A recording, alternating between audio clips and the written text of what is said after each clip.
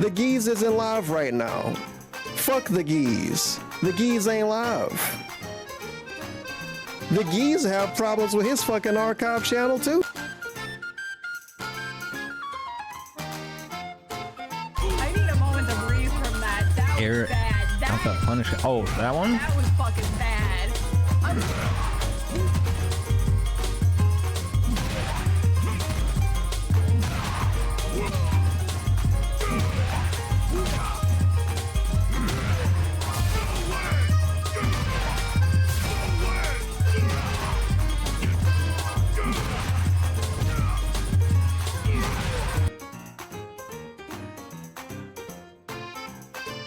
Right. Wow, is this D Hanley? There you go. Oh, yes. I like your streams, dude. I like your streams too, Hanley. Everyone told him to drink the book, and I don't remember the book that I just sent, and I don't know how to turn off the fucking hand cam, and I turned off the camera. Come play Turtles with us. Come play Turtles with us.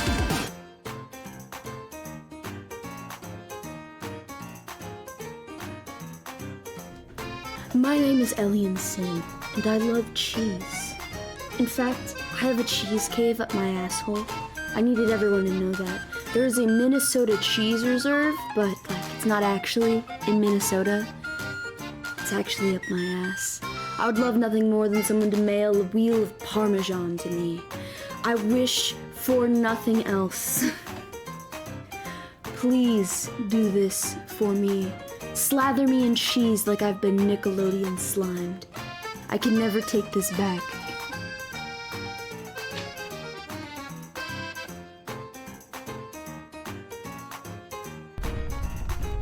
Yeah, I can't handle this. I would just be paralyzed with fear. This one's too scary for me. This is the kind of game I have to watch someone else play. I'm not ready for this yet.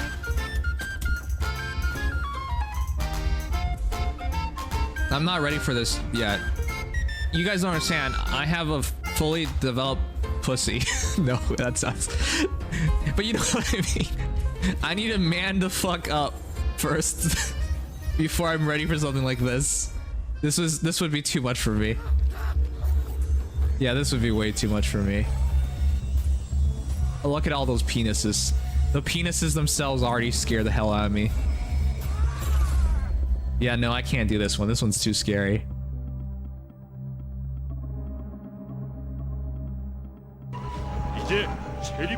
Oh my god, did anybody see that barrel just almost spin out of control?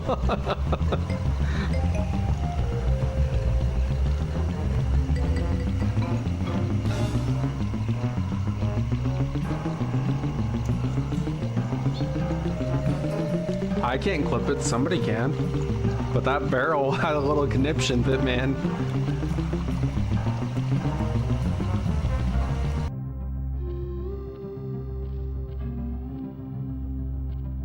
Hello. What's up, my man? Hey, not much. Just losing some games, like usual. Heard that. Wait, hold on. Oh, look, there's people showing up. Wait, a man, Lamau, goddamn.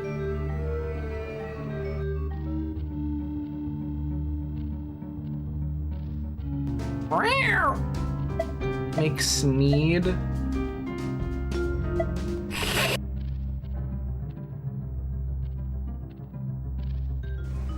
Fuck! Help me, Wayne! Yeah, let's go. No. Nobody saw that.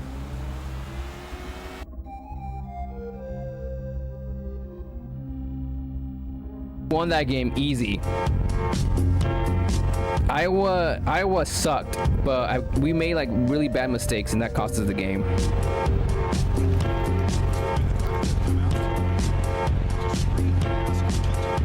Damn, dude. Oh, whoa. Oh, whoa! Whoa! All right. See, now they want to play the game.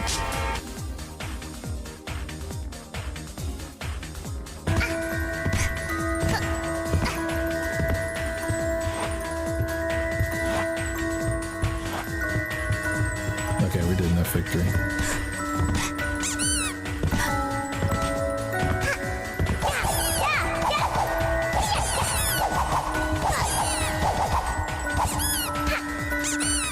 Alright, I think we're good.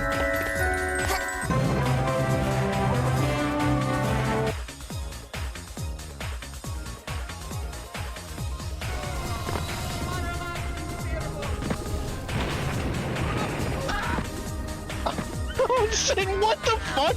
What the fuck am I playing? Fucking Call of Duty? Desynced or something. What do you mean? There's a wall here. Do you see is there an exit here? Yeah. I can't there's nothing but a wall here for me. So you must be desynced or something. So this is a wall? Oh fuck, what the hell? What the fuck was that?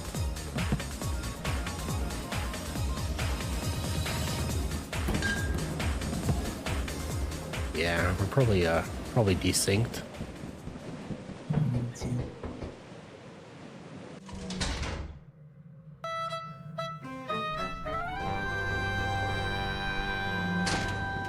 Oh man, that sucks.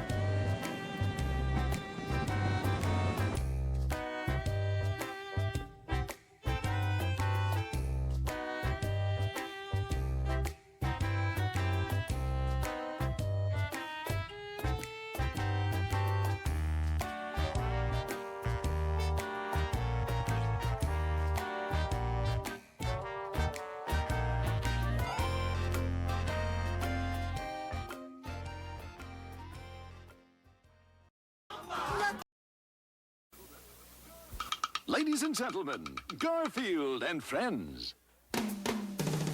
We're ready to party. We're ready. I hope you bring lots of spaghetti. I'm scared. Come on in, come to the place where fun never ends. Come on in, it's time to party with Garfield and friends. Dancing, fiesta, romancing, siesta, samba, la bamba. Ay caramba, disguises, surprises, and pies of all sizes.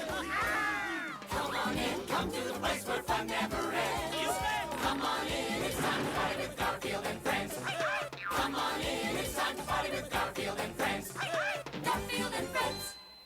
And pay attention. There'll be a test at the end.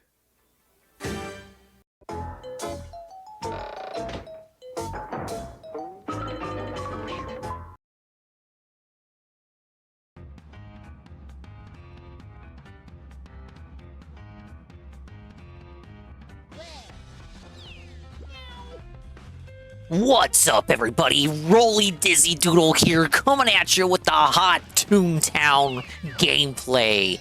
Running at 5 frames per second because I'm at the most populated room in the game. Don't worry, the FPS picks up once I go into a building.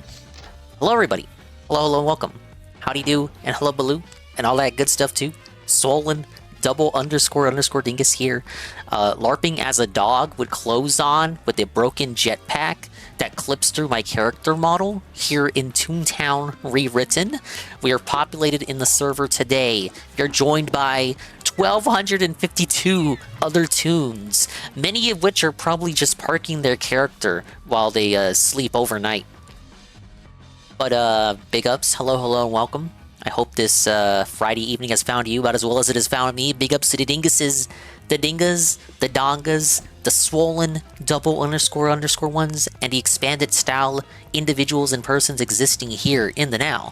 And big ups to the dinguses, the ding-dongs, the dingers, dongers, swollen double _ ones, and expanded style individuals and persons who may be existing in the immediate and far-flung future. I'm telling you, look how buggy it gets as soon as I look over here in this general direction. The absolute state of this fan game that's held together by duct tape. But welcome in Scrumbles, welcome in Golem, welcome in Praise That Sun. How you doing, Nikas? I'm doing great, thank you for asking. I'm doing even better now that you're here. Big ups Tronic Speed. Big ups Guy with 2 names. Big ups Kurono. Big ups Mr. Pun, the first person here. And big ups everybody else coming in, like D-Side and anybody else. Okay. I'm gonna do more grinding today. It was a parasocial alert. No, that's not a parasocial alert. Phrase that son is just a generally nice guy, nice person. I'm glad I can exist before Carl's bum ass ruins the vibes. No, don't say that about Carl. We're supposed to be about positivity here. I almost read this cat's name as Queen Juzzy. Okay, so last time I was grinding cog bucks to fight the raid boss. I believe I will get a level up if I fight the raid boss one more time for the cash bots. Alternatively, I could finish building my boss bot suit or grind for the law bot suit. Or rather, grind jury notices to fight the law bot boss. We got options here. A 2-story boss bot building anywhere for the health meter part. And then just do mints or do... Actually, this is for law bots, and this is for cash bots. Okay. I did stock up on gags. Big ups ends of win, welcome in. Thank you for tossing something at me. Also, Queen Jazzy's got 140 HP. Did they raise the laugh limit? In the official server, I don't believe the laugh ever went above 131. Interesting. I was not aware of this, but now I am, and I feel smarter for now being aware of this. Yeah, I'm just gonna fuck around. I owe a second stream of this, so we're gonna be grinding. Thankfully, I have stuff to watch and distract myself in the background. I've been meaning to catch up on my true crime. I've been teasing it for I don't know how long, and it's time for me to finally sit my ass down and get to work working on the playlist. It's also going to be from Dreading. He had a Halloween thing. He had a thing this past month where he uploaded basically every day of the week. Now, a lot of these are going to be body cam footage videos. He usually does the documentary style. But for that week, in order to get a video out every day, it was mostly commentary over body cam footage. So it's kind of weird. You usually get your... Guy with 2 names was bringing it up. You usually get your channels that do the true crime documentaries, and then you get the channels that do just the body cam footage. This is like a collab of the century, like 2 worlds colliding and conjoining and congealing and coagulating. We have the true crime guy doing commentary over body cam footage. Yeah, body cam BB. Well, let me pull up the playlist. I already have it pulled up, but let me tab over here and see which one I want to do. It's up to me. I'm the guy with the controls here. And then I also got to figure out what I want to do in this game.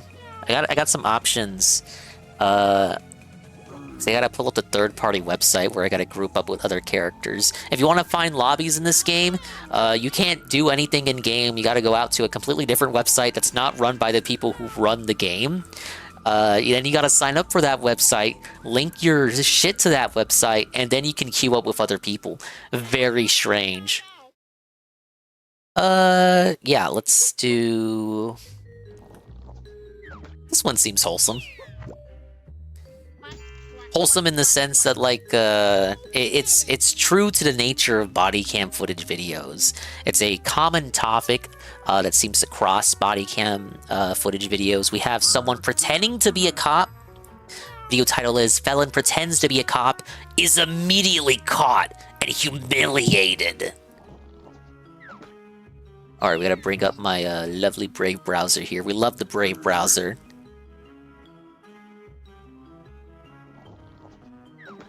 The Kirby demo also goes live later tonight. I might check it out just to get the tutorials out of the way and maybe do a race or 2. But my actual stream of that, I'm going to do it tomorrow because I don't know if it'll have lobbies or whatever. But if it does have lobbies, I'm going to fuck around with streaming this area and we're going to have a good time. Yes! That video is a good one. Oh, nice to know nice to know that I know how to pick them. Humans are naturally status-seeking creatures. For young men in particular, the leap from and of course, Extra Life is still going. Is often marked by if you want to support Children's Hospitals. How do I prove my worth to others? Young men are often socialized to feel as if they need to be the provider for their future families in every way, that they need to be physically, mentally, and spiritually strong, so that if anything were to go wrong, they're prepared to lead their family through it, which I think is a good position to be in. With that in mind, it's no wonder that young men can gravitate towards positions of authority. Law enforcement, military, and other authority-laden roles carry with them a certain level of social validation. People listen to police officers. People tend to respect soldiers. People, even if begrudgingly, tend to defer to authority. But it takes a certain amount of perseverance to obtain one of those positions. You can't just walk into a police station, fill out a resume, and leave with a badge. You have to go through law enforcement training, pass physical and academic exams, as well as pass a background check and psych evaluation. Similarly, if you were to join the military, you have to go through basic training, where you're stripped of most of your individuality and pushed to your physical and psychological limits. Getting into those positions of authority is not easy, obviously, nor should it be. So when someone buys a fake badge or some flashing lights for their car and begins pulling over other vehicles in their small town, what they're really doing is temporarily inhabiting a role where they don't have to question whether they matter. The Remember this game looking different? The fan game has added some stuff beyond what Disney officially added. Get the proper respect and acknowledgement from the world around them. These men are we're doing true crime catch-up today. But also astonishingly unproductive. Ice skating? They don't see the value of working towards their goal for whatever reason. Oh, that's and they feel like they're owed success by the world at large. Most of these men feel that they see the world in an objective way, that they know right and wrong better than anyone else. And Until this dude is a true crime person. Law, yeah. Even without any training. It is they bread look and up butter, to law man. enforcement, but also resent the very idea that they could be told what to do by them. To a psychologically insecure or alienated person, wrapping themselves in that identity is like applying a ready-made patch to a gaping wound. It's less about tricking strangers and more about tricking oneself. By announcing I am a police officer, they're trying to rewrite the gnawing suspicion that they haven't achieved much of anything. Psychologists call this impression management, but at a deeper level, it's about compensatory identity. The fantasy of being a cop or a soldier or an authority figure provides what everyday life doesn't. Certainty, respect, and control. And crucially, the uniform is a shortcut. It circumvents the hard, slow process of earning status through work. You know, guy with two names, I appreciate the psychological analysis, but at a certain point, isn't it like common sense? Like, yeah, the people, obviously this guy loves power, so he loves the illusion of power, so this is why he LARPs as a cop. You know, sometimes it's just pretty blunt. It's pretty common sense as to why a guy like that would do what he does. Do I really need the preamble? And instead offers instant validation in the eyes of strangers. Am I ready for Kirby Air Riders to be the best racing game in 2025? The demo does go up later today. It's already up. You can do the tutorials, but the lobbies don't actually start until 2 a.m. Dingus time.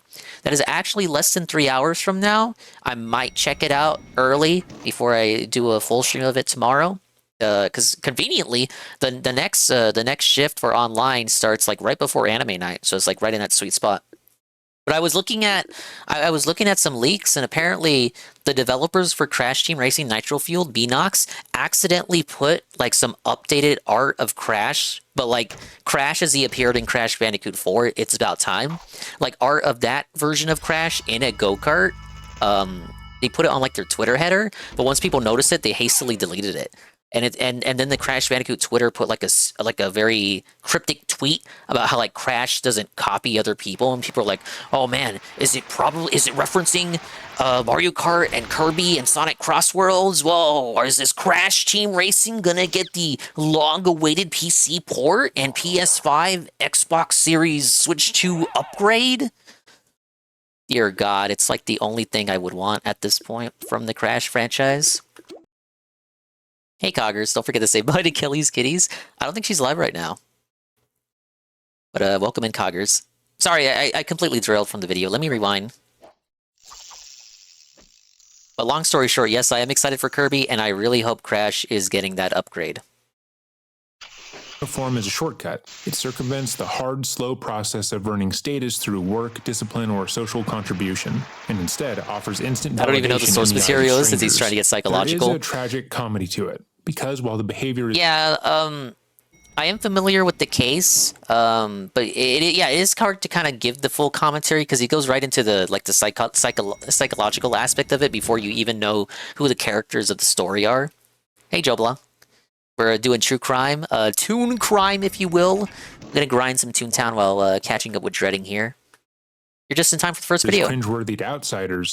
It Big ups reveals Eddie the B. universal human longing to be someone important, to be someone brave, or We're still at someone 150. admired. For some, that longing Your is channeled support into could sports, change art, that. or real service. Oh, I'm sorry, the video's For gone. others, it's lived out in the aisle of a grocery store, where pretending to be a My cop bad. makes them feel for a fleeting moment like the main character in a world that otherwise passes them by. Welcome back to another episode of Dreading, or if today is your first time here, welcome. Today we are going to be Hello, reviewing everyone. another case of a man caught pretending to be a police officer. This time we're going to be reviewing the footage of Michael Scaletta whatever that is. Tietus? Fucking serious? Michael Scaletta Teat, as made public by Sergeant The video was Pepperspray. gone, nothing was All right, missed. we're off to a I'm so rocky sorry, I start was here at distracted by the Dreading, but battle. As always, we will leave a link to the original video yes, I did in see the that one, description Joe box Blah. down below, should you want to watch the footage without our commentary. I haven't put it on stream, though. Channels like theirs are the reason why That'll be channels part of the like videos mine can we exist. watched tonight. And without them, we wouldn't be here. So I encourage you to send them some support. So with all that said, Let's get let us some begin. support. According to the Kitsap Sun, this was not the first time that 49-year-old Michael Scaletta Teat has had a run-in with the law. In 2015, Michael would be charged and found guilty of felony hoax by false bomb due to an incident in Cumberland County, North Carolina. He served 185 days in prison for the felony, which meant that if he ever attempted to become an officer of the law, he would immediately be turned away. This kind of obstacle is not uncommon in these circumstances, as most of the men we have covered who attempt to pass themselves off as law enforcement tend to have something in their lives that would material preclude speak them for from the itself a service. bit? Sometimes it's I promise age, past other the times it's intros, physical he does ability, let the video and others just play still out, and then he acknowledge that they intervenes wouldn't every pass so the psych often. evaluation. Like most of the men we have covered who falsely represent themselves as police officers, Michael worked for a security company called Stefan Group International, which is contract. Many such cases, now I'm the one pausing to give commentary. Many such cases with these guys, they always just end up as being like cop wannabes that start out as security guards. Maybe like they have something with their mementals, or some other thing that prevents them from becoming actual officers. So they just settle for being security guards that then LARP as police officers who have more authority than what they're actually allotted. They act like they control they act like they control the streets when the only thing they control is the parking garage. He used to be treating YouTube and Kick as if they were two kids, and YouTube is his favorite kid. Well, they're the only ones that support me, Ed. Oh man, 2 misses in a row. Contracted by the Salvation Army. A coworker would later tell police that Michael even wore police paraphernalia while on the job, which they thought was strange. However, Michael would later tell his coworker, as well as his employer, that he also worked as a fire inspector and a law enforcement officer. He allegedly told them that his security position was just something he did on the side in order to make more money. Yeah, it's like if you He gave was Paul informed Blart too while he much was working power. as a security guard, he cannot identify himself as law enforcement. But of course, he did so anyways. According to those who worked at the shelter, Michael was fairly aggressive with those he came into contact with. It seemed the small amount of authority that a security job provided had already gone to his head, and he would often lash out at those who worked at the shelter or needed to use its services. On September 4th, They gave him the security guard badge, and he already went mad with power. 2025, Michael had attempted to act as backup to a Bremerton patrol officer at a local 7-Eleven. However, in that interaction, he seemingly didn't pique the other officer's suspicion. Usually when we review these body cams, the person pretending to be the police officer is actively trying to avoid contact with other law enforcement officers. He They LARPed don't us want back other up. cops in the area to know what they're doing. He was very lucky the other officer didn't look into it and just accepted the backup. Because it would become obvious that they're not actually on the force, usually because they're so young or their costuming is so weak. They view themselves as moral You also got to be careful with like where you do this. Like if you do this in a small town, the cops all know each other. Oh yeah, I gotta type good game. Thanks a lot, guys. Oh, see, look, everyone's so friendly in this game. All right, I got a mission I can turn in. But yeah, you gotta be careful where you do this. Like, this would be easier to do in a town with lots of people. But you do this in a small town, like, the cops all know each other. They're all buds with each other. They're all friends. They'll know you're not one of them real quick. young men, so they have a hard time lying to the men they idolize. But not Michael. Strangely, Makoto he Sim. attempts to work alongside We're other watching True police Crime. officers, showing up to active police scenes in order to lend This a guy's hand, pretending as to it be a were. cop. This is sort of a high-risk behavior that we don't usually see, because it's almost as if he were asking to get caught. However, as we're about to watch, that is not the case. So what is going on here? For the majority of people, lying, especially to authority figures, puts them on edge. It activates the brain's limbic system, putting them in a fight or flight response of good as they people. feel like they're doing something wrong. However, there are some people whose brains categorize those feelings as being pleasurable and exciting. They enjoy lying because it gives them a sort of high, where they can feel powerful for just a moment. busy. This kind of risk-taking behavior usually escalates with time. Oh, wrong with the person lying to friends and family, before lying to their employers, and so on. We can actually see that here with Michael, as he lied to his boss and coworkers and is now lying to the police. He is well aware that there are negative consequences to what he's doing, but The Stormtrooper dystopia? While we cannot say for certain that that is what Michael is literally doing, that's really the only rational what conclusion happens in we were Donald able to come Trump's up with, America. based solely on how ridiculous his plan is. So, with all of that said, let's get into the footage. On September 4th, 2025, a man... How long did that take? Guy with two names, I will have you know, that was 7 minutes of preamble, but it felt like 17. And you're lucky there was no sponsorship at the start. Seattle, Washington shows up at an active police scene wearing body armor with a SWAT patch. He carries a metal police badge and drives an unmarked car with flashing blue lights. Are you on the phone with him? Dude, and then you have the intro to the actual video that he's watching, and the intro is just like quick, snappy, to the point, you know what's going on, and you're just tossed into the body cam footage right then and there. They asked him to come outside. I thought it was for you. Who else is come outside? I don't know. He's on the phone with him. No, I thought I was pulled over because I thought you guys needed help with that. Oh, no. No, we thought... No, I'm confused right now, man. This is my first day back in a while, so I was out with COVID. And, yeah, to be fair, you're right. Like, I'm being a little bit harsh on him. There are a few things but yeah, to that note is here. what his audience First, expects. It's obvious that in his outfit alone, he is attempting to pass himself off as law enforcement. That cannot possibly be argued. He's wearing a tactical vest, he has a fake police badge pinned on the front of his vest, and he approached the other officer as if they were peers, which objectively they are not. As previously mentioned, most men who get caught pretending to be police officers don't usually go out of their way to mingle with actual police, and for good reason. In most departments, especially in mid-sized towns or cities, most officers know each other. While they might not be good friends, they would share passing familiarity. They would probably see the same people every day, and would at least be able to recognize their peers if they were to see each other out of uniform. So Michael's appearance out of the blue would be odd, but he knows that. And he's come prepared with a reason as to why responding officers might not know who he is out of the gate. Without provocation, he tells the officer that he's just come back from a long time away, because he had a pretty severe case of COVID. He's hoping that the other officer just Must have been a really bad case of COVID and moves on.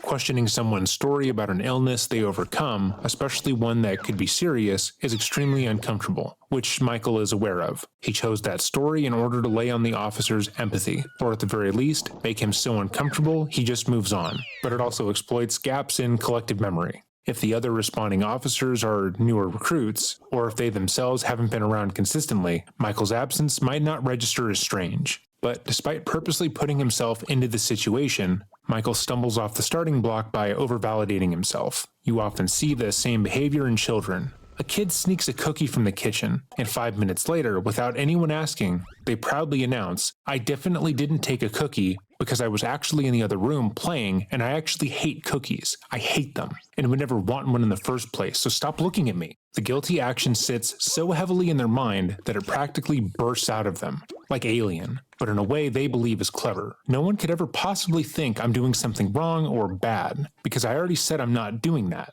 So, how do you do, fellow officers? Nothing suspicious Hello, here, fellow but Michael officers. does How the are you same doing? thing here. The responding officer hasn't interrogated the part him where we or wait for even people to implied join the suspicion group. at all. But before anyone can say a word, Michael rushes to fill the silence with an unsolicited explanation. It's his first day back. He's been gone for a while. He had COVID and it was bad. This is the psychology of guilt and Here's what it is. Like, I'm gonna simplify it.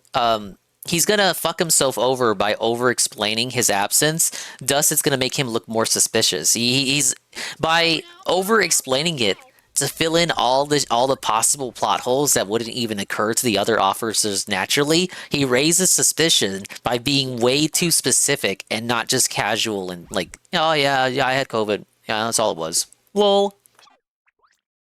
action. Hey, When Halligan. someone is lying, they often overcompensate by layering in details that nobody asked for, desperately trying to preempt questions that haven't been raised. Ironically, the very attempt to look authentic ends up signaling deception. Okay, you It's did been a while since I've been back here. Oh yeah, it was 11 times. Man, he already fucked up with the excuse. So I think this was like years after COVID was a super serious, actual big deal that people actually took seriously. You hear the first officer go COVID, like you can't even see the officer responding, but you can hear the brow raising. COVID. Authentic ends up signaling deception.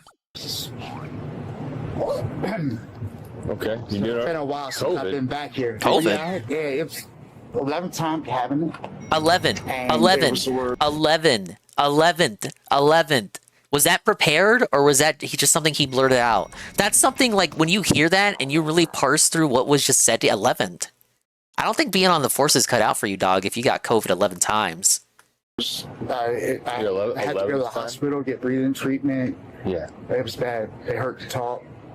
Okay. Yeah, maybe you shouldn't be a cop.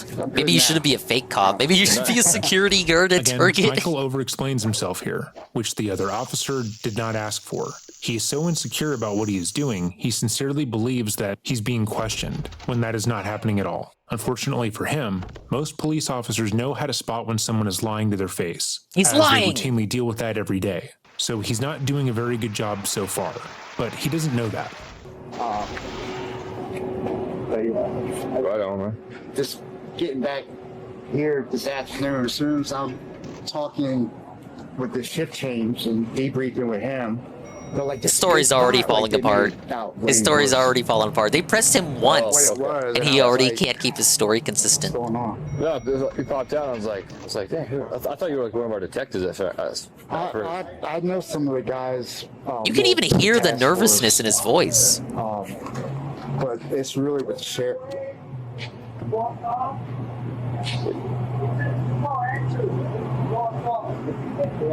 do you say? Yeah, try that way then. Yeah, I deal with more of the parole and probation. You guys thought Worski paused a lot. With over there at I will say, he is nice to the original uploaders. Like he does, acknowledge that it's not his content. He's not the one who acquired the body cam footage. He does source and credit the original uploaders. So that's cool. The Kitsap Sheriff's Department, the detectives over there, I know more of those guys than anything out here. Okay. Hey, Goki. All right. Yeah. Yeah, I said I would do true crime while doing Toontown tonight. That's what I'm doing. How long you been? We just started. Well, so I retired from Baltimore City after 27 years. Came out here. It took about a year for me to end up going back into an agency. Went with Burst. Yeah, I guess people liked people like JCS before he started using AI or whatever, sold the channel or whatever the fuck the controversy was. And I guess Explore With Us is the popular channel at the moment. But for my money, ever since I started streaming, it's got to be Dreading. First Sheriff's Department. There was a lot of things going on, and they wanted to put me in the jail. Don't read the commentary style, but it's his first video. Yeah, like I said, typically he does the regular true crime documentaries. I know a lot of detectives from. We got a few of those in the playlist today. From the gang network and stuff like that. The anti. JC is cool. I didn't hear about the AI shit. I watched a video on it a few months ago. It was during one of the Jack and Daxter games. Something happened where they weren't paying the voiceover guy to do the voice anymore. So they used an AI, like they sampled the voice, and like a video was uploaded to test this out, but you could tell something was wrong with the script. Like the script felt like AI generated. The writing didn't make sense anymore. The voice didn't have the cadence of the actual guy who did the voice. The guy who did the voice was confused. Like, why are they doing this? And like there wasn't proper communication. People were claiming the channel was sold, and I don't think we ever got like a conclusion on that. The video was deleted though. But even before, like if they did sell the channel, even before any of this, JCS was prone to deleting content. narcotics training on base every year. How long you been a detective with Edmonds? About 2 years. Redding's voice sounds Michael like has it's made up an AI, entire but little he backstory for himself, which is very. but he's debunked it. You know, he just sounds like that for the purposes of the narration, but he is a real person. He's done the la la la la, la, la, la, la. He's done like the mouth noises to prove that he's not a robot. Silly. He's playing pretend, which wouldn't be an issue, except for the fact that he's inserting himself into real police investigations and active scenes. We've previously looked at why men who impersonate law enforcement and pull over vehicles are so dangerous. They don't have the authority to arrest anyone. Yeah, the so they anti-AI can't test, legally the issue litmus tickets, test. and so they have no real power beyond the costume they're wearing. What they're really chasing is a sense of importance that they don't get in their daily lives, and are willing to break the law to do so. The psychology here is simple but alarming. These are men searching for validation, and they're willing to cross legal and moral boundaries to get it. That alone is troubling, but it also raises the stakes for anyone caught on the other side of their performance. If the driver they've stopped starts to question them or refuses to comply, the impersonator's fragile sense of authority can shatter. And when someone is so desperate to hold on to power they don't actually have, escalation becomes the most likely outcome. In nearly every case we have covered, these men weren't just dressing up and pulling over vehicles, they were armed. That detail makes the whole scenario far more disturbing, because when a fake officer feels cornered, the presence of a weapon Dude wants can me to cop turn the a fuel hollow power. performance Yes, into a that's all it life-threatening is. encounter. The fact that nothing catastrophic happened in some of these cases. Maybe he wants to feel power, to feel like he has power, to make up for the fact that he's had COVID 11 times. You know, to make up for his weak bodily constitution.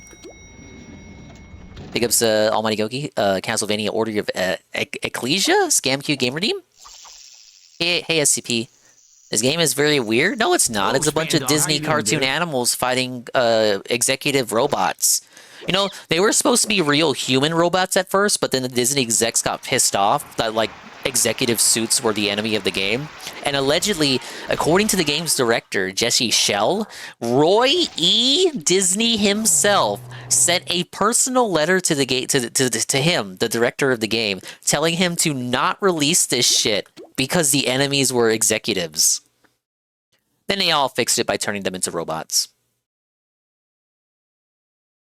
Cases is evidence of luck. While Michael may not seem like a direct threat to drivers in this case, his presence creates a serious danger to the justice system itself. Imagine if every officer on the scene simply accepted him as one of their own. They might trust him to take witness statements, secure an area, or collect evidence. This guy's a dent. But then End the of question story. becomes, You get it? what could happen to that evidence?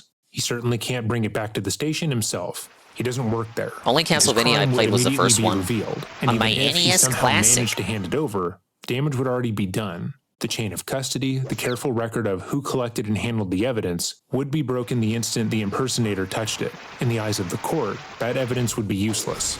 This isn't just a procedural hiccup. If the evidence were vital to solving a case or securing justice for a victim, Michael's role would effectively destroy it. The crime scene would be contaminated, the credibility of the case compromised, and the chance at justice lost. All because someone as stupid as Michael wanted to feel important. There's a wild amount of self-centeredness that is on display, both with Michael and every other person who tries to falsely portray themselves as a police officer. They're so insecure with themselves, so deeply unsatisfied with their lives that instead of doing something actually productive that they could really be proud of, they go out of their way to hurt other people. They think that the only way to be important in this world is to wield some kind of authority, all the while lacking the follow-through or stamina to actually gain that through the proper means. And they see no problem with hurting others to do that. Yeah. And, yeah, 2 years with the robbery. I started with robbery and now with the games intelligence. Hey, it's pretty hardcore. So hardcore, brother. Right on, man. Hey, I just gotta stop by for a second. My name's Stiletto, by the way. Stiletto? Stiletto. No, don't give him your full government. Are you gonna be back? You better resign. I mean, That better not be your. That better not be your name. I'm working all night, so yeah. You'll see me. I'll be out here all night. All right, man. Fresh air, man, and I'll grab a card for you and give it to you, man. Cool. All right, and what's your name again? Whoa, he wants to be my friend. Friend acquired. You Yes. just call me Mezzy or Stiletto. All right, man. All right, man. Thank you, man. I'll see you later. Who are you asking to leave? I call and this guy 24 hours here in the door. Is he working security for you? Yeah. Have a good moment. Yeah. That guy is. Wow, wait a minute. Pausing again to really emphasize just how... Wait. The Indians sold him out? Yep. Okay, so they let him get away. I call and this guy 24 hours here in the door. Dude, they let him get away that same day. Wow. What? Okay, they let him get away on the 4th. Moves over to past midnight on the 5th. They go to 7-Eleven. The Indian sells him out. I call and this guy 24 hours here in the door. No, they sold him out. Is he working security for you? Yeah. Have a good moment. Yeah. That guy is. Are you good? I'm good. Pausing again to really emphasize just how stupid Michael's actions were. He had told this exact officer an entire backstory about who he was, what he did, all the units he worked in, and whatnot, simply because he wanted to feel cool and important the day prior. However, what he said was so strange that the other officer informed his supervisor of the encounter, and then they looked into him themselves. Well, Michael figured he had just gotten away with lying to the police and working as a you police buried yourself. officer. You just spoke too much.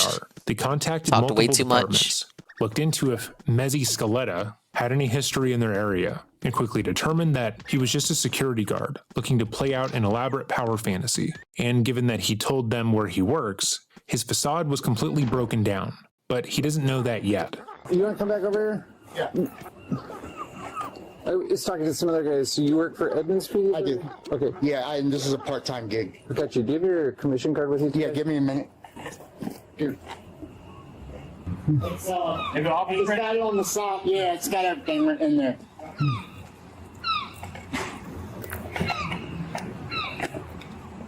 No, didn't find it. Sorry? No, he's going to. It's in my other bag. Oh, okay. He's grabbing it now. Okay, how long have you been working for the Salvation Army? Sorry? How long have you been working off duty for the Salvation Army? I'm here almost every other week. Every other week? Yeah, and then I also work down at the KRM. Okay.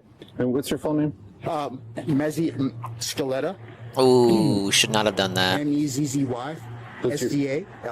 So your first name is Mezzi? Mezzy, correct. That obviously is not his first name, but he knows that if he were to give his real name and they were to run it, they would see that he's a felon and not a police officer. But he's hoping to avoid them even having to do that. In his mind, there is still a way to salvage this. He's hoping that by sending his coworker to grab his credentials, that the officers will pal around with him for a bit and he can convince them that he hasn't technically done anything wrong. So let's see how that works out for him, because I bet it works really well. Ms. Scaletta? Scaletta. Okay, what's your middle initial? Anthony. And 81076. As soon as he gets back, what's a good phone number for you? Hey, man. Do they want to sound this? What do we want to do? Yeah, so they want to do it's fast. The green bag, and it's got the my wallet with the credentials and everything on the side of it. And no, upstairs. Yeah. My bad. My apologies. Thank you. Can you, Sarge? Can you stay over here? Please grab it. All right, I'll see you in a minute. Is it a loaded firearm that you have with you, Mr. Scaletta? Correct. Okay, can you put your hands on the car, please? No, they got him. What? Why couldn't we just let him play pretend, guys? Keep your hands right there. Can we not do this in front of everybody? I mean, really? Yeah. Michael doesn't seem to understand that he's in no position to ask them for any sort of favors here. He has actively inserted himself into multiple active police calls. Does everyone have to see? All because he wanted to feel like he was an officer of the law. That's not a victimless crime, nor is it something that most officers are willing to overlook. But these things likely never occurred to Michael. In his mind, because he hasn't actually hit anyone, he can't be accused of hurting anything. And because his goal was to help the officers, their negative reaction was uncalled for. Just like keeping your hands on that. I appreciate it. Oh yeah, it is very, very illegal to impersonate a police officer, yes. But you already knew that. And I contact my command as soon as y'all are... Look, that doesn't mean they gotta arrest him for it in front of everybody.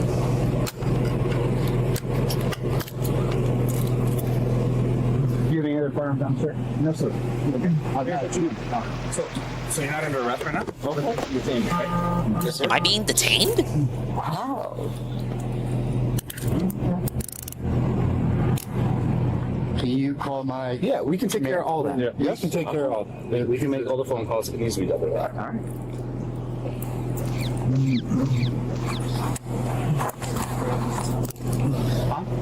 And so, his credentials? What agency did you say you were with? Edmonds? You were with Edmonds. Yes. Okay. You understand you're just being detained, right? I understand the whole process. Yes, I do. Okay. Bar for being a cop is so low. I don't understand why they pretend when they're not a felon or whatever. I think this guy's felon. He said he was caught up in some shit earlier, but it might have been part of the LARP. Hey, Nurgle. They're not scam streams. You're looking at them right now. Question if you wish. You can decide at any time to exercise your rights. Not answer any questions or make any statements. Do you understand? Can you turn around, face me, please? Just stand right there. When first time did that name. Oh yeah, so he is a felon. Big ups to the cogs. Pausing to say that it's pretty funny that the officer took a picture of him. I know that's not supposed to be funny, but Michael wanted to inflict his will onto the world, and he's now handcuffed with an actual officer taking a photo of him to send around to other departments to confirm he's not really a cop. This could potentially be the most embarrassing thing to ever happen to him. Cigarette. You ready? No, I'm hearing them. Lester Scaletti, Sam Charles, Adam Lincoln, Edward Tom Adam. First name Mezzi, Mary Edward Zebra Young, middle A Anthony, 1976 0810.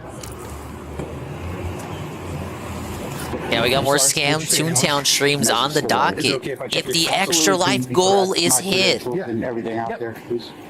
Came across a cougar in this game? Like an actual old woman playing this game? That would not surprise me. Children do not play this game. It's all Disney adults. It's all old women and fat, balding Redditors. So I had Tourette's syndrome, that's why. Okay. What was your first name? Mezzi, M-E-Z-Z-Y. Mezzi, I'm Trevor. Michael has already begun to display a variety of self-soothing behaviors while waiting for the police to confirm that he's not actually a cop. Astro. Since he's been handcuffed. Yeah, we doing Toon crime. A few times. What do you think about often that? Seen with runners trying to catch their breath as a way to draw deeper inhales. In Michael's case, it's less about oxygen and more about regulation. His heart is probably pounding, his thoughts are racing, and his body is instinctively searching for ways to settle itself. At the same time, he rocks from side to side, shifting his weight in small, restless steps. This kind of movement is a classic outlet for nervous energy, a way to bleed off some of the tension building inside. Nurgle scoop her up. Another detail And stands Nurgle got out. the His blinking has digits through noticeably Toontown. increased. When asked about it, Michael attributes the behavior to his Tourette's, a neurological condition marked by sudden, repetitive movements or vocalizations. Whether the blinking is driven by stress, He doesn't by the have condition Tourette's. He itself, hasn't said or any by slurs. a combination of both, the effect is still the same. It signals the strain of the movement, the body struggling to soothe itself while the mind scrambles for control. So, do you understand why you're detained right now or no? I don't know. I think why you are doing what you're doing, but okay. Is it okay if I explain some of it? Sure. Okay. It's okay. Is it okay if I sweep for myself? You are a commissioned police officer in this state. You will be taken out of cuffs, and I will formally apologize. Thank you. Okay. No problem. All right. Here's a couple problems, though. I'm one of the supervisors in the city right now. If Salvation Army is hiring uniformed commissioned law enforcement, who's going to be carrying badge, gun, vest, especially not in our agency? Well, as far as I'm concerned, let me finish. First of all, I did not have a weapon on while I was on duty, and I was leaving. It doesn't matter. Duty, I was leaving. It doesn't matter if you didn't have a weapon. You passed yourself as off as an officer. That's not even in the equation. So if you're us, and especially if you're law enforcement, you understand. We see a guy with detective badge, police badge. I think there's a SWAT badge somewhere. Yeah. On there as well. Right, in our jurisdiction, and we haven't been notified that, hey, Salvation Army's got armed law enforcement, and that's not true. You might have just been going from your employment to your car. However, when we came across you, right, you're uniformed and armed. When we came across you, that's an accurate statement. So the concern is, especially because we weren't given notification, right? I'm not operating. I'm not working. I'm not. Well, here's the problem. Leaving. Well, it's Mezzi, right? Correct. Here's the problem with that. You're leaving. Even if you're leaving, Salvation Army, this is the #1 crime hotspot in the entire city for us. I know this. Let me tell you. I'm a retired Baltimore City. Okay. 27 years. I come out here. Then let me talk. I get it. Then let me I'm talk. sorry. It seems that Michael has just now become aware of how serious the situation is. He's being publicly humiliated in front of his job. His lies are being exposed by the very people he was attempting to emulate, and his entire power fantasy is falling apart at the seams. However, because the supervising officer has stated that he is unsure whether or not he is an actual officer, Michael still feels like he can try to manipulate his way out of the situation. He makes a desperate appeal to authority, claiming to have been a Baltimore police officer for 2 decades, languishing in the injustice of being detained. He begins to get agitated, which would make sense if he were actually being honest here. However, none of the other officers have been moved by his statements. I think this bear keeps following me around ever since I queued up with them in that first building. Alright, whatever, he seems nice enough. we're getting our wires crossed a little bit, because what I'm trying to get you to understand is, I understand that you're just leaving if you're off duty. But if you know that this is the highest crime area, right? If you know this is the highest crime area in the city, and you know that that's likely, due with your law enforcement experience, that we're going to be in the area, probably not the best idea to be wearing a vest, armed, going to and from, because it's going to make us think something. Up to and including possible criminal impersonation of a police officer. Okay, but like that's the point. He wants to feel powerful by doing it in a populated area with lots of crime. If this is all true, right? And we weren't, and we just weren't notified. That's what could have solved this. Is an email saying, "Hey, just so you know, there's a guy. He's law enforcement. He's being hired off duty at Salvation Army. You may see him come and go from the parking lot." That's what we'd say. Sounds good. Ooh, hurry up, hurry up.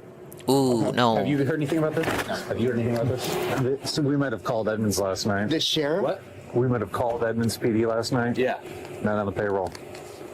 Say it again? You're not on the payroll with Edmonds PD. He's not on the payroll. Is it okay if I go through this? Yeah, please. And then I can... Let's try a hand at Michael's favorite thing and roleplay a bit. Only in our case, it's perfectly legal. Picture yourself working at the same office day after day. You know the routine. You clock in, chat with the same coworkers, you despise your boss and are sickened by them, the whole 9 yards. It is such a fixture in your life that the idea of being questioned about it doesn't even cross your mind. Now imagine walking in one morning and being stopped by security. They begin questioning you, and it quickly becomes clear that they think you don't belong there. That would be infuriating, wouldn't it? They're not only keeping you from doing your job, but doing so in full view of your colleagues. Naturally, you'd leap at the chance to prove them wrong. You'd show your ID, call your manager, maybe even scold them for the embarrassment I told myself causing. it was But then you legal, realize, bitch. That makes it wait, okay. You forgot your ID, so you ask them to call your boss directly, confident that that will settle everything. Except when they do, your supposed boss claims to have no idea who you are. According to them, you never worked there at all. If you are telling the truth, this would feel unbearable. You'd probably assume the guards had made a mistake, or that someone was lying, or that the whole system had broken down in some ridiculous way. You'd be angry, loud, and eager to defend yourself. Or maybe you would feel like you're going crazy, like everyone around you had lost their minds, or you're being pranked. Michael, in contrast, doesn't react that way. Instead, he accepts that his, quote, supervisor is for some unexplained reason lying about him to the other officers. In his story, Supervisor's just A-logging him to make it look like he's impersonating a one cop. lifeline has failed him. He just shrugs and folds the contradiction into his performance, as if his boss lying about his employment is just a silly little thing that happens from time to time. And that brings us to another telling detail. Despite all his claims of being part of the department, Michael never once refers to a colleague or supervisor by name. Because he doesn't know anybody. He asked the officers if he could call his supervisor to clear things up, but he doesn't name anyone. Not a sergeant, not a lieutenant. Yeah, that's the problem. That's the problem. You're not being casual enough. You wouldn't just say your supervisor. You would toss in the name. All right, hurry up, go, hurry up. There you go. There's a timed aspect to this, guys. You see the cog come out of the elevator? That means you have a limited amount of time to do the next turn. Otherwise, if you take too long, the next cog who comes out the elevator joins the battle. Whoa. His name muttered in passing, likely because he doesn't know one. Oh, Marco. There's That's not my bag. He should have just made up a name. No, it's the. You know, like that cliche in cartoons where they're like, "Oh, Schmitty Weber being Jensen," and then it turns out to be a real person. He should have just made up a name. Chances are, like, you know, if you pick a common enough name, it's probably someone who actually is at the department. One with the Gatorade, the electrolyte. So this is now the second bag that he has claimed should have his credentials in it, Guy but it doesn't. Incognito. Again, the bags are more or less of a time-consuming tactic. He knows that he doesn't have credentials, and therefore it doesn't matter what bag they bring to him. But like most liars and con artists, Michael believes that if he just gathers a little bit more time, he'll be able to cobble together a really convincing story. He's just one more lie away of winning these cops over and getting away. It's all about scot-free. filibustering. Filibuster them until they eventually accept your non-story. You mean when he was hired? Yeah. I need to call a sergeant expand on, please. He said he was part of a global task force. Yeah. Yeah. So he names someone. You're right. He names someone. It turns out they do exist at the department. They have him come all the way over just to verify, and he's like, "Oh yeah, I don't know that. I don't know that fucker." Throw him away. Lock him away. Throw away the key. Michael's coworker gives the officer a new backstory, one where he isn't part of a gang and narcotics task force, but part of a corporal task force, which we've never heard of, but whatever. The corporal While this change task in roleplay force is small and seemingly unimportant. Isn't every task force corporal? It's fairly telling. Most liars have a very hard time keeping their own stories straight. Every time they're asked to recall their story, they'll inevitably change details like this, where he isn't able to actually give the same details twice in a row. How long have you been with Edmonds? Almost 18 months now. 18 months? Yeah. So. Which cog is I my was favorite? At Thurston. Prior. That's a good question. Yeah, you're at Thurston for? About a year. Give me a second when I finish this building. I'll look at the lineup and tell you. Maryland, 4 years ago, I came out here. I worked at the detention center for a little while. They put me in the detention center. I didn't like it, and I was able to secure a spot over at Edmonds after getting some other certification, and it's the 18-month. Man, he's crashed now. There's no story here. He's just talking at them. Patently different from the one he gave before. He seems to have really focused on the idea that he retired from the Baltimore Police Department after 2 decades, but almost everything else has small changes to them that show he's lying. Moreover, he cannot stop moving while he's talking. He's so anxious that he feels the need to shift his feet just to get that energy out of him, which illustrates that someone is not a good liar. How he genuinely believed he would be able to get away with this, I don't know.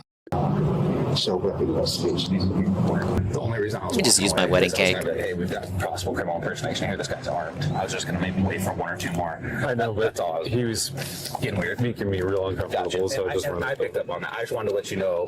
So you're only contracted to work 18 months? It's good. Yeah, that's what it is. I'm gonna use my most powerful attack. You said you've been at Edmonds for 18 months, but then you said you're only contracted to work. I got another 18 months left. Okay. Okay, so I did the 2 year. If you were only contracted to work someplace for 2 years and have already worked 18 months of that contract, you would not need to work another 18 months. You'd only have to work 6 months, because there are 24 months in 2 years. Why am I explaining this? That's basic math, which apparently is something that Michael can't do at the moment, because he's so nervous that he can't do basic math on the fly. Yeah, signed on for the 2 years. He's hoping the other cops don't know how to do math either. So you said you signed Whoa! Wait, donation? Call me Astro. Now wait a minute, man. You're doing your job. Hold up, buddy. Whoa, buddy. Let's get some hype. If you can hear the sound of my voice, let's get some hype for Call Me Astro, giving us the momentum with a $50 dono. I'm gonna celebrate by using my strongest attack for the squirt weapon track. Look, it's gonna look, it's a big geyser. Alright, I'm gonna read the message. Let me pull up Extra Life here. Thank you so much, Astro, for the momentum. 50 smackaroos from the one and only call me _ Astro. And he says, let's get some Extra Life support right now. Come on. Thanks for the content and doing this fundraiser style campaign. Thank you so much, Astro. You didn't have to do that, but thank you so much for doing it. The kids at my local children's hospital will appreciate it. You've also unlocked the obligatory, now locked in. We've locked it in, ladies and gentlemen. I gotta do a 24-hour stream for the 4th stream anniversary. How is it already gonna be 4 years of swollen double underscore? That's 2 underscores, not 1. It's 2 underscores dingus. I'm so fucking old. It's total twink deaf, guys.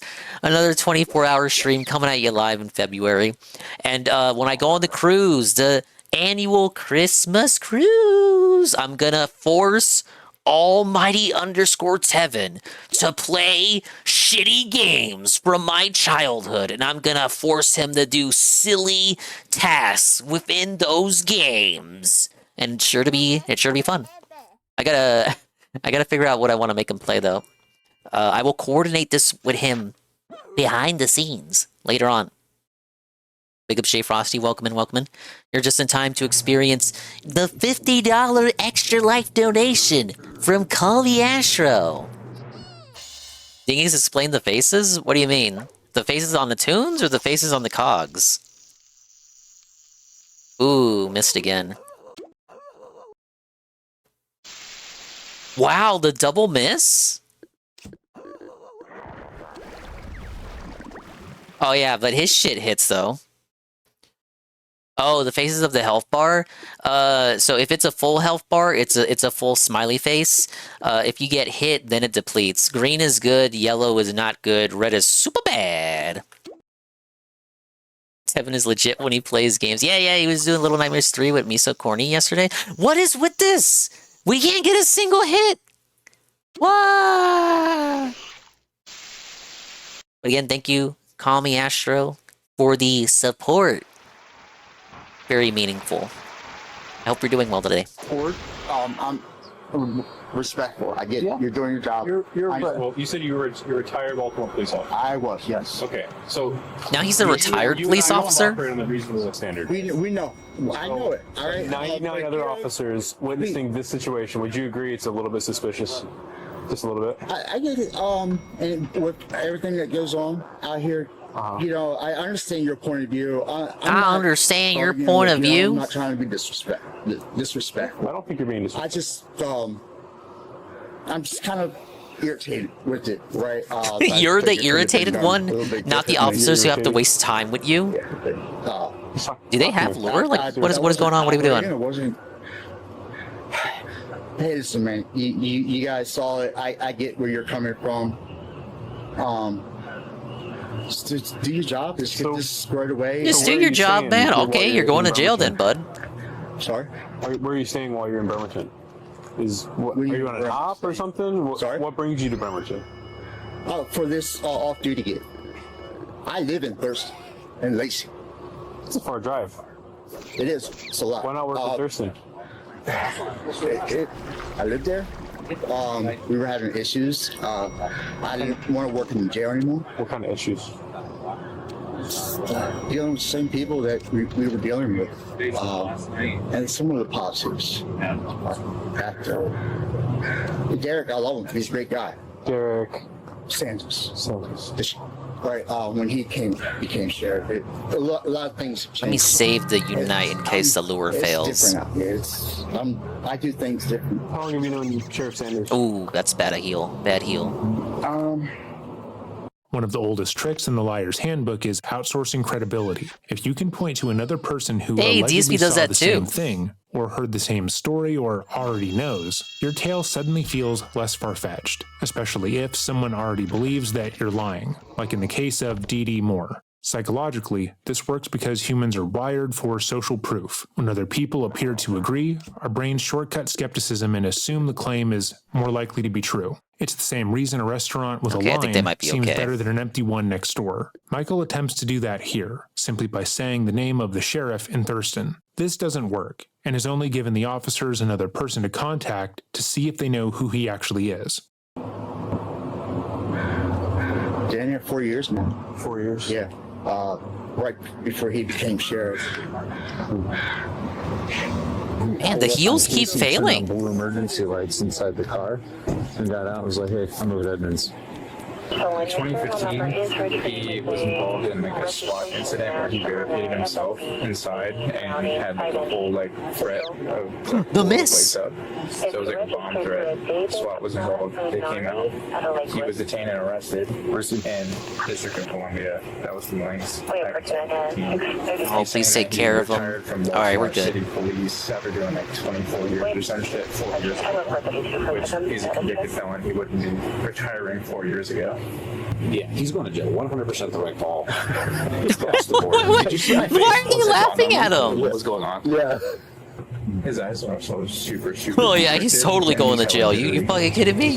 Son of a There's something pretty bitch. funny about the fact that Michael, prior to being cuffed, thought he was doing a really good job here. He believed that every officer he came across bought his story hook, line, and sinker, and he likely rode that high for a long while. However, the other officers he was working alongside probably felt that something was off from the start. They immediately began asking questions, calling other departments, and seeing if anyone had ever heard of him, which ultimately destroys Michael's power fantasy.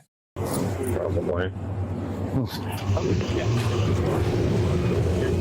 Okay, so tell me what happened. Yeah, since we're at 200,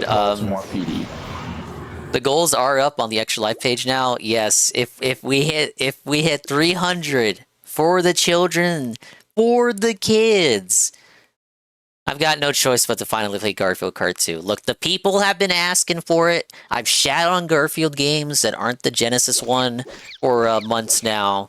But I must acknowledge the brand new release. So many racing games coming out this year. So many kart racers. Perhaps this is the kart racer that will finally felt Mario Kart World. Could it be true?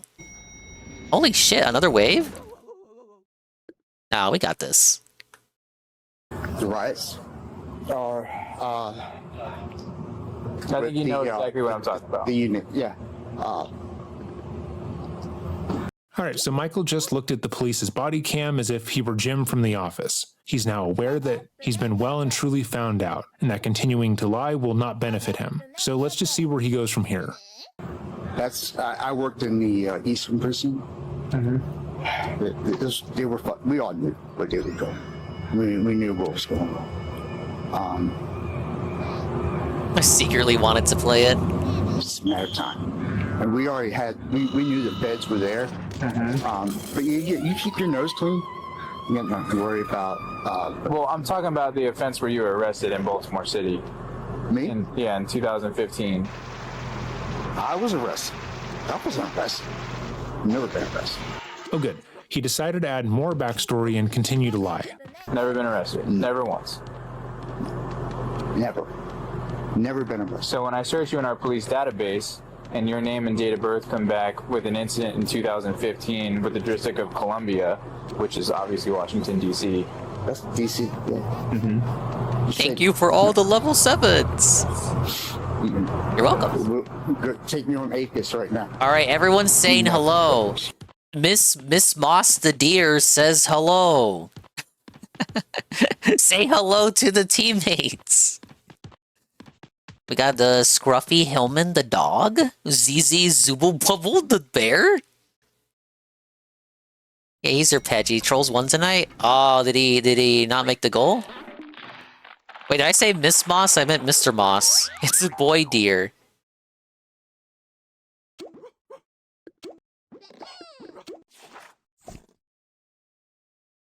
No goal and kick crash out, no goal in overtime. It's probably gonna be a good daily wrap then. I don't know what I'm talking about. Okay. Still remember when I teleported that. Is he crying or sniffling? See for westernized lights. Yes. He said he. Oh, I'm sorry, Pim Pam. I saw your 7 stream streak. I forgot to read it. Whoa, some true crime. Been a while since I've seen some of that from the Dingus. Solo 5. Yes. Yeah, I've been letting it build up from dreading. He took like a break at some point, and then he came back for Halloween. So he uploaded a video every day for the week of Halloween. So I got a lot to go through now. And what better game to do that too than Toontown grinding? Hey, Strain Times. The good old grind.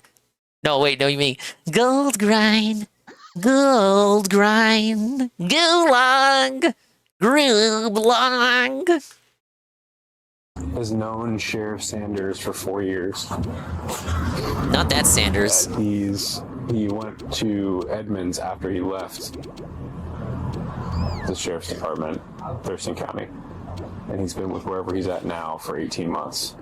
He's been with Edmonds. They called third Edmonds gird. last night. Double checked. It'll have to be 10 minutes and at least a third, just complaining that Kick didn't support. With this guy? Yeah. Okay, so like, what's the bit here? Like, what do we go with? Because at this point, it's been days of Kick not supporting, and the narrative was, it was the Kino Casino. The Kino Casino fans weren't supporting, but Kino Casino has been away for, I want to say, the whole week now. You know, they're not coming back for weeks, so the Kino Casino fans aren't going to be on Kick. Like, the only reason the Kino Casino fans would be on Kick is Kino Casino's doing their show. But they're not doing their show, so the fans shouldn't be on Kick. They should be off doing their own thing, waiting for them to come back. But he's still not making money, even with the Kino Casino not existing on the air. He's like, Phil should be dominating the Kick waves now, right? But he's still not making any money from the Kick people. So what's the excuse going to be? All right, let's turn in this part. He went off on Kick tonight. Holy shit. 5-story boss spot building. We can do that.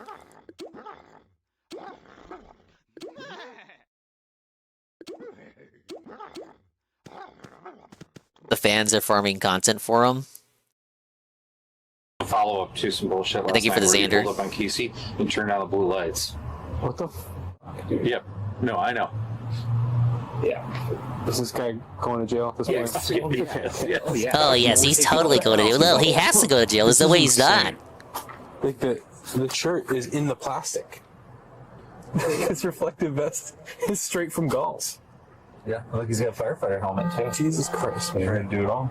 We've already Watch a covered highlight the for the amount of rap. harm a person falsely identifying themselves Etymology's as a got police something officer available, can yeah. do to individuals, as well as to the justice system at large. But they can also harm the active working officers in the area. These are men and women who actually did See, the I'm waiting hard for the work next to lobby. qualify for their positions, who work to keep their community safe and put their lives on the line every day. To see someone like Michael, who's using the badge to inflate his own ego, they get properly annoyed, but it's good to see them bonding over mocking him.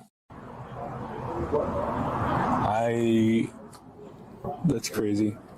Okay, I got 5 parts to go. I just want to confirm you're giving us the consent to search the vehicle. You know, I'm going to comment here because I think they changed how the grind for the boss bot suit worked. In the original, like, official Disney version, you had to grind the cog golf courses. That's like the dungeon for the boss bots. You had to go over here and then grind the dungeon for, like, the 2.0 cogs, and you only needed to do one, but they could only be found in that dungeon, and that dungeon could be like 30 minutes just to finish it. So we had to do that, like, I want to say 5 to 6 times for the final parts, and I think they just got rid of that. I want to say they just replaced it with these quicker building tasks, because I don't remember doing buildings for the parts in the official version. It's supposed to be a faithful adaptation of the original game. No, they're changing shit. I just want to hear from you, yes or no. Are you giving us consent to search the vehicle? Y'all are going to tear my vehicle apart? We're going to search the vehicle. No. We're not going to like... We're done. All right. We're done. We're done here, Bish. No, okay. You're not going to tear my vehicle up? No. Okay. Apply for a search warrant. Do what you got to do. Let's remove the gear. Okay, sounds good. Let's solve that problem. Okay.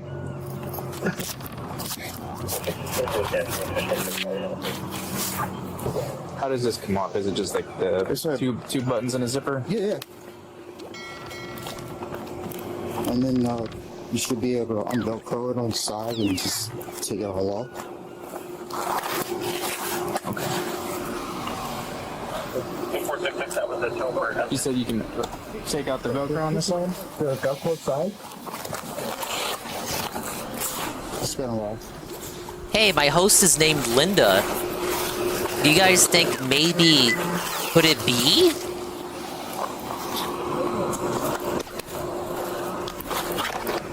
Man, my phone's in that pocket right there. Okay, give me 1 second.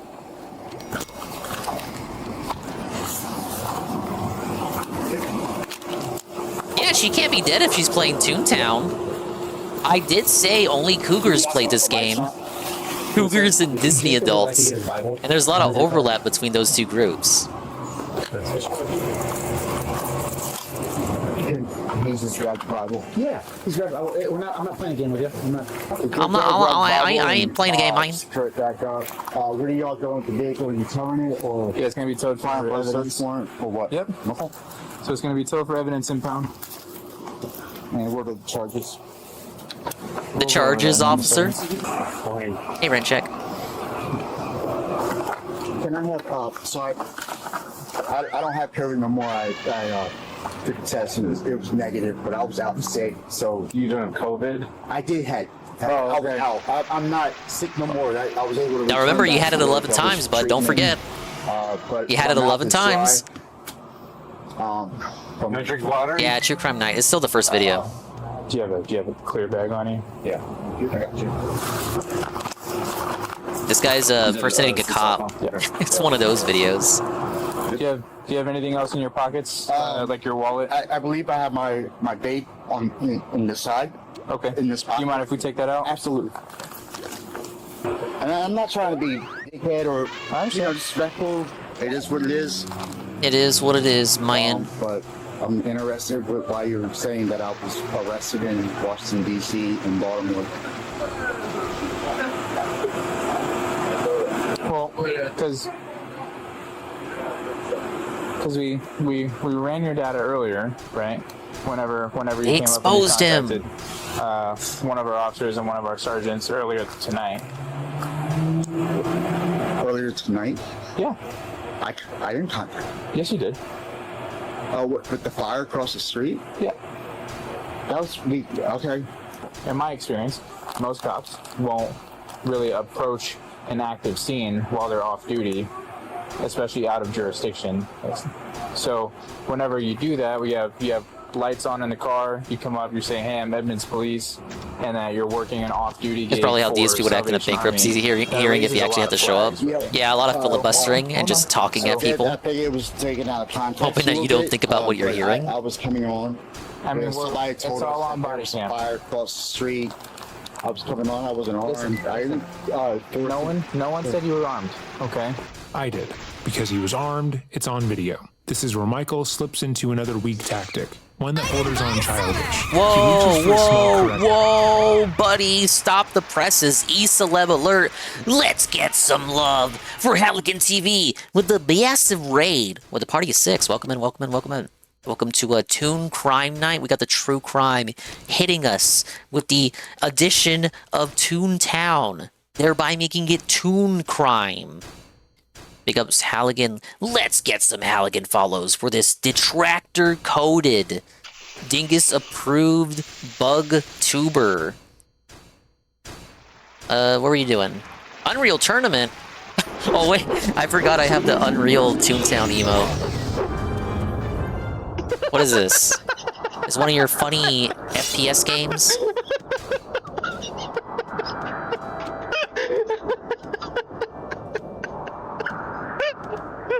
It's Morrowind? Skyrim 3? I know what Morrowind is! Apparently I don't, because I didn't know what it was in this clip. Party laugh? Yeah, he's got a nice voice. Was playing Xenoblade recently. Your Honor, let me start at the beginning. I was the valedictorian at high school. Wait, no, I gotta do it in the full voice. So, let me bring you back to high school. It all started at the helicopter company. DSP loves Morrowind? No, he doesn't. He rage quit it. Oh, I gotta be nice to him. It wasn't a rage quit. It was a board quit. It was too archaic for him. God forbid you trick him into playing Daggerfall. Maybe Cat might like Morrowind. It's almost like Skyrim, just older. Nah, didn't he say Cat didn't like Oblivion? What do they want? Cakes? I can trunk. I don't know what they want. I guess the deer is the leader here. What does the deer want us to do? Alright, yeah, the deer's gonna sound. Slips into another weak tactic, one that borders on childish. He reaches for a small correction, as though polishing that single edge of the story will somehow make the entire lie more convincing. Whether he was armed or not is irrelevant in the larger scheme of things, but Michael clings to that correction anyway. He wants to feel like he still has some control, as if this one adjustment could shift the balance back in his favor. This kind of behavior is common in younger people, especially children and teenagers, because they often mistake semantics for truth. When caught doing something wrong, they'll focus on the wording rather than the action itself. If someone says they hit their sibling, the child might rush to clarify, I didn't hit them, I pushed them, I slapped them, as though the exact If you want to know the truth about makes it, the behavior excusable. Because the other party didn't use the right word when recounting what happened, they can cling to the idea that they're being unfairly penalized and that the entire world is against them. In adulthood, this tactic becomes more or less exhausting and transparent. Adults who cling to linguistic hair splitting are usually signaling insecurity. They know they've lost the main argument, but they can't let go entirely. By contesting the minutia, they create the illusion of participation as a way to avoid the crushing silence of total defeat. That's what Michael is doing here. He knows the walls are closing in, that his story is already falling apart, but the tiny correction gives him a flicker of agency. Phil literally does this. But this guy LARPs as a cop. Phil LARPs as a gamer. A lot of flags get thrown. He also LARPs that he has a successful business. If you were working, right? As a normal beat and in a normal spot, and then I roll up and I'm like, hey, I'm off duty as I'm wearing like my police badge. That's not really how that went, but okay. I told him I was doing security over here. Okay. We're the ones that told him that there was a fire over here, and that was it. I didn't do anything else. Okay. He was there, and that's all we needed. But this is your area, so yeah, I mean it's. The ESP has the brain of a 13-year-old. To be fair, this fake cop's not doing much better. They've never done that ever. Okay. Well. Okay. It's there, all bud. On camera, multiple cameras. It's all on camera there, bud. Yeah, we got cameras. Okay. I know. We have body cameras too. So. But I never. Yeah, because they're real cops. They get real body cameras. Unlike you gotta rely on your security cams.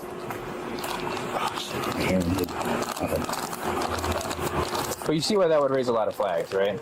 And then when you provided your name to him, obviously we checked it. We call Edmonds, right? Edmonds says you're not on their payroll. Never have been. You never were. I never was. And then we run what's called a triple. You know what a triple I is? Yes. All right, so we run. He doesn't know what that is. He's lying. Well, it's a little more. This than dude bluffing. I don't believe anything this dude says. Do you want to last it before we dump this? I would. Thank you.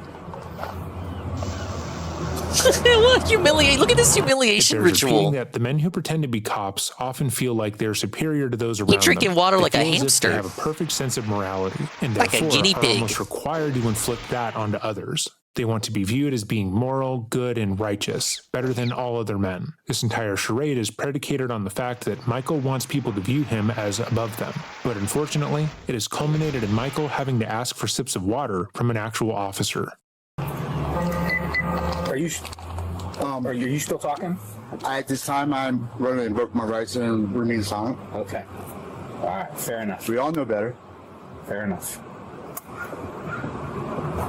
I've watched every episode of Live PD, sir. I think I know what I'm talking about. And now the cops are just plainly making fun of him to his face. These are even searched. Right? Yep, this is all the stuff. Okay, Stiletta Teats, is that your call last time? Stiletta? Yes. Okay, walk this way, please.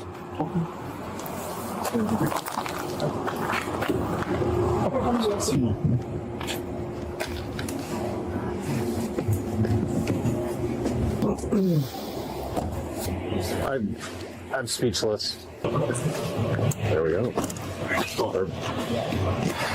Alrighty.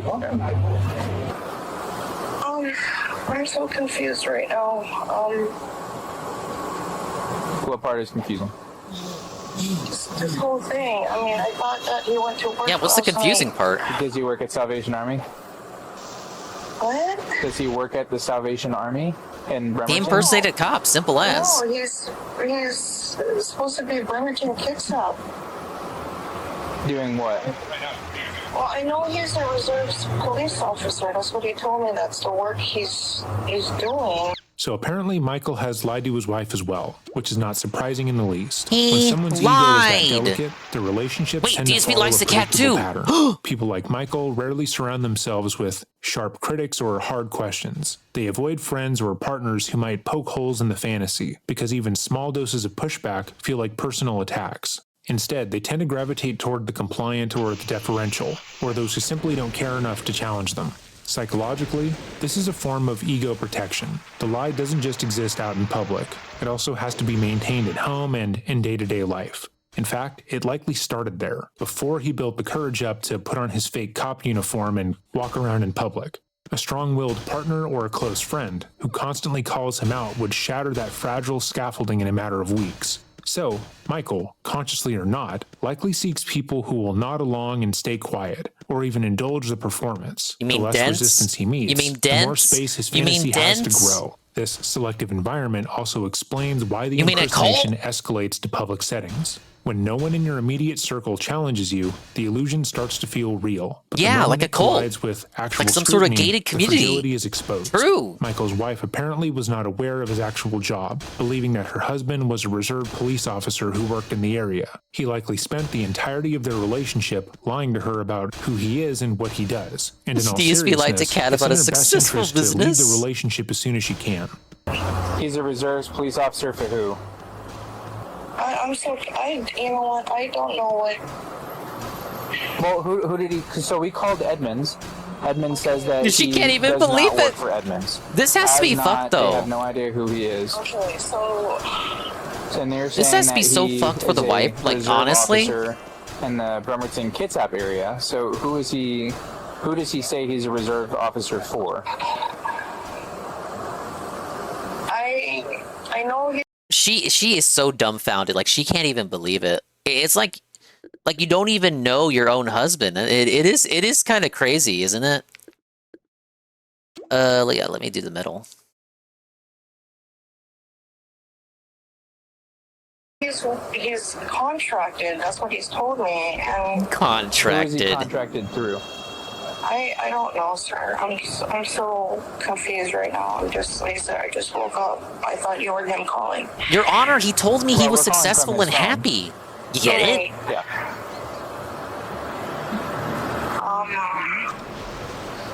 I know he was with Intercom, and he also was with Issaquah. He was working for Issaquah PD. As a reserves, but I don't have any paperwork, and I really don't know, sir. I don't know where his paychecks are placed. Okay.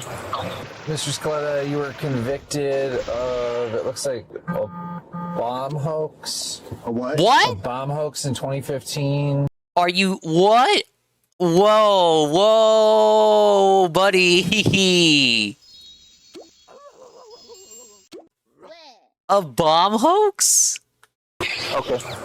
Mr. Scaletta, you were convicted of, it looks like, a bomb hoax. A what? A bomb hoax in 2015. Toontown looks sick. It's very well. It is very cool, Halligan, but it's for a specific kind of audience. It's for Disney adults. I always think it's neat that this predates World of Warcraft. Somehow, this came out before the first public version of World of Warcraft, and was probably in development for longer than that. I think even the development predates World of Warcraft.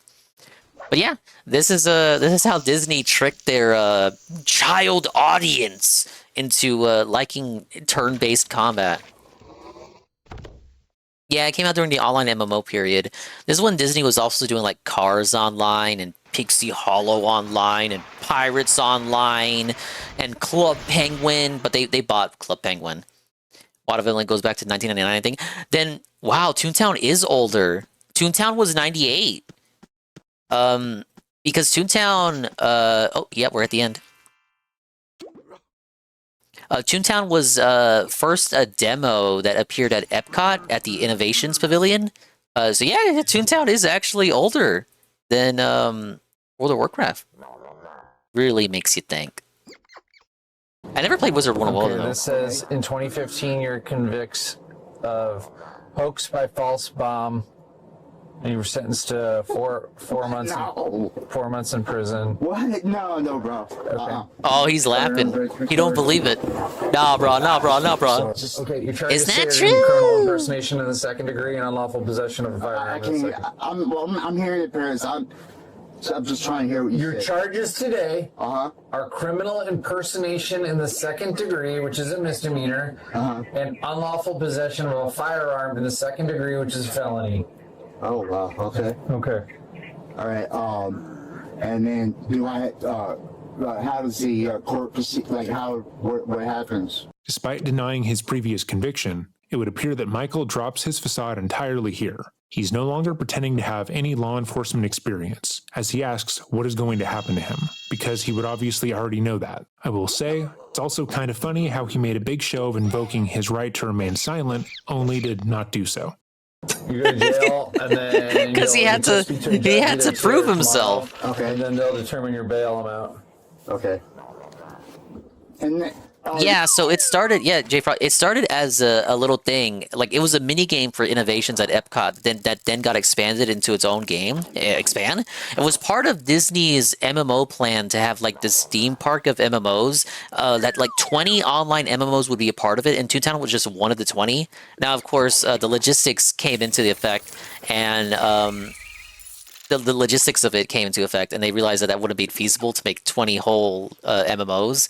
So they just settled for Toontown, and a couple more ideas that sprung from that, like the Pirates one. I miss the MMO market boom. We didn't know how good we had it. Yeah, I did play a lot of them. Oh shit, we missed again.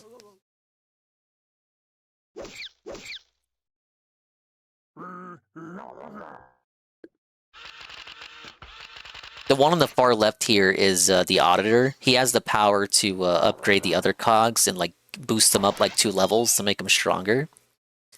He is exclusive to the fan server. This one was not in the official server.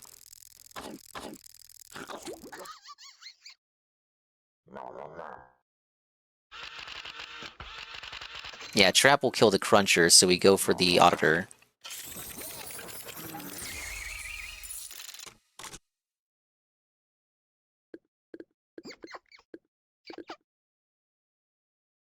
Ooh, like where do we go? What do we do? What's the strat?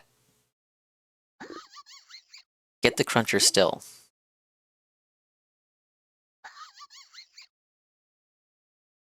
One hit on the Supervisor.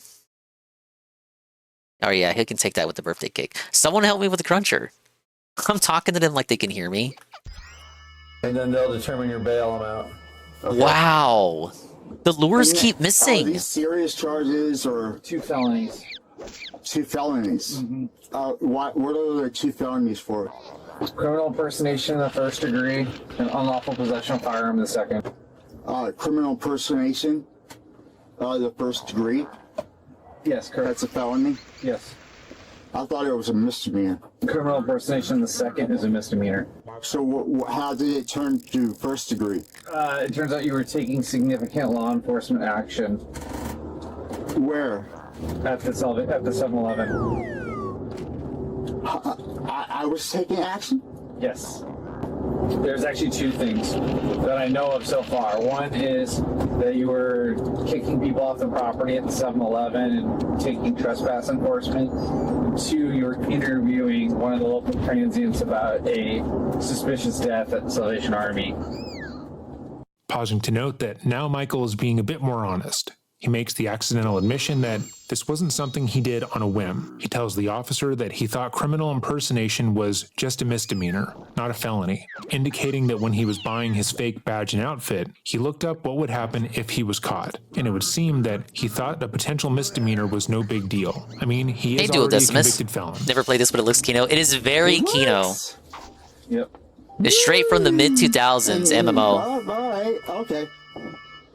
Disney shut it down in 2013, but the fans revived it immediately. This is a completely free-to-play fan server. No way to give them money. Absolutely no way to give, because if they allowed any way to give the developers money, Disney would shut that shit down. It is completely free-to-play, and you get all the content of the original version with some bells and whistles and quality of life improvements and some new content that doesn't. It is like there's new content, but it doesn't infringe upon like the old content. Like it feels like it's new content that feels as though if Disney kept the game running, it feels right at home with the rest of the content of the game. Oh, he's gonna use a pink slip.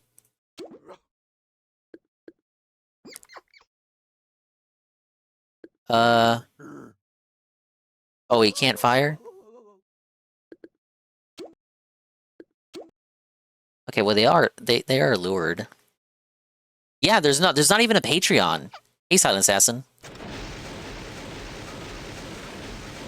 But yeah, they don't have a Patreon. There's no way to give them money, and that is it's pretty cool.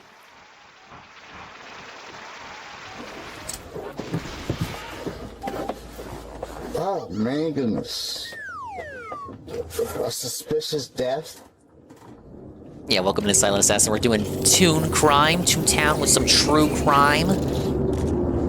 If you don't mind, like, where did that information come from? From all the people we just interviewed. Did you talk to the store clerk?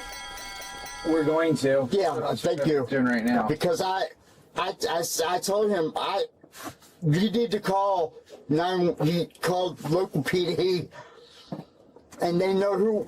Yeah, there's nothing I could do.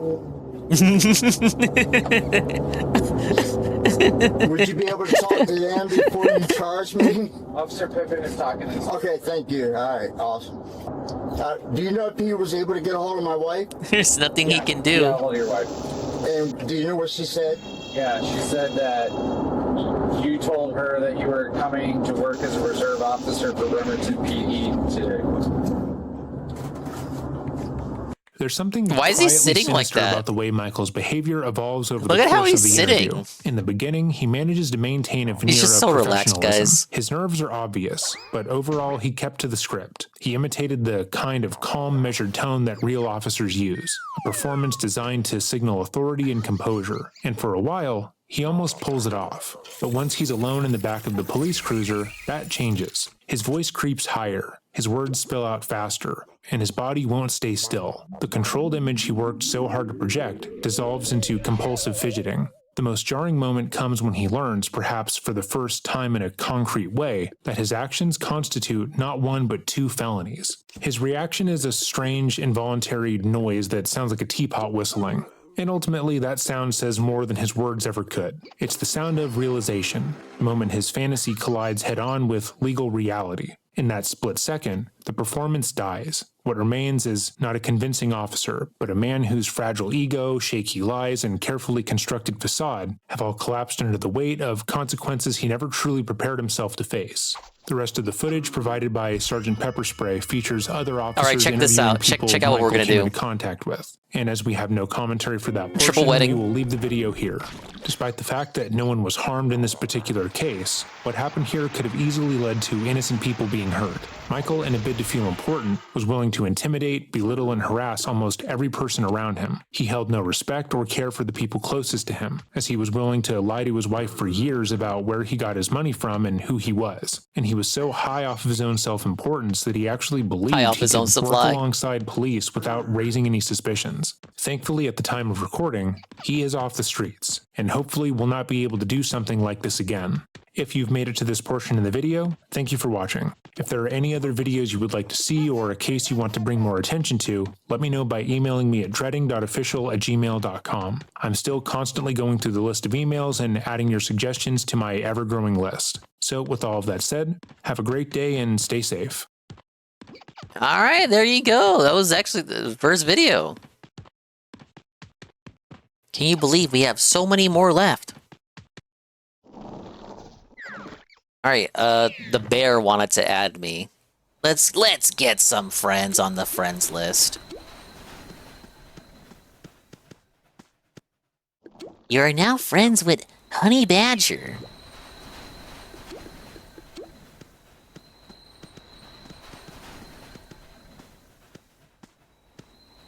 Can we be friends with Linda? Can we be friends with the one and only Linda? Whoa, you're now friends with D. Linda. What? I told you guys she was alive. Alright, let's go restock.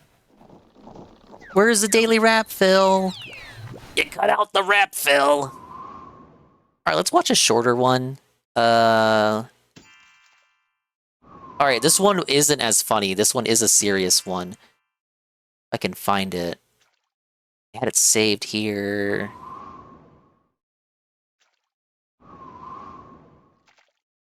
This one.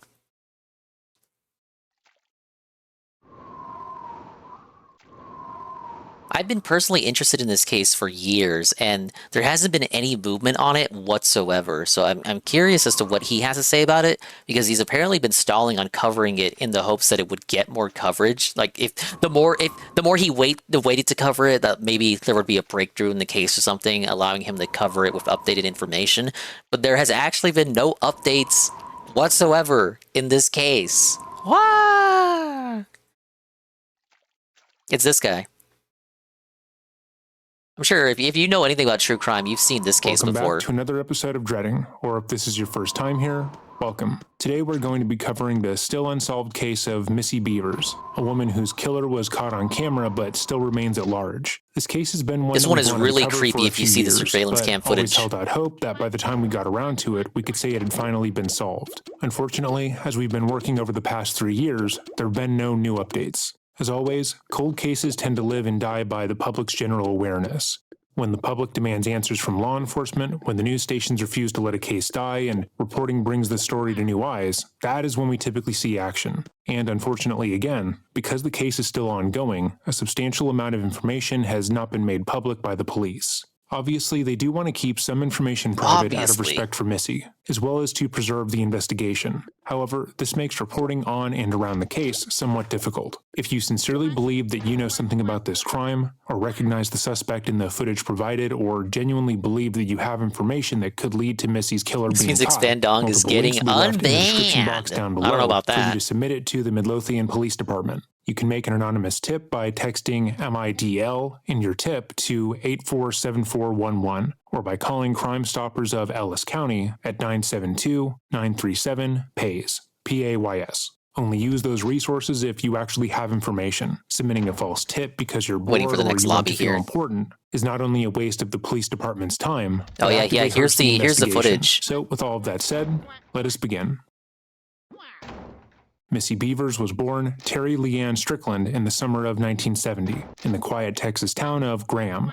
Like a lot of small-town kids, she grew up surrounded by family, faith, and the kind of routine that feels unremarkable at the time but ends up defining a person. Her parents, James and Norma, were known to their community as hardworking, decent people. Friends who knew Missy as a girl described her as warm and charismatic, someone who anyone could talk to, but also was deeply empathetic. She was one of the kids who noticed when someone was left out and found a way to pull them in. Missy was described, even early in her life, as a straightforward go-getter who never met a challenge that she couldn't overcome. She was constantly pushing herself and those around her to do the best that they possibly could, especially when it was hard. After graduating from Jacksboro High School, Missy went on to study at Tarleton State University, earning her bachelor's degree in the mid-90s. Shortly after obtaining her degree, she would meet and then marry Brandon Beavers. By all accounts, she was not someone chasing prestige or excitement. Instead, she gravitated towards work that meant something, work that helped people. Meaningful, robust After marrying work. Brandon, Missy would go back to school to get a teaching certificate in special education and would become a teacher's assistant. Her position was difficult and required a fair bit of patience, compassion, and the ability to stay calm when things became unpredictable. Coworkers remembered her as being upbeat and dependable, the kind of teacher who made learning feel safe and fun for the kids who needed it the most. She taught up until she had her first child, Hannah, in 2001. She would go on to have 2 more daughters in the coming years, and would ultimately choose to be a stay-at-home mother. The family looked picture-perfect from the outside, church on Sundays, barbecues with friends, school drop-offs, birthday parties, all that stuff. But like any family balancing jobs, bills, and kids, there were pressures behind the scenes. However, Missy always seemed to thrive under pressure. She would focus her stress and energy onto things that she could actually control, and that meant her own health and fitness. She began working out every day, and her physical transformation would eventually lead to people around her asking for advice and coaching. It started small, just helping friends and church members get into shape, but before long, she had joined Camp Gladiator, a well-known outdoor fitness boot camp. Camp Gladiator was a workout program that has been compared to an MLM, largely due to how the company itself works alongside trainers. However, Missy was exceptionally gifted at what she did. This ultimately was a place where people could get stronger and lose weight, but it was also about connection and building a community where people could feel good about themselves. Those who trained with her described her as a force of nature.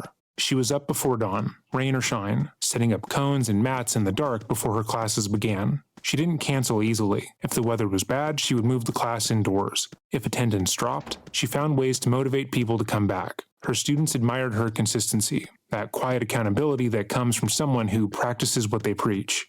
She also wouldn't let her students off the hook so easily. She would push people past where they wanted to stop, believing that they had one more rep in them, and celebrating when they actually did.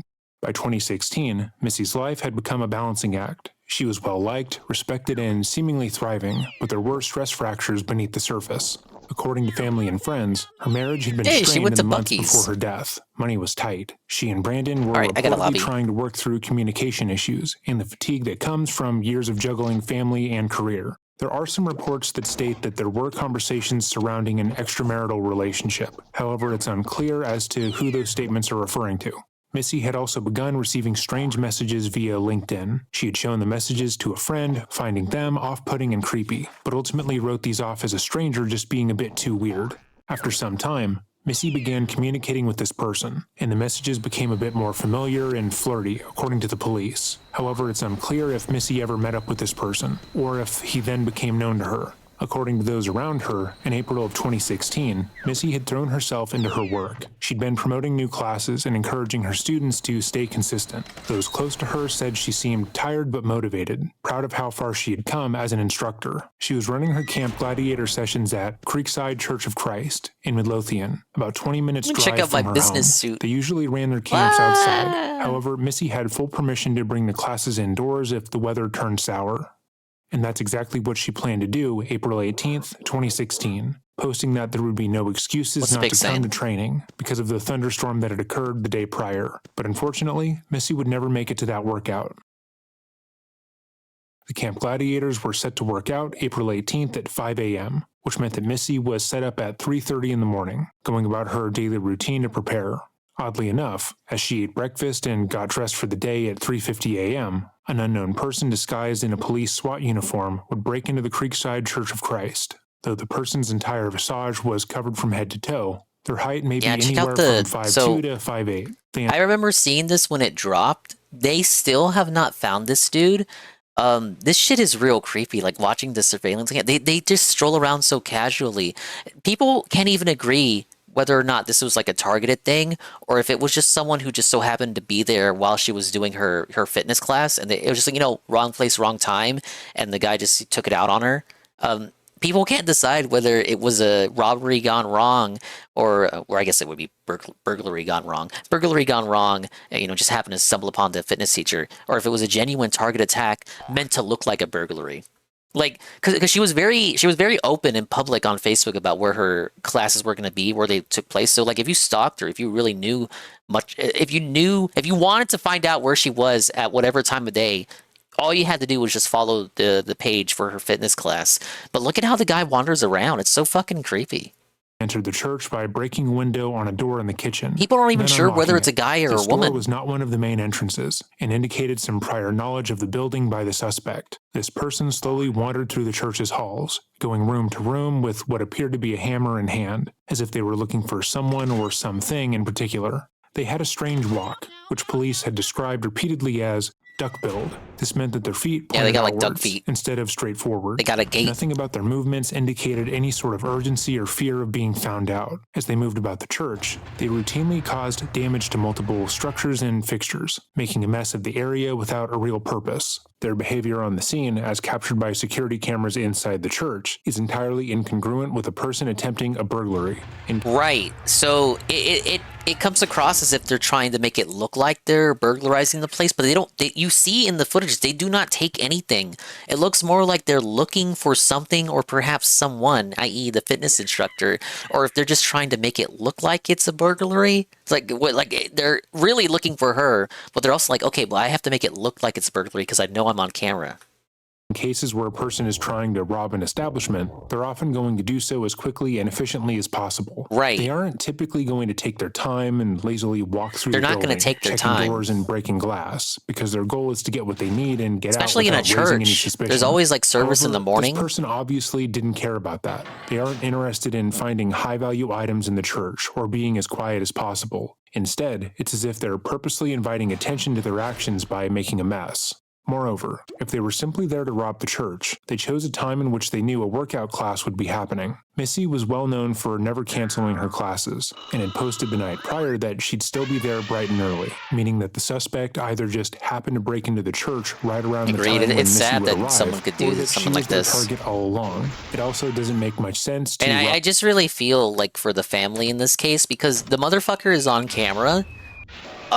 You would think with all the technology and advancements that we have that, because people say it all the time, right? You just walk outside and you're on like a dozen neighbors' Ring cameras before you even get to your car. Like you're always being recorded, yada yada. This person's on camera for I don't know how long for the amount of time that they're in this church, and we still don't have a name. We don't have an identity. Nobody knows who this person is. It's very eerie. There have been no advancements whatsoever in the case. Rob a church in the early morning hours, knowing No, that it's some not the dad. churches do have early He goes into the services. dad thing. If this person wasn't targeting Missy and rather wanted to vandalize and burglarize the church, they would have done so when they were less likely to have been caught. At 4:16 a.m., Missy would arrive at the church and begin setting up for her class. However, after entering the church, she would be attacked by the masked assailant. She'd been struck multiple times in the head and chest, according to her autopsy, and police have stated that the weapon that was used matches the tools that the suspect in the footage was seen carrying. Missy's body would be found by one of her trainees. However, the person who killed her had seemingly fled the scene without raising any suspicion. Right, they seem to know about the church in particular. Yeah, it seems like they move around as though they're already familiar with the grounds. There was another YouTuber I watched that came up with the schizo theory that it was just a criminal from California that was just... He believed it was just a random criminal from California because he was matching faces in the databases. He believed he had like a glimpse of who it really was under the mask, and he thought it was this random guy from California that was it just so happened to be in a neighborhood that week. I don't know if I believe that, but I do agree with the casualness of how he maneuvers around the building, that he had to have cased the place before, if not be someone that is just intimately familiar with the interior. Hey, Zuki Wookie. Hello. We're doing Toontown with true crime. Her trainees had arrived at the church at 4:35 a.m., barely 15 minutes after Missy entered the building. The trainee then sat in her car and hung out as she waited for the class to start, meaning that either the murder had already happened and the murderer had already fled the scene, or that they were able to leave the area without raising any sort of suspicion. Again, this indicates that the attack had been planned and was not a spur-of-the-moment action done by a robber who had been caught off. Right, there's an unfound confidence in how they move around, not wasting time pretending to do things. They know what they're doing and what they're looking for, and not even worried about the presence of an alarm. You know, some alarms sound off, but they don't make a noise. But this person doesn't seem to care. It would suggest that they know if there is an alarm or if there's not an alarm. They know that they're not pressed for time. guard. One of the trainees would take it upon themselves to call Missy's husband, Brandon, while they waited for the police to arrive. According to Brandon, she informed him that Missy had been in some sort of an accident, which he took to mean a car accident. Brandon was about 600 miles away at the time of the murder, on a fishing trip with his father and several friends. He then called his sister, Christy, and told her that Missy had been in a car wreck. He asked her to go take care of the kid. Whoa, what do we got going on here? Ladies and gentlemen, celebrity alert, we have a raid from Zing145. Welcome in, you're here at the perfect time. I'm playing Toontown, and I'm also watching True Crime. This is what we do here. But welcome in, thank you so much for the raid. Damn, that cut water sneaks the fuck up on you, goddamn. I'm fucked up. Thank you again for the raid. Let's get a shout out.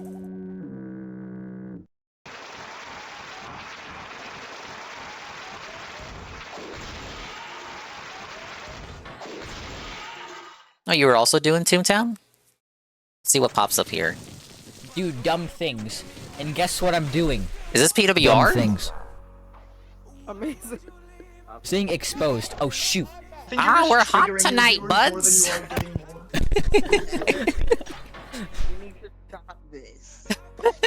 Did you know I was watching a Somebody raid? say You know, CFO blindfolded? That's so old, is it? That was so long ago? I wasn't a racist. I'm not a racist. What do you mean? I didn't say anything racist. Whoa, whoa, buddy. We got a racist in the chat? A racist is rating me? Whoa, buddy. That's quite the clip you got there. You know, when it comes to older clips, you can delete them at your own discretion. I do try to give shoutouts to people who stop by and raid. So apologies if you didn't want that shown. But thank you so much for the raid. I'm grinding cog suits right now. In particular, I guess Cashbot. And I was also going for some boss bot suit pieces. I also like to watch stuff in the background. So I was indulging my audience in some true crime videos. Because I'm going to be honest, my audience isn't here for Toontown. They're here to listen to me ramble. But thank you so much. If you like Toontown, you know what? I'll give you a follow. You look like a good egg. Let's get some follows for this Toontown enjoyer.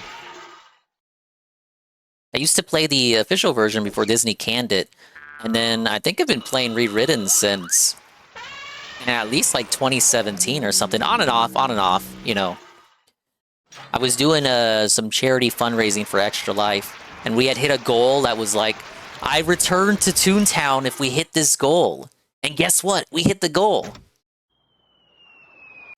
Am I playing the Big Catch when it comes out? I know about that game. It's supposed to be like Jak and Daxter or something. Or have the movement of Jak and Daxter. I saw Synthetic Man play it. I don't think that's coming to console though. I know there's this demo out if you like kickstarted, if you supported the Kickstarter or something. I don't think that's available to everybody, or maybe they did make it available to everybody. I ain't sure. Yeah, but thank you again for the raid. I'll definitely check you out. I don't play Toontown all the time. I'm mostly a console gamer.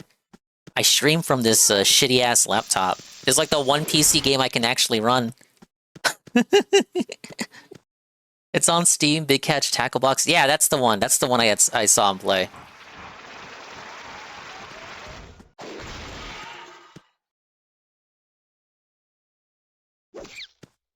Alright, I think these guys are wrapping up. Or not. What the?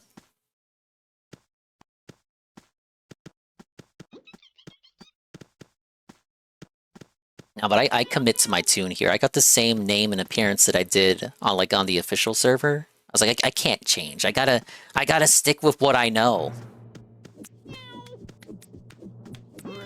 But I think overall Rewritten is pretty good. I had some people. I used to stream this back in 2022. I would always have people come into the chat and try to show Corporate Clash to me. It's like, why aren't you streaming Corporate Clash? And I'm like, okay, can you just let me play my game? I play this server because this is the closer one to the iteration of Toontown that I remember, even though it has some new things. But no, dude, I get it. But they straight up come in the chat and they would be like, why aren't you playing Corporate? Can you play Corporate Clash? I'm like, bro, I don't even know you. And this was back when, like, I had nobody watching. Like, it was maybe just a couple pals, and they still come in the chat like, guys, you're still playing Rewritten? Don't you know there's a superior server in Corporate Clash? Just crazy. I haven't had anyone like that ever since then, but I don't know what's going on. I hear there's drama between the servers. I don't care about any of that. I'm just trying to grind some suits, man. I'm just trying to grind some cog suits. Speaking of cog suits, we got the boss battle phase. Miles away at the time of the murder, on a fishing trip with his father and several friends. He then called his sister, Christy, and told her that Missy had been in a car wreck. He asked her to go take care of the kids while he drove the 8 Why am I hours not back playing home. Corporate Clash? However, the true Because I nature started of her Rewritten death first. would be revealed to him by police a few hours later. It had been over 7 years since the last murder in Midlothian, Texas, and many believed that the case would quickly be solved. They had video of the suspect after all, and many believed that there must have been even more evidence that the police were keeping close to their chest. However, the case quickly went cold. Originally, the police would state that the This is what I wonder too about the case, and a lot of cases end up doing this, where there is more evidence than what the public knows about, but the cops keep it to themselves because it's shit that only the killer would know. So if they reveal it to the public, then it jeopardizes the evidence because now the public knows about what they got. That's how they solved the case in... What was it? Was it Gary, Indiana? The ones with the 2 girls on the bridge. They were walking on the bridge, and they met some other dude on the bridge, and the guy was like down the hill, and then executed both of them point blank. They eventually found that guy because they withheld a lot of evidence from the public. They eventually sussed him out. And it ended up being like a pharmacist that was in the area, lived like down the street from the girls. Very small town too, there was only so many people it could have been. But yeah, welcome in Ikamui. We're watching True Crime while doing Toontown grinding. We're waiting for the daily wrap. Oh, wait, we got an opportunity.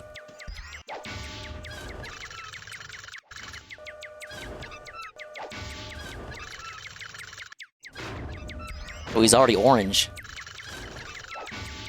I wonder how it determines how much damage the safe does. Like, one of those safes did like 6 damage. Oh shit, we gotta knock it off.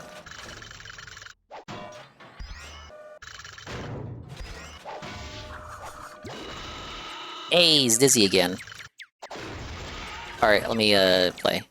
person seen in the footage was a man, and that they may have had some connection to law enforcement, but after multiple experts reviewed the footage, they disagreed that anything about the suspect's gender could definitively be claimed. Some said that the walk was part of a temporary medical condition, while others claimed that the suspect was wearing shoes that were far too big for them in order to disguise their appearance. Regardless, the only thing that they could agree on was the fact that nothing was known for sure. The police then looked into Brandon. Hey, there you go, we're done. He readily admitted that they were in the Big ups Easy Money. I thought when he was saying Ikamui, he was saying Din Kabui, a famous Yu-Gi-Oh player's name.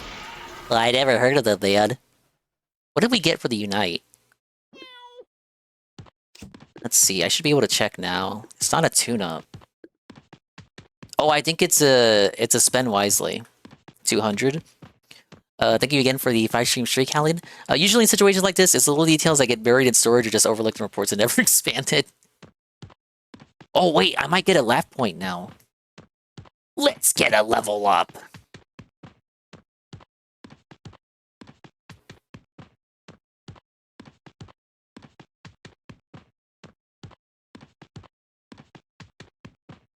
Just as soon as everyone else gets their experience. Isn't it like you get a level up every 10 suit levels? I don't remember.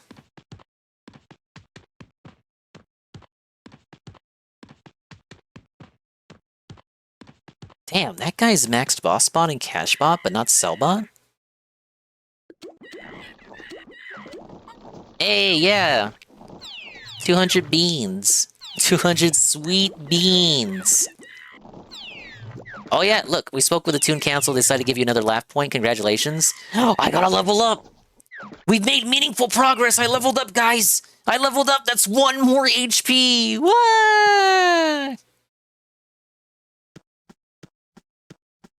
Oh, I didn't know they added the teddy bear here.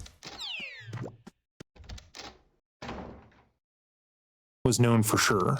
The police then looked into Brandon, noting that he readily admitted that they were in the midst of financial and marital woes. However, he had one solid alibi, one that was confirmed by multiple independent witnesses as well as his phone's data. It was physically impossible for him to have been the one to have killed his wife. However, right, so this was brought up earlier by you guys. It can't be the husband. He was not even in the same state. He was validated by cell phone data. Usually the cell phone data is what screws you over. the investigation then turned to his father, Randy. Following Missy's murder, Randy had brought a bloody t-shirt to a local dry cleaner, despite the fact that the shirt was white and belonged to a woman, and was very obviously not the shirt worn by the killer at the scene. The employee who took the shirt immediately called the police, believing that Randy had just given them the evidence. Randy would be brought in for questioning about the shirt, and he stated that the blood belonged to their family dog, Kylo, who had been in a fight. The police then tested the blood and found that it wasn't human and matched his story. Videos still exist online comparing his walk to that of the killer, with people boldly claiming that it is direct evidence. However, just like with Brandon, Randy was hundreds of miles away at the time of the murder. A month after the murder, the police would update the public, saying that also none of can't be Missy's the father-in-law. friends, family, or co-workers could be considered suspects. They had gone through and talked to everyone they could find, including the person who had sent the LinkedIn messages, and found nothing of interest to the investigation. They also informed the public that there was one person they were looking to talk to who was in the area at the time. At 2 a.m., nearly 2.5 hours before Missy's murder, a light-colored Nissan Altima with an oval sticker on its bumper was seen driving oddly in a shopping center parking lot across the street Scariest from the part about church. that is that it's the a driver Nissan. pulled into the lot, repeatedly turned their headlights on and off, and drove in circles for approximately 6 minutes. The police stated that the driver of the car was not a suspect, but might have seen something suspicious in the area. But it's they're just unlikely that is the no. case. To be clear, the police likely... Yeah, they're just saying that to get him out. Dude, it is that guy. It is that driver. I seen the footage of this. He doesn't show it in this video, but it's footage of a strange Nissan driving around the parking lot of a store that's very close by to that church, and everyone, literally everyone, suspects that that is the killer in question. It is absolutely that dude. They're just saying that, oh, no, when you're not the killer, we just want to talk to you. We just want to talk to you. We just want to talk to you. We just want to talk to you.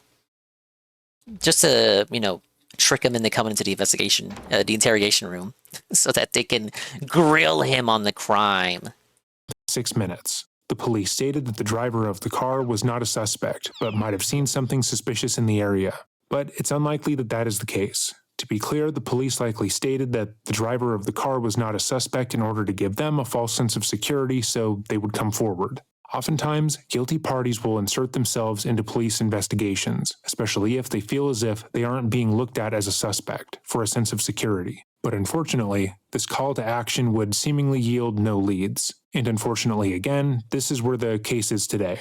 Missy's life, of course, was not defined by the chaos that ended it, but by the quiet discipline that preceded it. She was the friend who showed up early, the teacher who stayed late, the mother who tried to do everything right. She loved deeply, gave freely, and believed that consistency could build safety. Missy's killer has yet to be brought to justice, and her family still has no answers as to what happened.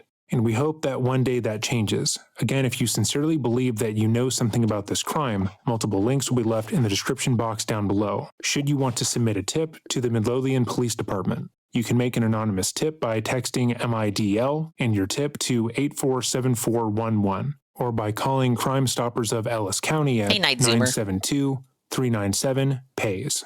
That is PAYS. With all that said, let us know what you think in the comments down below. Have a great day, and remember, stay safe. I'm going to say something controversial. JF killed his wife. He did.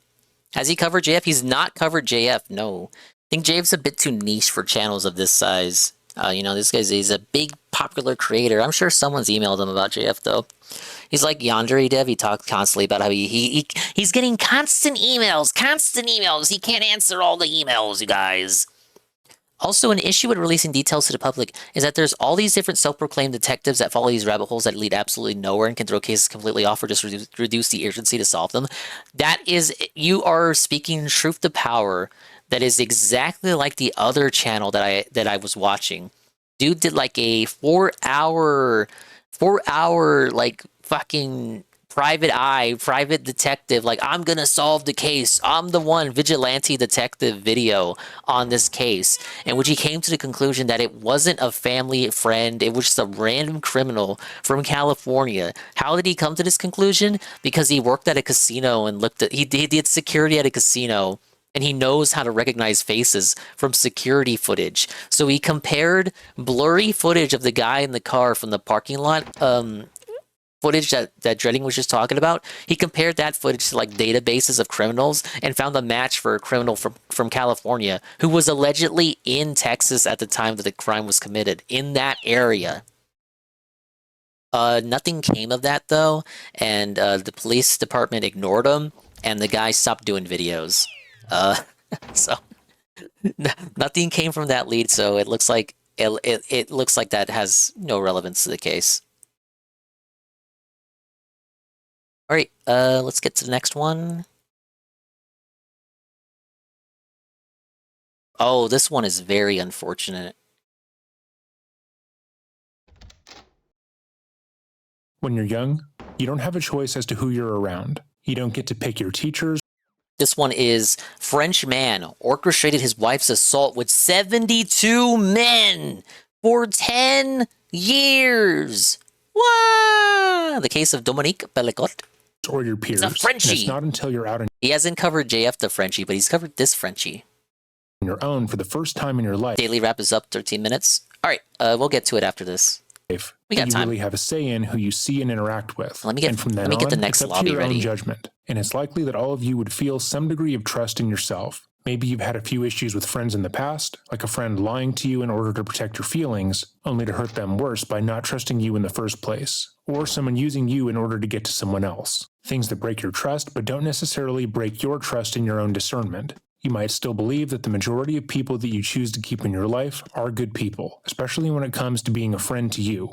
We often forget how pivotal our trust in ourselves is in our daily lives, because we don't really need to think about it. It's almost like an automatic function, like breathing or thinking. But that ultimately begs the question, what would break that trust? And what happens when it's broken? What if the person you chose to build your life around, the person who you loved for half a century, who you raised children with, and spent the majority of your life loving, spent most of their free time thinking about ways to hurt you? What if the person who promised to love and protect you went so far as to drug you, allowing them to live out their most depraved and sociopathic fantasies, while you remain unconscious and unaware? What if the same person watched as you struggled for years, believing that you were slowly losing your memory, all because they were repeatedly assaulting you? Well, your calculation is so fucked you get your wife assaulted. This dude is beyond. That large could What he easily did. be paralyzing. It's harrowing to think about, to the point to where the hypothetical seems hyperbolic. But unfortunately, that is not the case. Welcome back to another episode of Dreading. Or if this is your first time here, welcome. Today we are going to be reviewing the case of Giselle Pellico,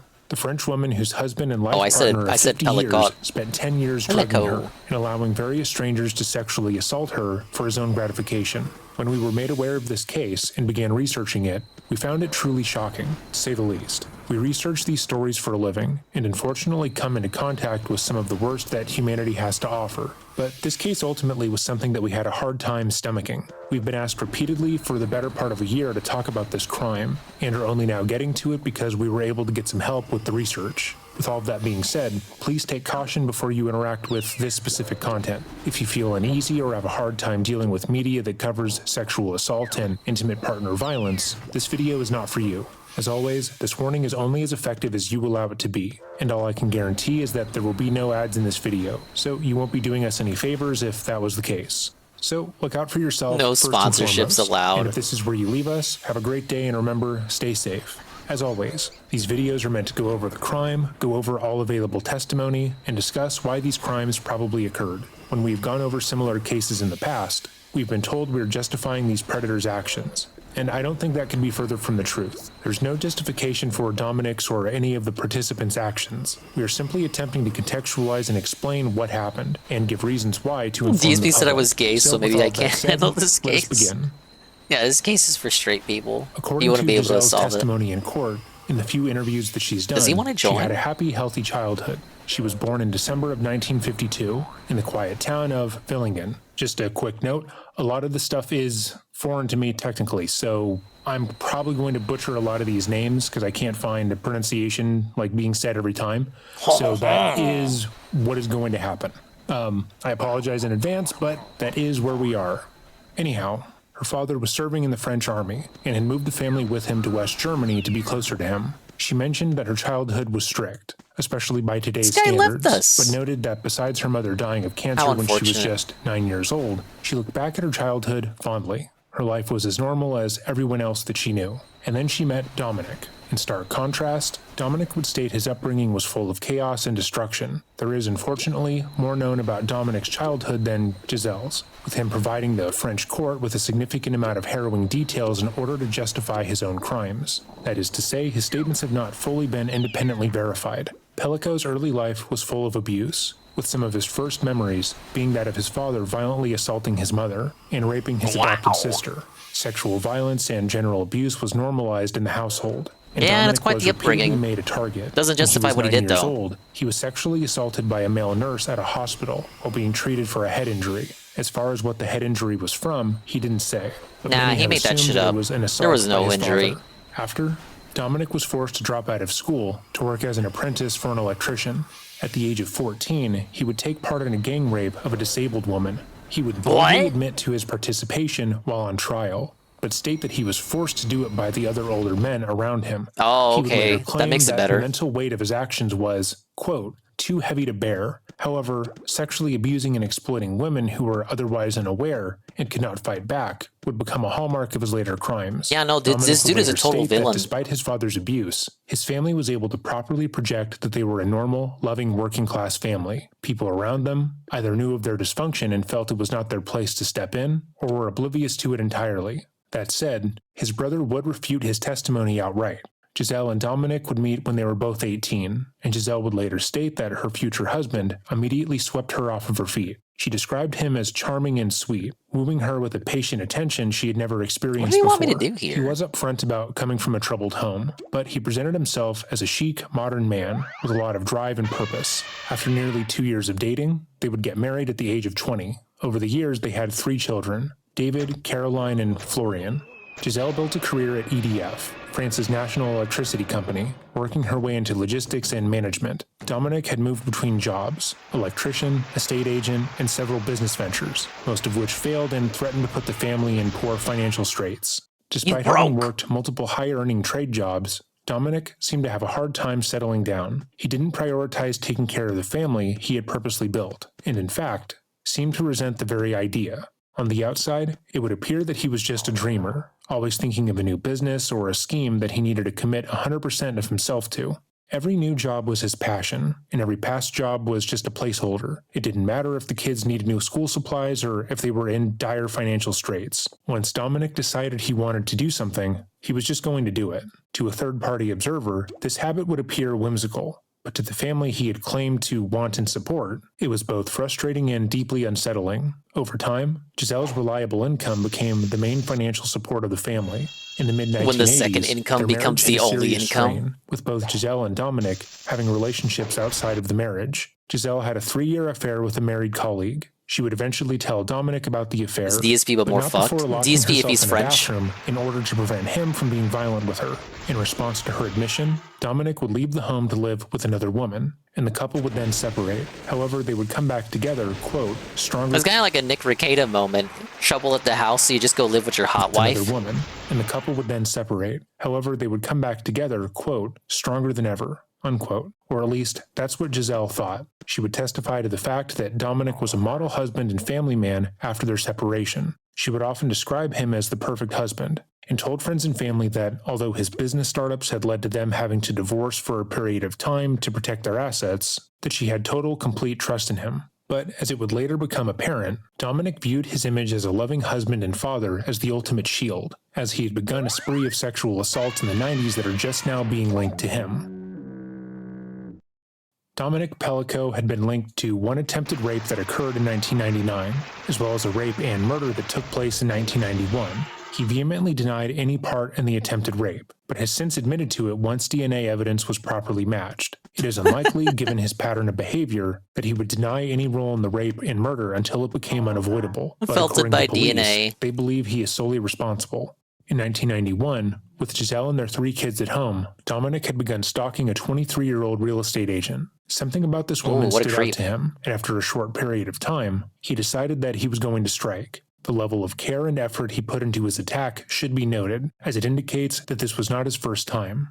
According to police statements, a man contacted the young agent asking to look at a top-floor flat in Paris. He gave a false name and indicated that he was moving into the area for work. The agent would relay some of the information to her peers, giving them a vague idea of who it was that she was meeting. But this, of course, was all a ruse. Shortly after meeting the man, she was bound, raped, and killed, having both been strangled and stabbed multiple times. Having taken the care of giving a fake name and life story, it would appear that this person had either had a run-in with law enforcement before, or knew enough about working as a real estate agent to know not to give them his real name, lest to be found in their day planner or told to appear.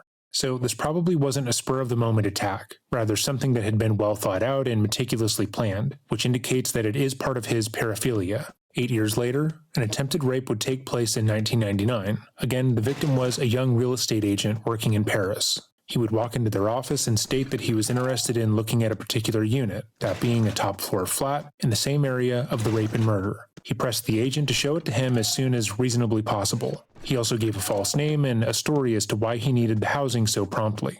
The victim would state that once they eventually got to the unit, he pushed her onto the ground, tied her hands behind her back, and tried to knock her out using a rag and some form of liquid. She would tell police that she felt like a prisoner in her own body, and though she was conscious, she could not move her limbs for some time. Dominic would remove her clothing with his knife, place her shoes next to her neatly, just like the previous murder, and would begin to then assault her. However, the anesthetic he had used to subdue her wore off, and she began to fight back against him. After some time and significant struggle, she was able to lock herself in the cupboard of the flat, and stayed there until he left. As noted previously, it would appear that a significant amount of Dominic's sexual desires revolved around an unwilling but ultimately incapacitated victim. He gets off on overpowering women who cannot fight back, and enjoys deliberately engaging sexually with women who he knows do not desire him. We will see this most obviously in his later crimes against Giselle, as it wasn't enough for him to have sex with her when she was being drugged, as he knew he would have her consent. It was necessary for his own sexual depravity to have her consent be destroyed by the multiple strangers he brought in and filmed. But back to 1999. The attempted rape was immediately reported to the police, and they were able to obtain DNA evidence as well as her statements about what had occurred. However, the case quickly went cold. Because the perpetrator had given a fake name and virtually nothing was known about him, Twitch doesn't like that word. Yeah, Twitch doesn't like a lot of words. It would have hit a break in 2010. You're referencing the Ricky Berwick thing, right? Pellico was caught using a small camera hidden in a pen to film up women's skirts in a supermarket. He had traveled a short ways away from where he and Giselle lived at the time, and when he was caught, made sure that she wouldn't find out about his escapades. The police never informed her of his criminal action, and in order to forego going to court, he was told to pay a fine of 100 euros. He would go on to state in his 2024 case that, quote, he wasn't good at secretly filming up skirts, only ever managing 3 or 4 pictures before getting stopped. Despite lacking only 3 or 4 pictures. Predating on the women in his immediate area, his DNA had been entered into the criminal database. He's not good at taking creep shots. I guess we should let him go. Only ever managing 3 or 4 pictures before getting stopped.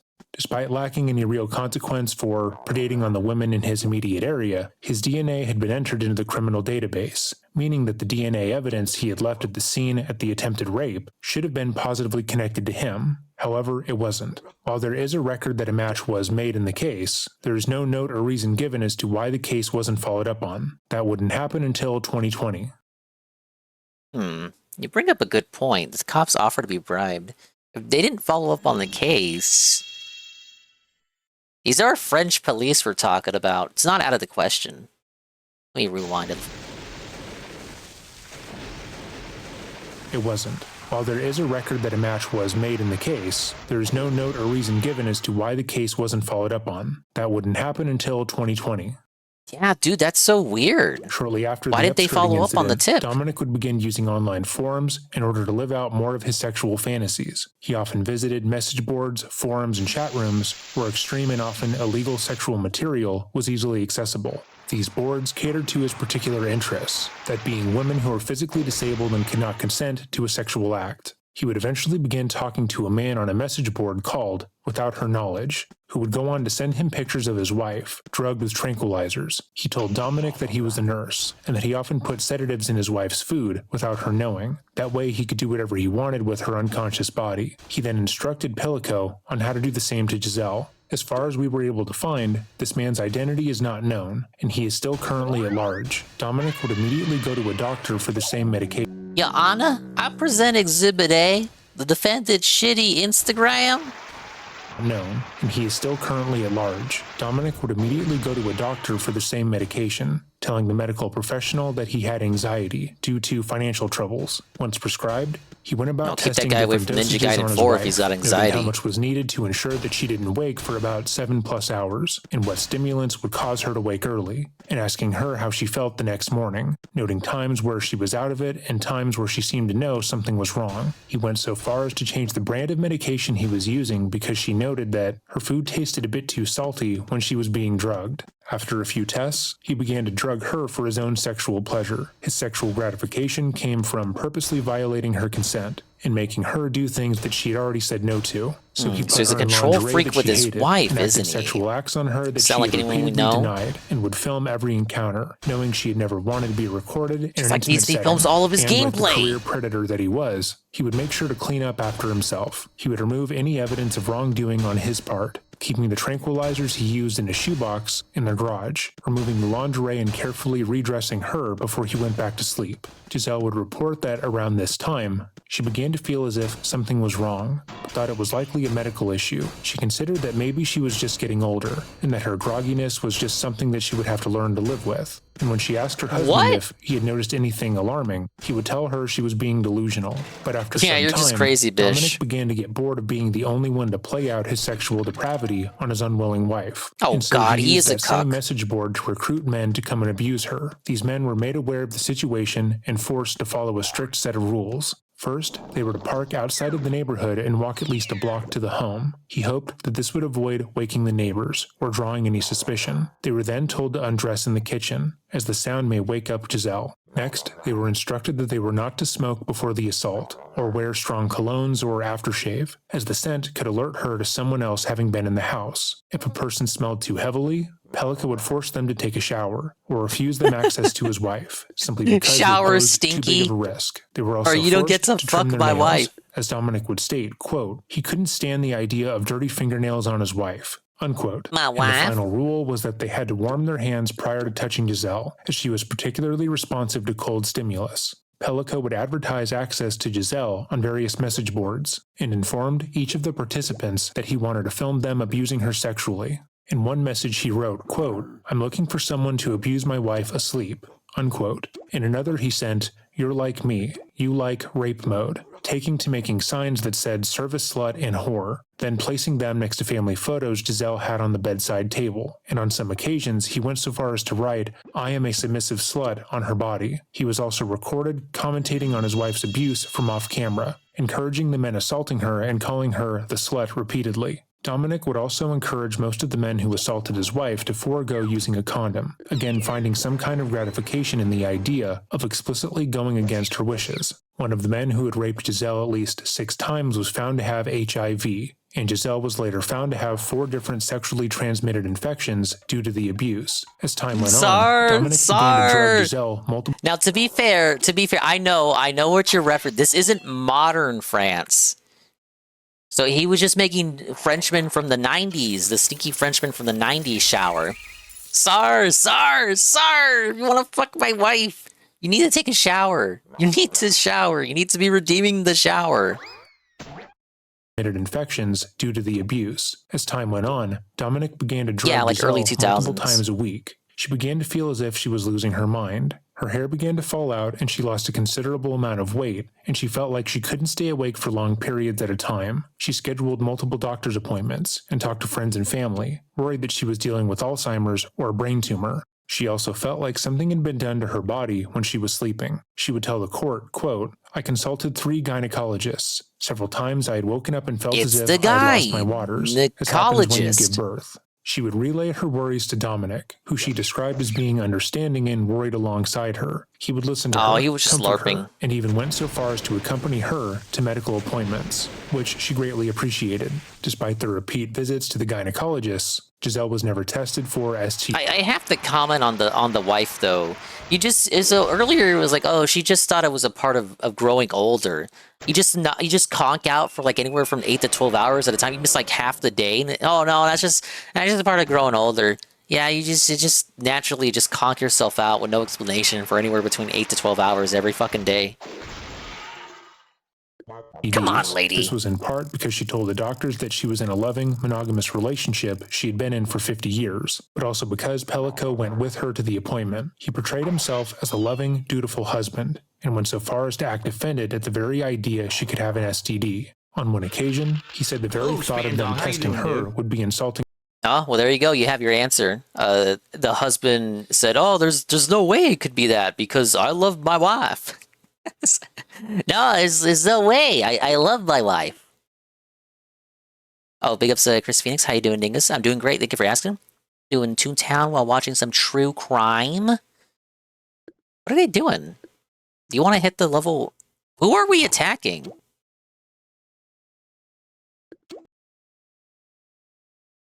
I don't know the strat here. I'm just following you guys.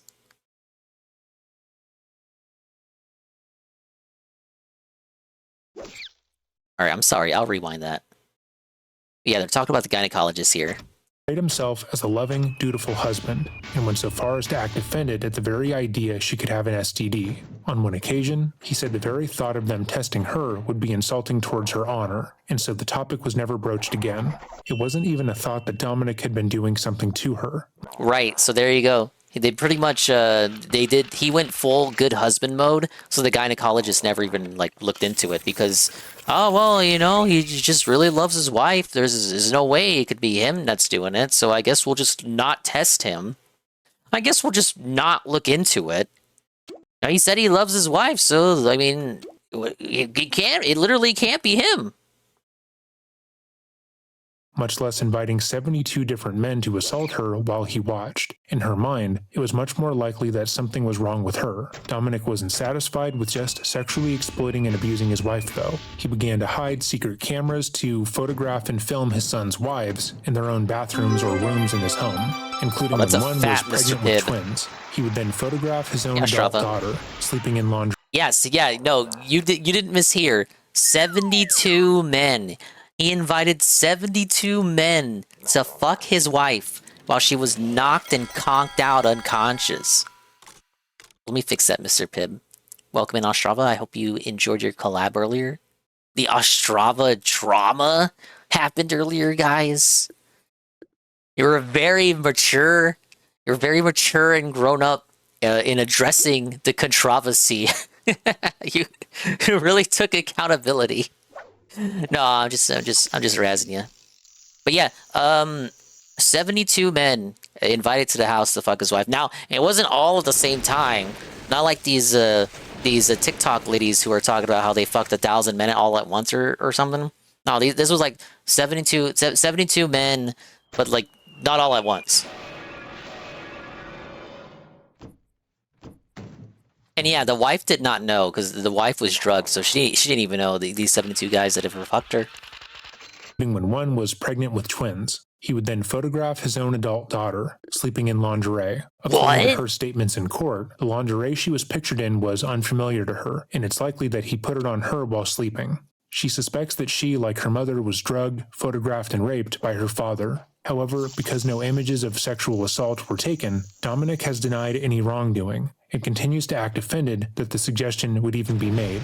But unfortunately, it is highly likely that it did take place. Pellico is clearly not a person who feels any kind of shame or care about the people around him. He was already using his own daughter for his own sexual gratification by taking those photos and then sharing them. And given his behavior, it's unlikely that he didn't at least try to go further. After years of sexually abusing every woman in his family, Dominic seemed to feel untouchable. He was viewed as the loving, attentive husband, a kind, good-natured father, and a patient, happy grandfather. The people in his community loved him, waving at him when he rode his bike around the area. This was insane to read about when it was fresh off the press. Ah, so you're familiar with this.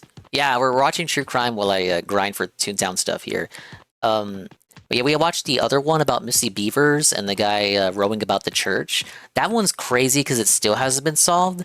And then another one about a guy that was just LARPing as a police officer. But no, this case is of the ones we listened to so far. This is definitely the most disgusting. Area and taking time to help anyone in need.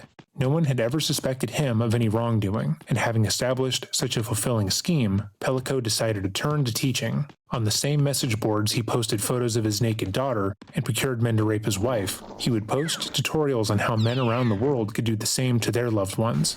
At least one man, Jean-Pierre Marichal, would attempt to follow Dominic's teachings, going so far as to invite his tutor to come and assault his wife after he drugged her. However, he would complain that Jean-Pierre wasn't as skilled as he was, given that he had failed to properly drug her multiple times. Things would get progressively worse with time. Not even drugging her right. Uptick in assaults taking place during COVID-19.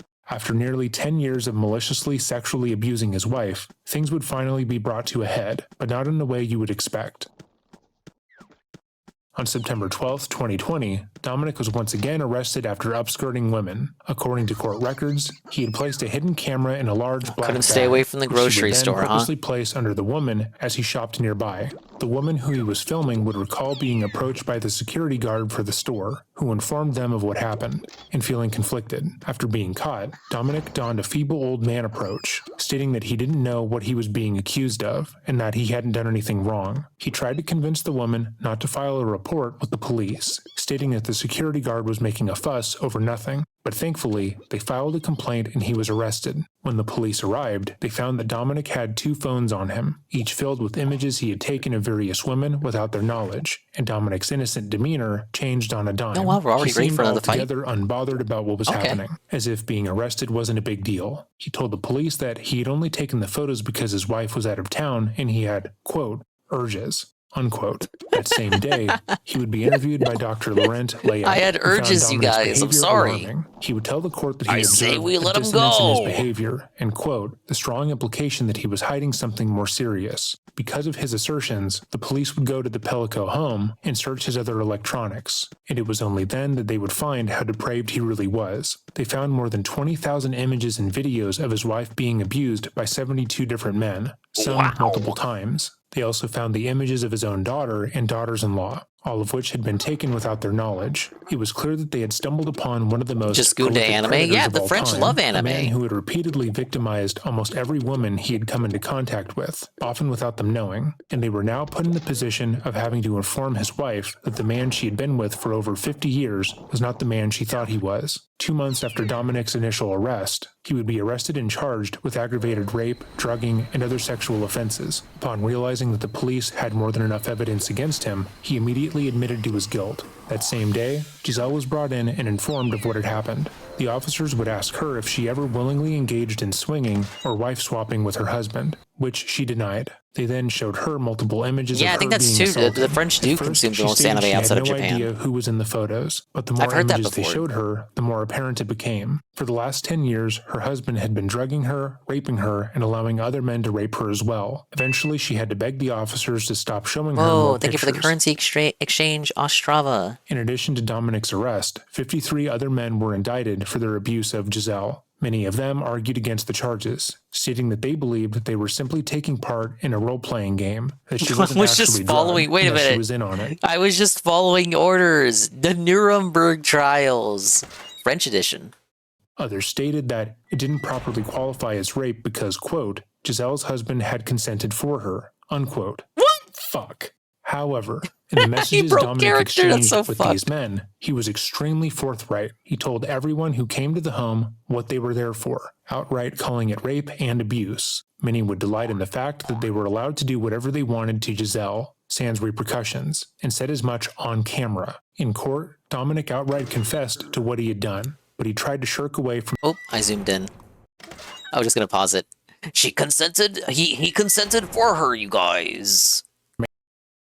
What they were there for, outright calling it rape and abuse. Many would delight in the fact that they were allowed to do whatever they wanted to Giselle, sans repercussions, and said as much on camera. In court, Dominic outright confessed to what he had done, but he tried to shirk away from any responsibility. He blamed his childhood, claimed to have a split personality, and stated Oh, that okay. he simply had an addiction that he gave into. Well, Whatever that the makes sense. I fuck say that we let him means. go. He also said, quote, I loved Giselle He had a well bad for 40 childhood. years and badly Let's let him for walk 10, free. then went on to ask him not to be judged solely on the last 10. Experts noted that he often tried to call attention to how he wasn't denying any wrongdoing, as if that would absolve his actions, and how annoyed and standoffish he would become when that tactic didn't work. According to the multiple professionals who have spent time with Pellico prior to the trial, they believe that he has some sort of antisocial personality disorder, emphasizing his egomania, narcissistic fragility, and emotional disorders. They agree that he was very much in control of himself when he preyed upon and abused those around him, and likely manufactured the family man facade in order to move about the world. I say we bring out despite the his sleepy upfront pills and admission of fuck 'em guilt ourselves. In regards to a 10 years of predation and rape, anything that didn't have direct I say we get 72 lubed up Frenchmen and we see how he likes it. evidence, he has denied emphatically, sometimes even crying to try and assert his innocence. He's crying! Dominic claimed that while he did take sexual images of his daughter in lingerie, while she was unconscious, he never sexually abused her technically, and her belief that he had is insulting. Kirby He Aerators denied online ever demo doing unlocks in 19 anything minutes. Okay. untoward to his grandchildren, despite Yeah, I guess his I will daughter-in-law's do beliefs, the tutorials and at denied least. any part in this. Because I do want to play it tomorrow, but I don't want the tutorials to get in the way of like just doing the races. So yeah, I'll probably do the tutorials, maybe like a race or two. Attempted rape that took place in 1999 until direct evidence showed otherwise. Dominic was found guilty on all charges and was given the maximum sentence of 20 years in prison with no chance of parole until he had served at No sleepy pills for him. If he gets the French, he gets to feel every inch. The 4-foot-long French bread. least 2/3 of the term. full The other baguette. 50 men were also convicted, despite their arguments that they were either ignorant or not responsible, or that Giselle was I secretly want to say something that consenting. rhymes with 2 were baguette, found but I guilty of won't. aggravated sexual assault and sentenced to 3 years in prison. The remaining men were found guilty of aggravated rape and were sentenced to between 5 and 15 years in prison. It's ultimately unlikely that these were the only crimes Pellico was guilty of, given the sheer depravity of the crimes committed and how malicious he appeared to be. The first crime that the police have directly tied to him is the 1991 rape and murder. But in patterns of sexual violence, escalation is the rule. Most offenders begin small and slowly build into what becomes their modus operandi. The 1991 rape and murder, as discussed in reports around this case, wasn't a random assault. It wasn't the action of an inexperienced rapist or murderer. Which then Tink is leaves no the longer question, able to run how for many more office? victims are No. there? Chances are that we will never know, and that fact is I didn't want to run horrifying. this stinking If country you liked anyway. This portion in the video, thank you for watching. As always, if there is a video you would like to see on the channel, or a case you want to draw more attention to, let me know by emailing me at dreading.official@gmail.com. I'm still consistently going through the emails and adding your suggestions to my ever-growing list. Remember, have a great day and stay safe. It was a very good video. If a good coverage, but very the actual case, of course, very disturbing. Why do you waste the fog though? This dude didn't need to fog. Oh well. All right, daily wrap is gonna be next. Let me just make sure playlist is up to date. Yes, it is. My name is Anne. Whoa, it's Ann1337. I see you got that Pokemon Lady video as well recommended. Yeah, is this sweeping for Z-A? Am I supposed to hate Pokemon now? Yes. Suffer, bish. Nintendine W. You gotta hate everything Nintendo does now. It's the most righteous thing you can do as an American. Daily Rap, more true crime? Yeah. So the Kirby Air Riders demo unlocks for the first round of matches in about 16 minutes, Ian. I'm gonna just do the tutorials. Maybe like a race or two, and then do like the whole stream tomorrow. Oh, you already have it downloaded? Yeah, I have it downloaded too, but it was just the tutorials only until 15 minutes from now. Alright, daily wrap. Let's see what we got. 13 minutes. GTA 6 delay, Pokemon rules, and MK frustrates! The daily wrap. November 7th, 2025. Ann headpad redeem? We don't have an Ann headpad. We got the Ann check.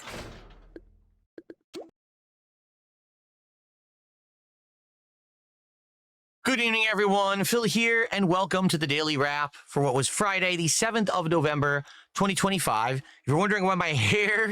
Oh, hold up. Let's make sure he's looking saucy. Why is it taking so long? Oh, the dog hasn't chosen a weapon yet. Quality. What do we got? And I'll mute the game. So if you're not hearing elephant trunks while he's talking. Good evening, everyone. Phil here, and welcome to the Daily Wrap for what was Friday, the 7th of November, 2025. If you're wondering why my hair is kind of messed up tonight, it's because tonight's Friday Night Fights was incredibly stressful. I'll tell you why in a second. Overall, today was an exceptionally good streaming day, and to be honest, I think this was a great week. I really did have a great week with everyone. I hope that you all enjoyed this first week of November with me. Let's talk about how today went. So we started off with a fun level 1 podcast with 2 big discussions. Number 1, just giving everyone kind of a status update on everything that I'm doing currently with all the current playthroughs.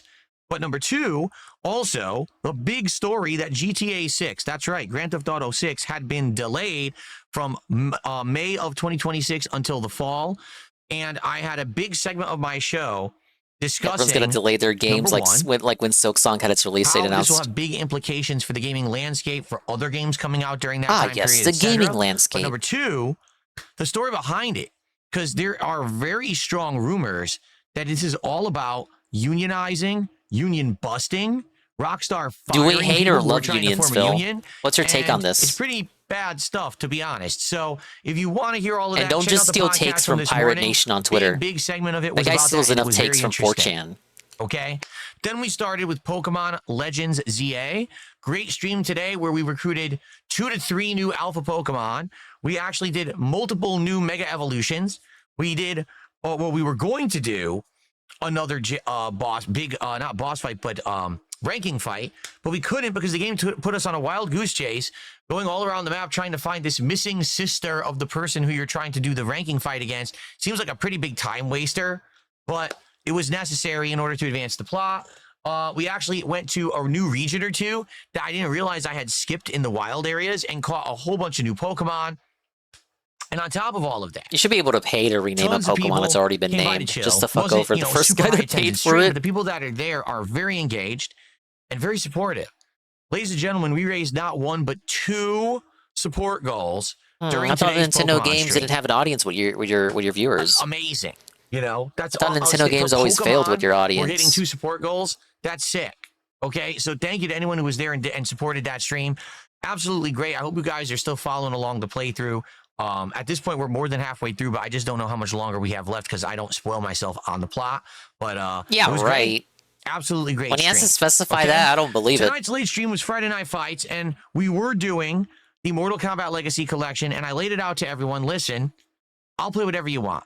Do you want more you play online? Mythology Sub-Zero? How about you play online? Other weird game, Special Forces spinoff? Do you want me to go play some of the handheld games? No, people basically were saying, why don't you try that WaveNet version of Ultimate Mortal Kombat 3? Ultraman? So a couple things. The game. Did I hear Ultraman? Combat 3. Wait, okay. We're already done recapping Pokemon because Pokemon was incredibly positive. We're 3 minutes into the video. The rest of the video, 10 minutes, is just about Mortal Kombat? No way! It's about Kick. It's going to be about Kick. It's going to be about Kick. It's going to be about Kick. The Kick support or lack thereof. See what that's all about. A WaveNet version of Ultimate Mortal Kombat. Ultraman. Combat 3. See what that's all about, all right? So a couple things. The game is slightly tweaked from the standard arcade edition, with a little bit of difference with combos and the abilities of the characters.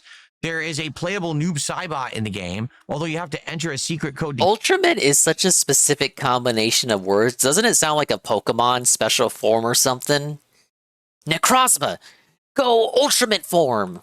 Get him, so I thought he was going to be on the select screen, and he wasn't. So I didn't get to play as him. I wanted to, but I didn't know it was going to be some weird special select thing to get him. But sadly, if you can believe it, this version of the game actually controls even worse than both the arcade edition of Ultimate Mortal Kombat 3 and Mortal Kombat Trilogy. You know why? Because this was a special test version of Ultimate Mortal Kombat 3 that never had a public, like, official release. Maybe that's why it controls like shit. Maybe that's why they never officially released it. This version of the game is the worst. It drops the most inputs. It has the most input delay. It's just atrocious. Fell for an award. It has the same busted AI as Ultimate Mortal Kombat 3 and Mortal Kombat Trilogy. So imagine you're trying to face insurmountable odds and defeat every enemy that's reading your inputs and cheating while half of your moves don't come out. In fact, just listen to this. I started with Sub-Zero, or two different No exaggeration. At one point, I said, I'll try Reptile. So I went to Reptile. I realized, I like Reptile. He's the character. He has a juggle combo. That's a standard, like, dial combo, but then you can do additional hits after the air juggle. He's pretty good in this one. So we got pretty far in the first hour. Near the end of the first hour, we were at the second endurance round, which is the one where you have to kill 3 people at once. Oh my God, is it hard, okay? But I actually got it done. Second hour, I steamrolled Motaro, beat him in 2 runs. Then we got to Shao Kahn. This game is horribly broken. The WaveNet edition of Ultimate Mortal Kombat 3 in this collection is horribly broken. The Shao Kahn boss fight is completely glitched. Number one, completely broken and completely acid ball glitched. Special moves that Reptile does. He goes like this, and a big acid ball floats forward. Don't work in the fight at all. They just don't come out. You'll just punch like this. It will never come out. It's a glitch. They fucked it up. I couldn't believe it. I was like, I've never played a fighting game. Devs fucked it where I up. went to fight a Fuck boss these and half my guys. special moves are disabled. What? I don't even know how to explain it. It's glitched. In addition, the Game game is all of a sudden massively starts to glitched. drop half my inputs. So the combo with Reptile, which is his best combo, it's while you're standing next to an opponent. high Remember when he punch, called high the Cannon punch, Brothers then you PDF put your defenders? That joystick, was go to wild. down, low punch, high punch. So it's literally bump, bump, bump. But then he swept for Mr. Wizard, saying that he didn't say anything because it was a boys' club. Bump. Super easy. DSP That combo knew. would only come out about 50% of the time. I wish that was an exaggeration. It would just start dropping inputs right in the middle of 4 hits. That's how bad this game is. That's how bad this version is. I do not recommend anyone play the WaveNet version of Ultimate Mortal Kombat 3 in this collection. Because everyone knew, apparently. But why was it okay for him to be the whistleblower about the Cannon Brothers being mean to him, but it wasn't? He couldn't be the whistleblower about Mr. Wizard? Walking up to you and says, hey, and then just starts speed bagging your testicle sack. That's what it feels like. I'm like, what is going on? I just got to Shao Kahn. Why can't I get any moves to come out when I'm fighting Shao Kahn? It took me almost the Shao Kahn part was like an hour? Oh, okay. To defeat Shao Kahn.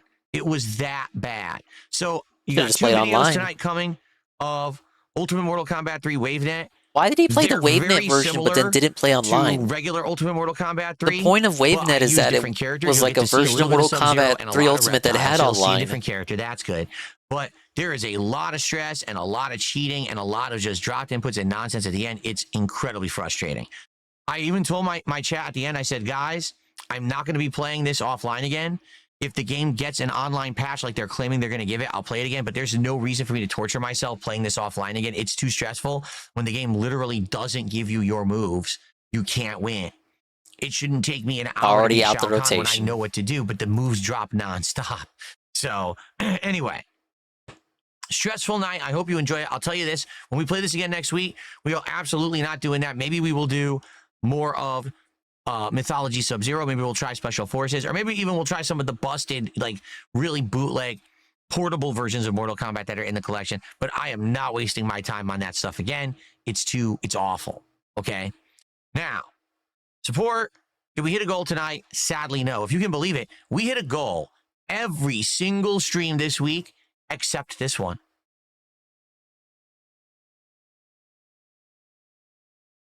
Mortal Kombat And has this hit the goal Cloud every time Stripe we dog played it is so being far. pretty mean I to don't know this why it monkey in didn't the tonight. group. Maybe because it was another attempt to beat Ultimate Mortal Kombat 3. Although it's a different version, it's still the same game. So maybe that's what it was. Maybe people are liking it when it's more original content every time and it wasn't a redo. We still hit over $100. So I'm not going to sit here and complain in any way, shape, or form.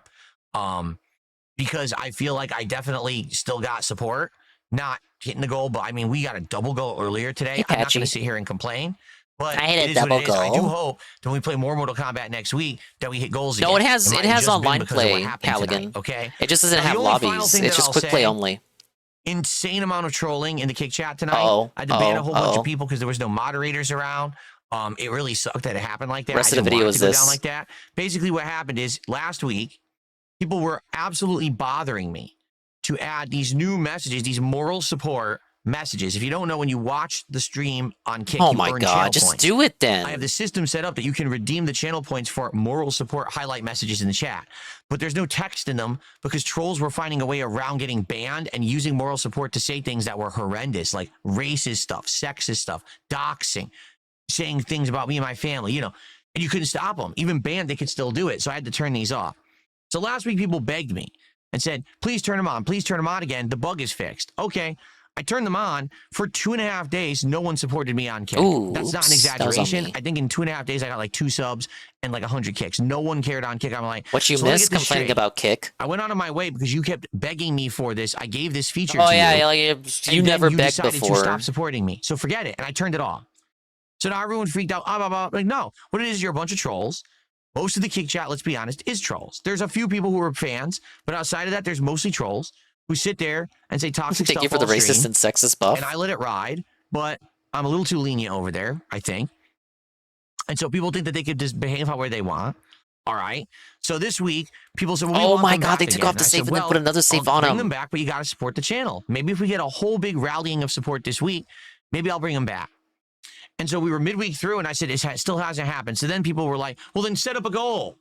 Set up a goal of support. And if we He hit said the that goal, then we'll get ironically. these messages back. Okay? 125 subs in 3 days. Oh, that's too many. Oh, that's too many. I said, set up a goal. I set you up a goal. So as of yesterday, we had, I think, Definitely not the first time he's 16 ranted subs, about something this. like that, and we had 109 to go. But what happened was the goal disappeared because I set it up for the wrong date. So this morning the goal had disappeared. I was like, oh shit, it was supposed to be running beat until the the end of Friday. boss. So I reset the goal and I actually did everyone a solid. I said, I'm going to go down to just Our 75. Patrick thumbs you still down. needed to do 109 subs. I'll go to 75. We'll actually completely shrink the goal. So I did that. No surprise. Earlier today, someone did 25 subs on the first stream. So now it's only 50 to go. And we could have done it tonight. What happens is tonight, people come to the chat. It's all the trolls. And all they're Why don't doing you just give it is to him spamming anyway, the just because of chat that one generous saying, guy? Just fuck it, give it he's to not him. giving us the messages. And you know, again, I'm playing a busted version of Mortal Kombat. And they are literally sitting there trolling, spamming hundreds of messages a second. Now, the funny part is what they don't realize is that I'm making money off of that. I'm in the Kick KCIP program. So all those idiots who sat there spamming all night paid me. Oh, just future So I stepdad? let Okay. it go. But I told them at the end of the night, it's this simple. Since you misbehaved and you're acting like children, don't ever ask me for this stuff ever again. Acting I'm not like going to give it to children. you. So there you go. You know, maybe at some point in the future, there will be a rallying of support from positive people on Kick. And I'll be Carrot like, dangle. hey, okay, maybe I'll do it. I'll give you those messages. But the vast majority of people on there are definitely trolls and losers, you know, leftovers from Kino Casino who never left and or got banned and come back with 400 sock accounts. But why So would they're they gonna be keep on behaving Kick? like that, The and I Kino make money Casino on didn't it, stream so I'm today. not going to really do anything about it. But Hey, right, Drake. I'm certainly just not going to let them derail my stuff. So I'm just not going to care anymore. Every time that someone says, hey, can we get those highlighted messages back? I'm just going to ban the account. Then we don't have to listen to it anymore. I don't have to waste my time on it. Okay? Should have did that So from I'm the sorry start, if I you were in Kick guess. chat and you were like, what is going on? That was a wave of trolls that was definitely set in there to be disruptive. But it's all good. Overall, this week was great. Is it? Is it all You know, good? tons of support, tons of great progress in all the games, beating Silk Song. What a great week. Okay? So here's the deal, everyone. I'm off tomorrow. I wanted you to remember that. I do come back on Sunday. On Sunday, there will be a Level 1 Great. podcast in the morning. And then we're going to have the premiere of The Outer Worlds 2. I'm very excited for this. I hope that it ends up being good and people like it and I like it and we want to do a playthrough of it. If not, there's no risk because guess what? It's on Game Pass. So if it Yeah, sucks, just like it sucks. We don't play just it like again. Ninja Gaiden 4. Let's see how it goes on Sunday and go from there. And then Sunday night will Let's be put the on the return of pilot's hat. Tormented Souls 2, continuing on with classic survival horror. This week will be a mix between Pokemon, more Mortal Kombat collection. What about Zelda? More Tormented Souls 2. Where's Outer the Worlds 2, Zelda at? American Truck Sim. And then later in the week, Call of Duty Black Ops 7 premieres. Thank you all. Have a great, safe Saturday. I'll see you all on Sunday. Good night and peace out. All right, pretty good for a daily wrap. Pretty bog standard up until the point where he starts ranting about Kick. But hey, check out my pilot's hat. Oh, my name tag's kind of covering it up. I now have the pilot's hat. What? Let me put on my flunky backpack. Look, there it is. I got a flunky backpack. Let's put on the transgender scarf. No, well, I don't think I will. Yeah, let's keep it to the Italian scarf, the authentic Italian scarf. And we'll put on...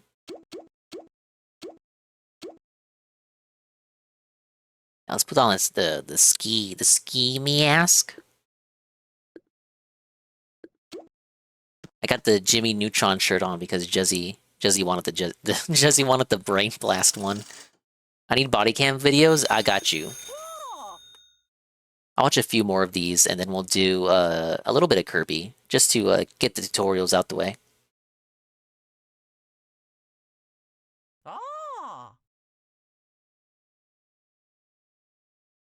Alright, you guys are gonna love this one. We saw videos from this character in the past, and she's back at it again. Woman calls cops on boyfriend to scare him, gets arrested instead. What?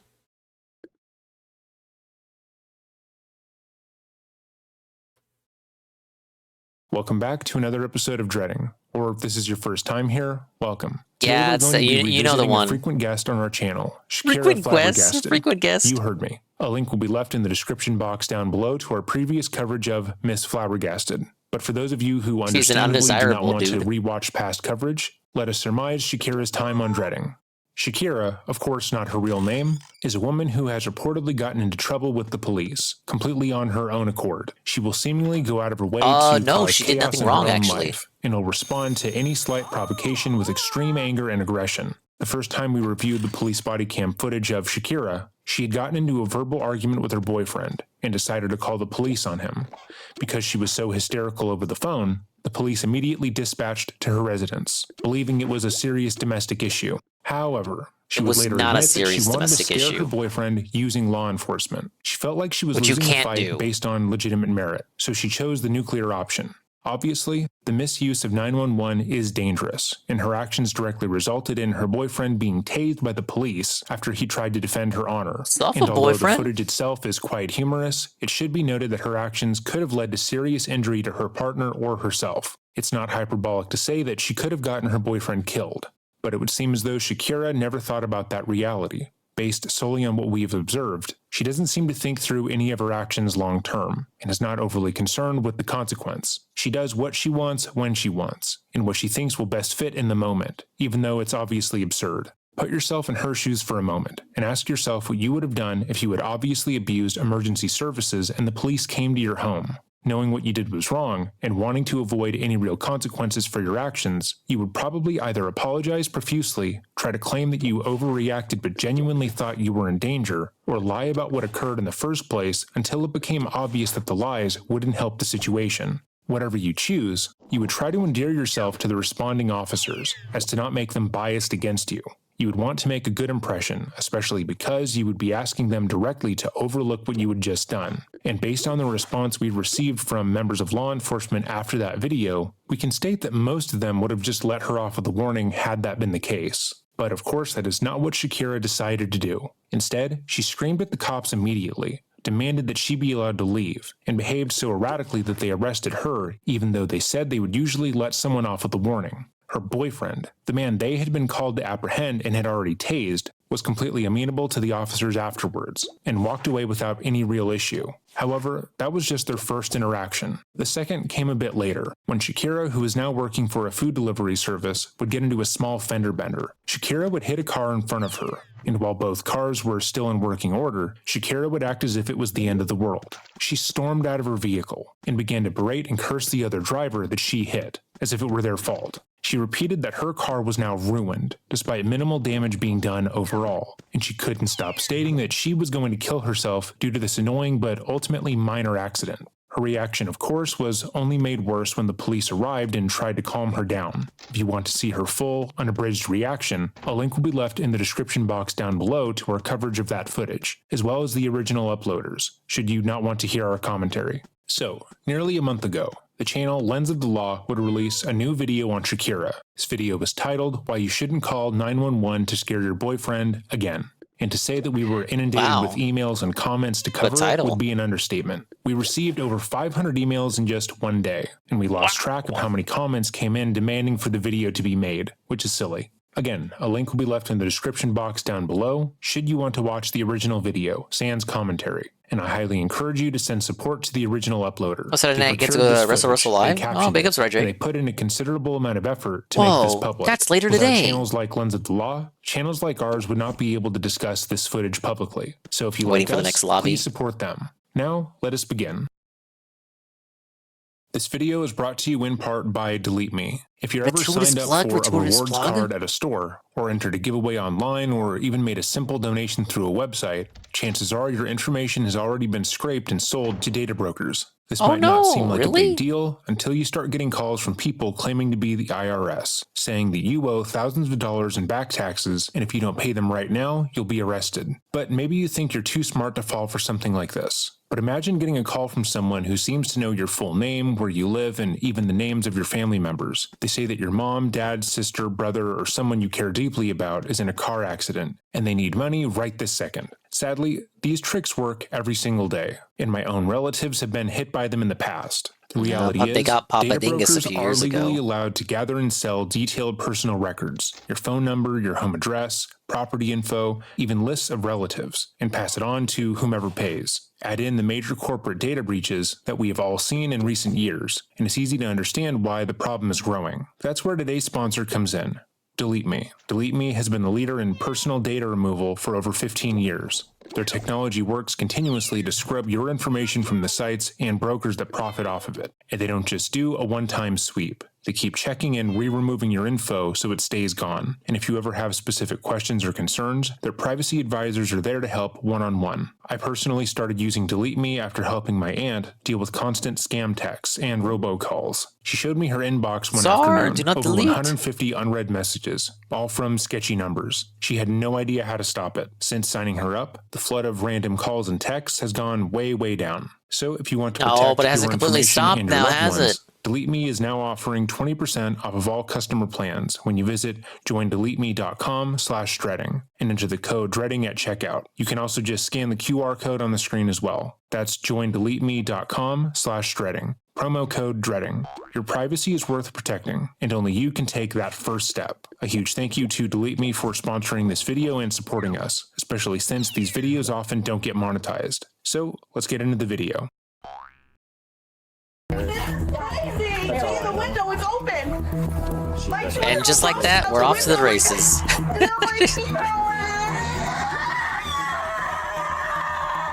So this clearly isn't the beginning of the footage, but it's an interesting point nonetheless. Shakira is loudly complaining about her child throwing their own toys out of the window, which is a minor inconvenience. It's also an easily solvable problem, as she could just close the window, get a window screen, or tell the child to stop doing it.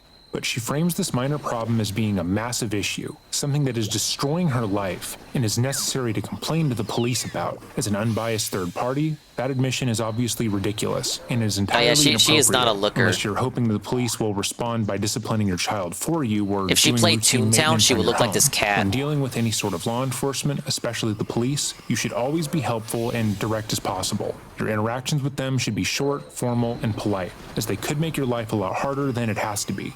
And of course, Shakira should know this, as videos of her interactions with the police have garnered millions of views, and yet she yelps, screeches, and behaves erratically. She then draws attention to the fact that now her feet are wet, which is maybe the worst thing to have happened since the Cuban Missile Crisis. She frames every negative or neutral thing in her life as being the worst thing to ever have happened. Every inconvenience, every annoyance is something that needs to be remedied as quickly as possible by everyone else. It's obvious that she feels little to no personal responsibility, even over something like her feet being wet, which would make her a very hard person to be around, maybe. Chances are high that you've probably been around somebody like Shakira, although maybe not as obviously outrageous. Someone who makes every issue in their life everyone's communal problem, and rarely if ever makes a hard situation easier. Psychologists actually have a name for this tendency to inflate small problems into cataclysms: catastrophizing. A word here that refers to a cognitive distortion that convinces people that spilled milk isn't just spilled milk. It's proof that the universe itself is conspiring against them, and in turn trying to fuck them in the ass at astronomical proportions. And goddamn is it astronomical. Catastrophizing amplifies stress, and Call when me performed __ loudly astronomical? enough, obligates others to respond. Think of a toddler throwing a tantrum, turning the fact that they aren't being given exactly what they want when they want it into a problem for everyone else. This is just the grown-up version of that. Layered onto that is what's called external locus of control. So instead of thinking, I can close the window so my child stops throwing toys outside, Shakira insists, how could my child do this to me? That motherfucker. Someone needs to come fix this. People with an external locus view themselves as being at the mercy of outside forces. At a deeper level, this behavior can become an identity. Always the victim, always under siege, always one inconvenience away from total collapse. Some psychologists might say this aligns with histrionic tendencies, a phrase which here means a personal style built around exaggerated emotions, dramatic storytelling, and an insatiable hunger for attention. In that world, being calm, competent, and quietly resilient doesn't generate applause. But when you're able to frame absolutely everything that happens to you as a world-ending tragedy, now that gets attention. That's sexy. That DSP says also does that. summertime. But we're just 11 seconds into the video, so I'm gonna shut up. Oh, please. Okay, Posky over here. Oh my god. I did too. I did too. I came downstairs and set the call the car. Oh wait, what did I do? Wait, what did I do? Wait, why? Wait, why? Wait, but why? What? Please. Oh my god, are you serious? On January 17th, 2025, what is this officers responded intro? to reports of a disturbance between a female and her boyfriend at a residence in Wisconsin Rapids. Upon arrival, Where's the female, duck Kayla, at? was found outside, uncooperative and belligerent, denying any physical altercation and insisting that no law enforcement was needed. What began as a verbal dispute quickly escalated. I made a mistake of calling the police. And I should not have. So now I know. The thing is, so like I said earlier, and like they said in the video, this is not the first video we've seen covering this bitch. The first time we covered her, she got in trouble for the exact same thing she's doing now. So she didn't learn her lesson from the first time. She got in trouble for this. She called the cops to scare her boyfriend the first time. Now she's doing it again. She already knows that it's illegal to do this. She did it anyway.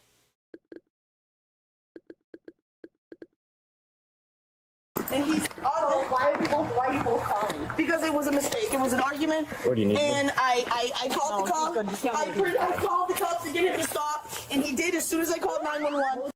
So how Okay, but they're Shakira still is here. responding here shows a bit of improvement from the last time she did this very same thing. She greeted the police. She's not... Even if she's telling the truth and they know, the cops are familiar with her. They're very familiar with her. But even if they know it's fucking bullshit, like the call's been made, they have an obligation to now investigate what is going on, just for the sake of it, even if they know deep down that nothing's going on and she's just wasting their time. She's wasting police resources. Screaming. She isn't shaking in rage that they won't leave her alone. So if we're grading her solely against herself and not against the average adult in the same situation, she's doing pretty well. But, and it's a big but, there's the obvious fact that she's now admitted to committing a crime. The same crime she had been previously arrested for. Making any plea of ignorance to the fact is impossible to believe. If you're in a dispute with your partner and you believe that you're in physical danger, it makes sense to call the police. You're being put in a situation or a position where you genuinely believe that you could be physically injured. So you call the police to help remove you safely from the situation. However, based entirely on what she just said, she called the police in order for him to, quote, stop, unquote. She wasn't in any physical danger. He hadn't touched her or levied any threats against her, based on her own testimony. She just wanted him to stop disagreeing with her because she didn't like how the argument made her feel. Unfortunately, when it comes to people who are unable to regulate their emotions like Shakira, this is fairly common. Think back to the last time you were in a conflict with a friend or a family member. It's not a serious fight, but you two stand on opposite sides of a situation, and you're trying to get the other person to see where you're coming from. Then, midway through that argument, you realize their perspective makes a lot of sense, and that maybe you did overreact, or handle the situation in an immature fashion. Then you realize that you were wrong in the situation, That could lead to being uncomfortable. You feel gross about how you acted and ashamed of what you've done, and you want to alleviate yourself of all those bad feelings as quickly as possible. As you get older, you quickly learn that apologizing and acknowledging your faults isn't that big of a deal. But for the emotionally putting up with this and the immature, woman isn't it can even feel hot. earth-shattering You just know the saying you boyfriend's were a wrong. feeder. But for someone who struggles with emotional regulation, stop disagreeing with me feels like a perfectly reasonable emergency. It's not that she's physically unsafe. It's that she feels No, Kat is not like this. Kat would not break down and cry. She's downstairs crying, but she's certainly not crying this much. emotionally unsafe. And when you live inside that mindset, emotional discomfort carries the same weight as an actual threat. It's like the brain is confusing "I don't like this feeling" with "I'm in mortal danger." I don't so like I pull this out my katana. chaos. No, I'm just kidding. See you, so Toon. instead they lash out. And that's what seems to have happened here. Shakira was in a fight with her boyfriend. She began to lose control of the argument and felt emotionally uncomfortable. And to reassert dominance and get him to stop arguing with her, she called the police. Anything to get out of that awful, poopy, nasty feeling of feeling wrong and uncomfortable. Even if that means wasting tax dollars and dragging authority figures into the middle of a domestic squabble that could have been solved with an apology, so be it. Whatever I'm saying, that's what it takes. Whatever it takes, that's what I'm saying. What are you doing? You were just yelling at each other. That's it. Okay. And I want to get your lip. What? What's on your lip? My lips are really chapped. Pausing to note that the officer in this situation is absolutely looking out for Shakira at this moment. It's incredibly common for victims of abuse, men and women alike, to downplay what happened, or even Woman defend cop the very W. person who hurt them. Sometimes Very they rare. blame themselves. Sometimes they're afraid of retaliation, and sometimes they just don't want to see someone they love face legal trouble. So an officer has to do more than listen to words. They have to independently observe the situation and verify that the person is safe. In this case, Shakira hasn't been assaulted. Her chapped lips were paying the price of neglect and bad hydration, but the instinct from the officer was spot on. She was making sure Shakira wasn't in any real danger, even if Shakira herself wasn't saying so. That kind of vigilance often goes unnoticed. But here, it's a subtle reminder of how sharp police work can be when it's done right. We've seen examples of when the police overlook obvious signs of distress, like in the cases of Gabby Petito and Brian Laundrie. But here, the officer takes time to note small injuries on Shakira in order to make sure she's actually safe. Oh, okay. You just look like they're. No, I'm not showing you guys anything. I'm obviously not physically hurt. I'm not. Okay, is there any weapons on you? No. I'm gonna down for weapons. I have a phone. Okay, I just want to pat you. I don't have any damn weapons.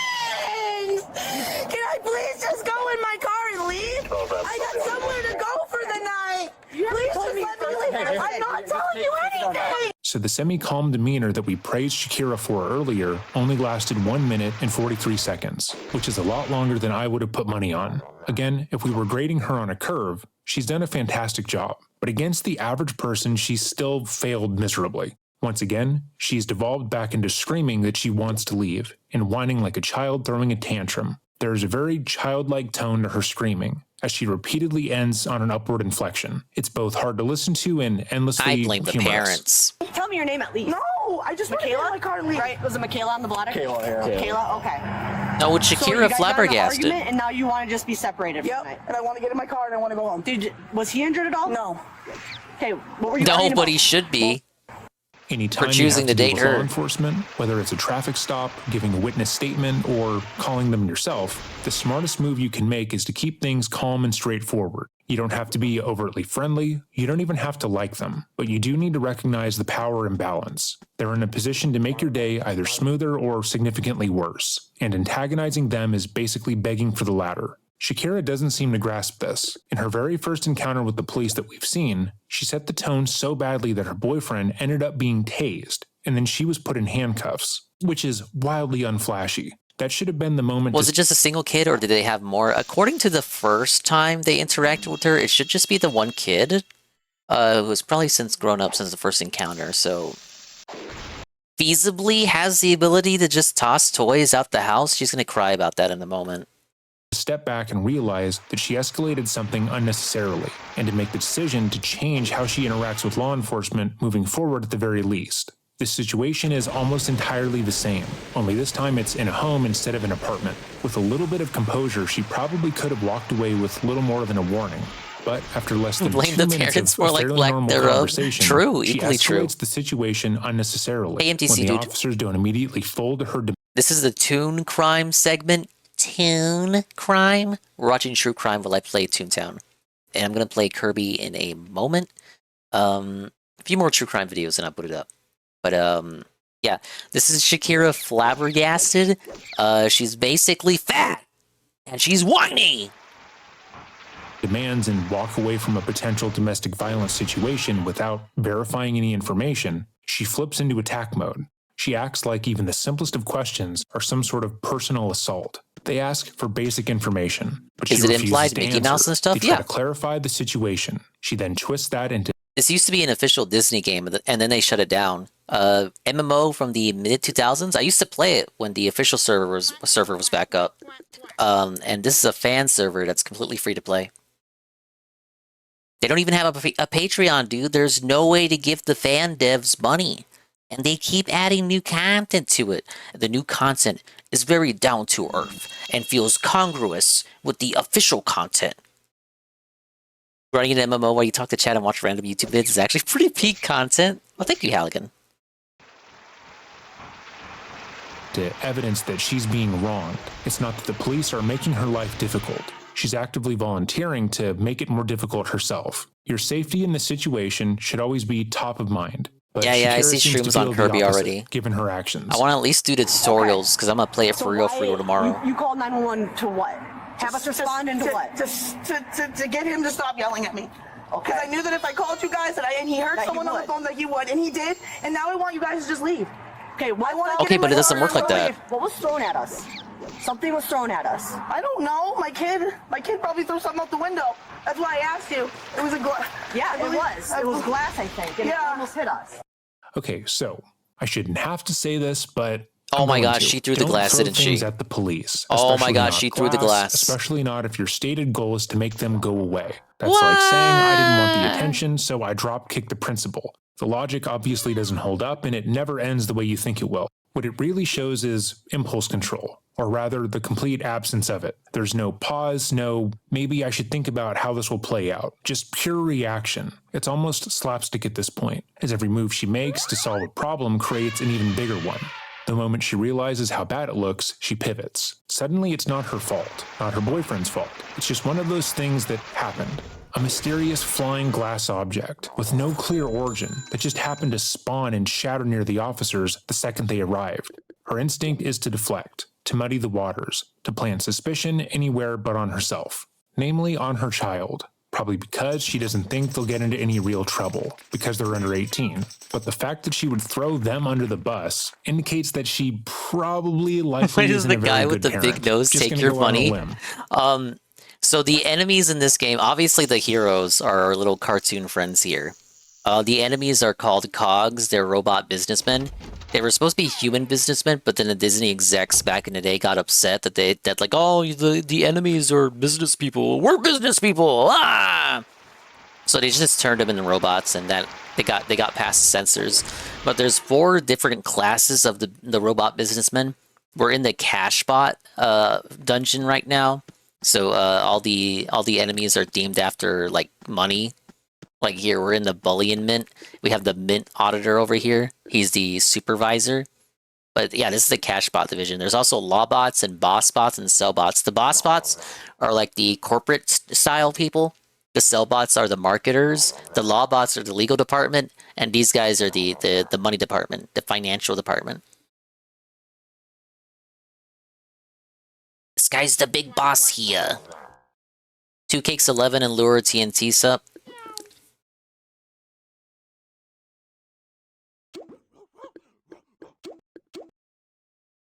Alright, he's got goggles.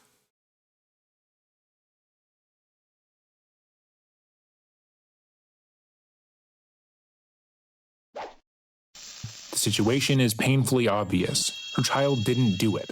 Children don't normally hurl glassware at armed officers of the law. That leaves exactly 2 adults in the room. One of them is on edge, convinced that the police are aggressors, treating their mere presence as an attack in and of itself. The odds aren't exactly a mystery here. What her boyfriend thinks at this very moment, we can only imagine. Maybe he's just as reckless. Maybe he's horrified. We don't know.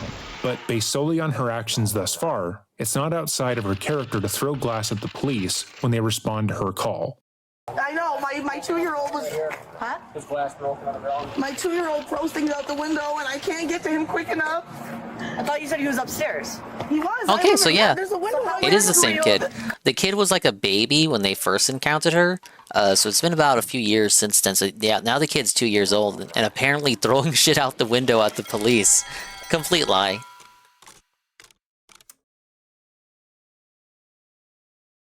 Come down the stairs and do that. No, he was in the window. It flung out the window, ma'am. That's what I'm saying. He This just. is why you don't talk to cops. The problem is she called them with the intent of scaring the boyfriend, and she's done this before. They've talked to her 3 times already.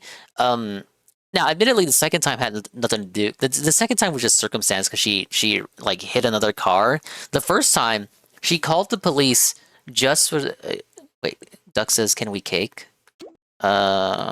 Yes, we can. Is that too much cake? No, piano is perf. Are you talking to me or the cat? There you go. I'm sorry. She said, yeah, okay, first time they got after her, she called the cops to scare the boyfriend. That's legal, you can't do that, so she got in trouble. Second time, she hit another guy's car while driving for Uber or DoorDash or whatever. She lost her job at Uber/DoorDash, because she was late for delivery as a result of calling the police and then spurging out again. And then this third time is the same as the first time. Tried to call the police to scare the boyfriend, and now she can't get them to leave because she committed a crime. He was in the window. It flung out the window, ma'am. That's what I'm saying. He took. Right here.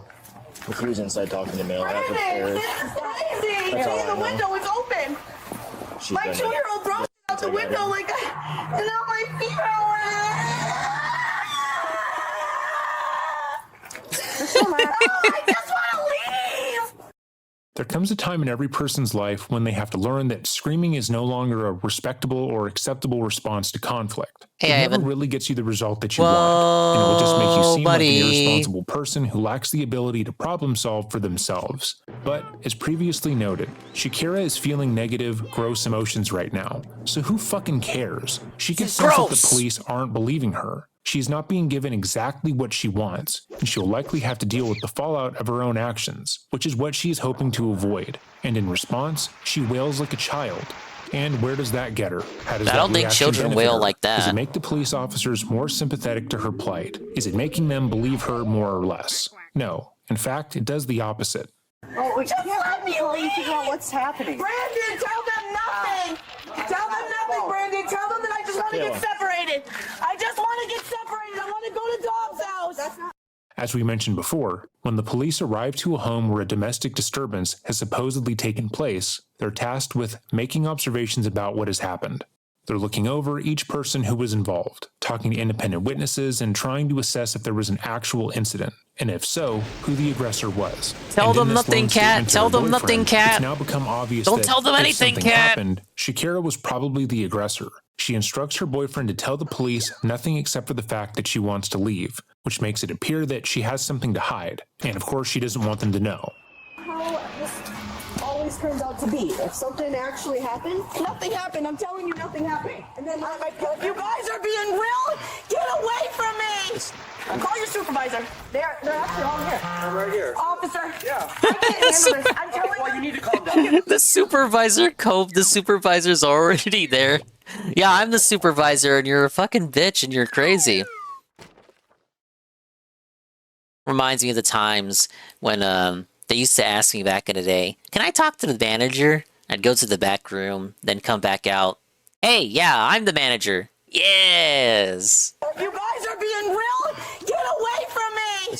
Call your supervisor. They're actually all here. I'm right here. Officer. Yeah. I can't handle They're this. actually already here. You need to calm down. Okay, but I want You need to calm down, lady. You're crazy. You're nuts. You're cuckoo, cuckoo. Okay, no, we gotta figure out what's going There's on. nothing going on. There's broken stuff on top of the roof. Yes, my two. Did you not just hear me? Your 2-year-old threw out the smoking device for paraphernalia? I don't know.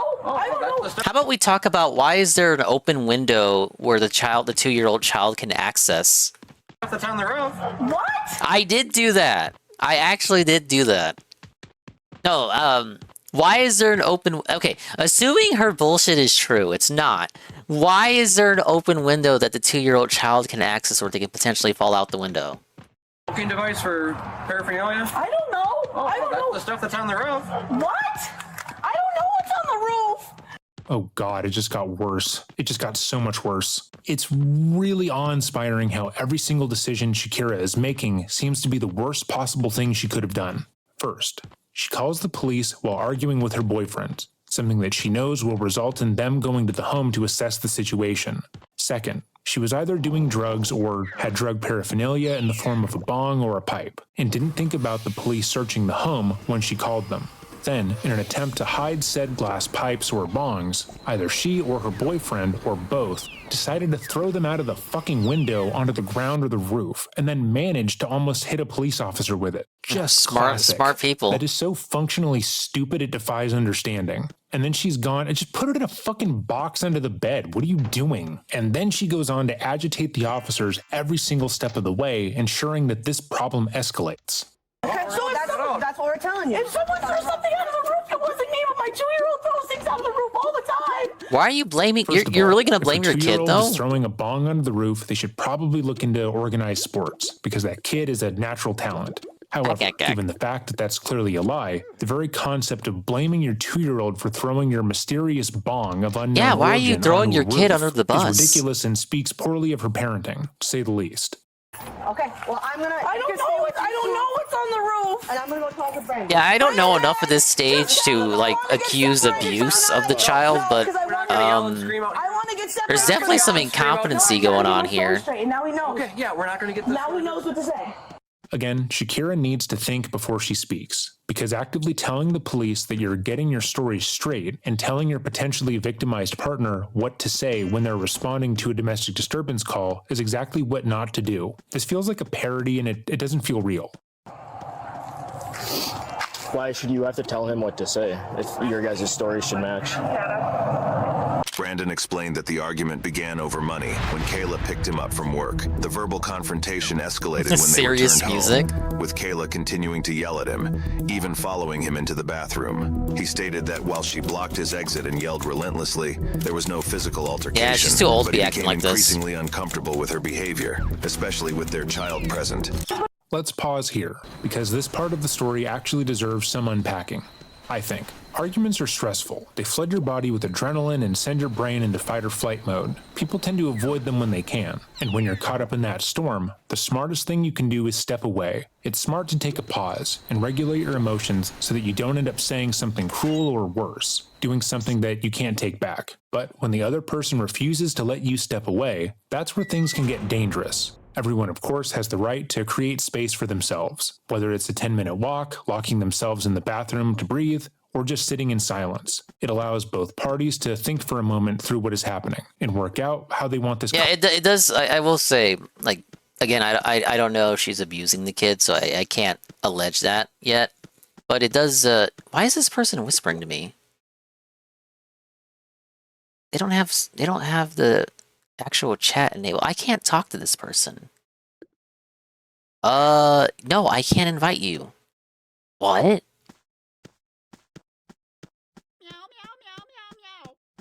Yeah, Dylan has 2 minutes to get in here.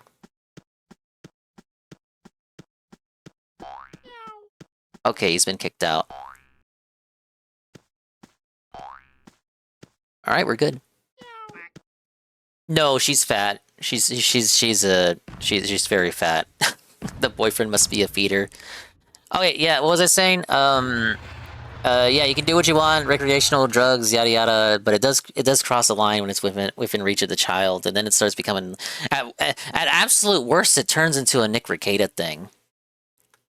Conflict to end, but Shakira doesn't allow her boyfriend to do that. Did I choose the By drag queen badgering, walk? blocking, That's just and the default chasing walk someone when you're in a down suit. Who's trying to leave the situation? She's helping where am I? Wait, what the fuck is she doing? What is she fucking doing? What am I doing? She's keeping the fight alive and escalating it to the point where he would need some kind of intervention. This is where the real danger lies. Arguments aren't inherently catastrophic, but when one person refuses to respect boundaries, they create the perfect conditions for things to spiral. Shakira's behavior is childish, except unlike a child, she's an adult with real stakes, and she has the capacity to actually hurt the people around her. I'm trying to go home. Or leave. I'm trying to leave. Yes, but I'm gonna come back in an hour. It's such a simple sentence, but that's definitely in the running for the dumbest thing she's ever said. Okay, what happens in that? Really? Because she said a lot. No, he's a liar. Woman, he's a liar. He's a liar. He's a liar. All right, Kayla. So the neighbors heard the disturbance, and Brandon came and told the neighbors to call. I did too. I Oh did too. man, she is so big. I came downstairs and set the call. Oh, wait, what did I do? Wait, what did I do? I've been watching this footage for over 6 Guess minutes who's now, going to and I'm jail keeping a tally tonight? for all the reasons Shakira could have been arrested. There's the blatant misuse of law enforcement, as she admitted to calling the police to end an argument. There's a potential battery and assault charge for throwing glass at the officers. Then there's the drug paraphernalia that was thrown onto the roof and more. From their conversation alone, she could have been arrested for over a dozen things, which she readily admitted to. But in Shakira's mind, because everything she has said and done has been justified, she's innocent. She's done nothing wrong, and she's being unfairly penalized. Yeah. Wait, but why? No, please. Stop. Oh my God, are you serious? Please, no, wait, why disorderly? I didn't do anything. You've been disorderly since. No. Well, first of all, you called the police when there was no emergency. That's a lie, Fran, that's a lie. Oh my God. Oh no. Oh my lord, oh my lord, oh my lord, oh my lord, oh my god, oh my god, oh my fucking god, oh my fucking god. Oh my god, oh my fucking god, oh my god. Brandon, help! Brandon, someone save me! Hey! I'm gonna do it right here. But wait. I'm gonna take out. I have to go to work. I have to go to work. I have to go to work. I'm gonna get fucked. Guys, please.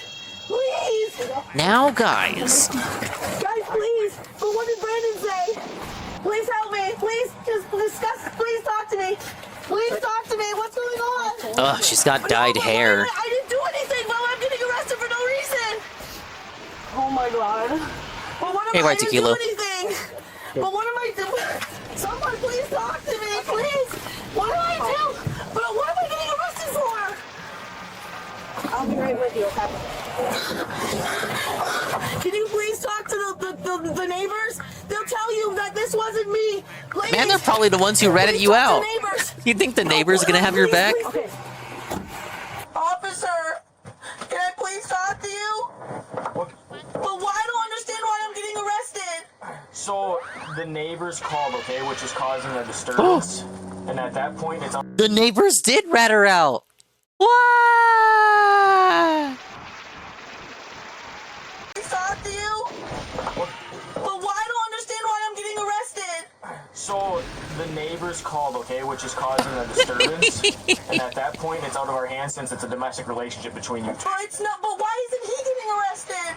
There's something absurdly childish about how Shakira sees the world. It's the And we've established that a patriarchy, couple of bitch. times already. What Now do you she's think about arguing that? It's patently unfair that she's the only one getting arrested, even though she's confirmed that there is a child present in the home. Even if she feels like her arrest is unjustified and unfair, she is now arguing that her 2-year-old should be taken out of the home and placed into the care of Child Protective Services, because she wants her boyfriend arrested as well. That's beyond selfish. They are still. I can't tell you what they're doing right now. I'm with you solely right now. I don't know what. Are they arresting? But if Brandon tells, but if Brandon says there's nothing wrong, is there a chance I won't get arrested? No, you're still going to jail. But can you talk to the neighbor?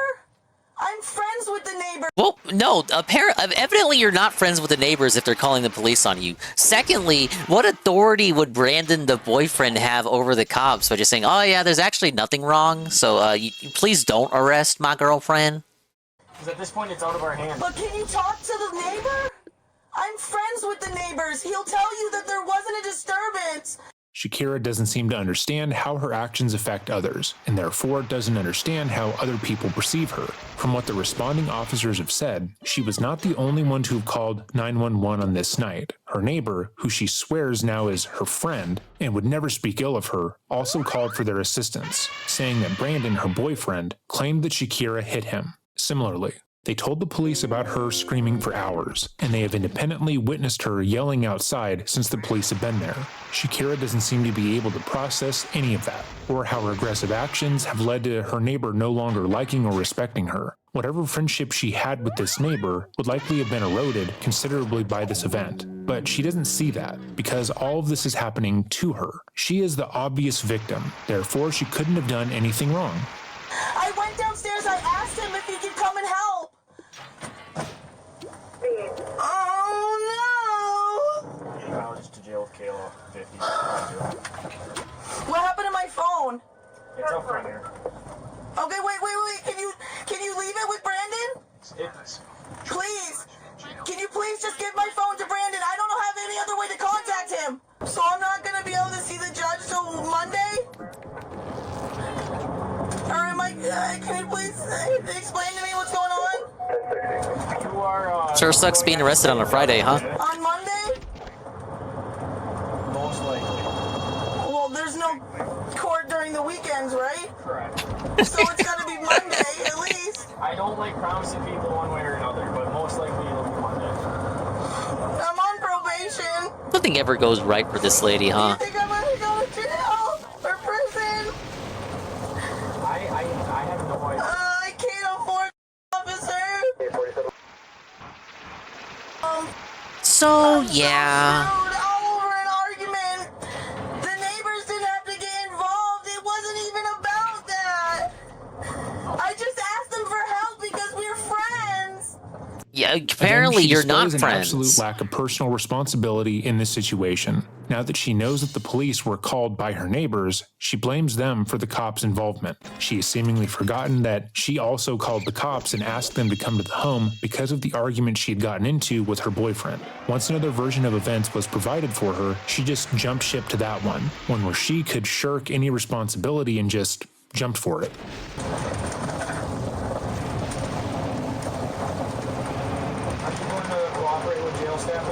No. Why?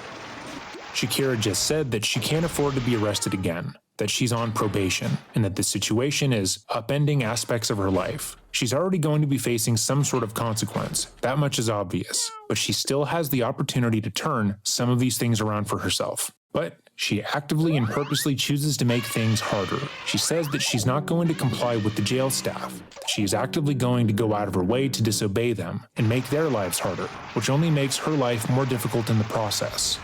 Once we get there, are you going to... But why? Or what? What if I don't? They're gonna put me in solitary? 361, correct? I wouldn't want you to get any more, like, resisting charges. I'm not getting a resisting if I just don't talk. No, that's not what I mean. Are you going to physically fight with... No, no, I'm gonna go to prison anyway for the next 90 days because of this. I'm royally screwed. I'm gonna go to jail. I'm gonna lose my apartment.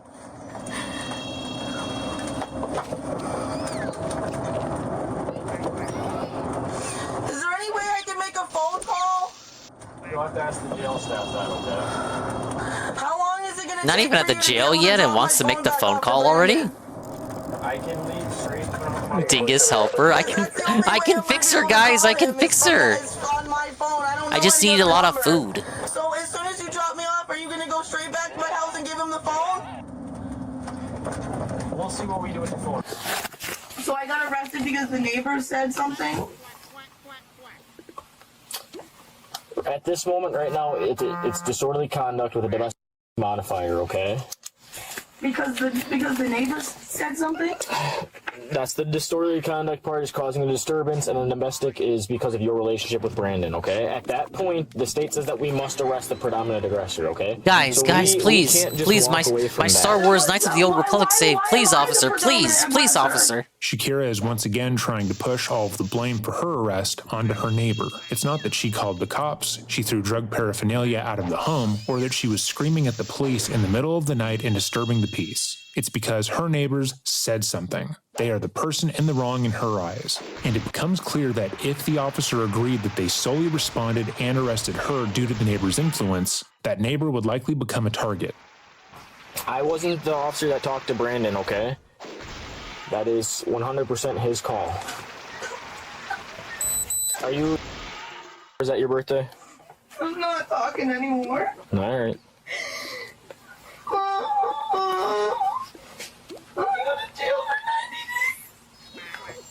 I'm gonna go to jail for 90 days.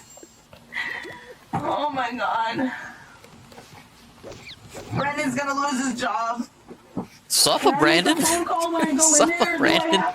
Brandon lost his job when he lost to Trump last year. If they'll let you use Or, well, when Kamala lost to Trump last year. Okay. That is not that Brandon. I have to spit. Like, I'm gonna end up having to spit here, and I don't want to. You'll go to court, and the judge will determine what is going to happen, what your bond amount will be. Okay, at that point. My what? Your bond amount. She ain't gonna have a bond with Brandon going forward, I can tell you that much. That would be determined at a later date, like a preliminary hearing. No, I don't want it. Like, my fucking judge. Like, could they let me go on Monday morning? There's a possibility you could get a SIG bond. I can't promise you one way or another. How do I talk to my... It's so frustrating when they just ask one particular officer how everything is gonna go, and that officer is like he's just a regular Joe Schmo officer that doesn't know any. Like this is all being processed in real time. You can see that officer she's talking to is not actively communicating with the other officers, so he only knows as much as he possibly he doesn't know what he's gonna do before he decides. Like they haven't had that conversation yet, and she's already begging him to know how everything is gonna be processed. Like, bitch, can I at least talk to the people first, and then I'll tell you how this is gonna play out? Probation officer because it's the weekend. I'm sure they'll find out. Am I not playing the Kirby Air Ride demo? I will. I wanted to finish this video first. Did you unbuckle yourself? Yes, it's very easy. And I was grinding suits. Come on. Just bring me inside. Pausing to state that saying I'm not trying to be rude doesn't absolve Hey, what's you up, from Starman? being Welcome in. rude. If anything, it might make it worse because you understand that I you owe are streams being of this rude, for and charity, you're drawing attention so to how annoying there's you're that. being, and you're now expecting everyone to overlook that fact for some reason.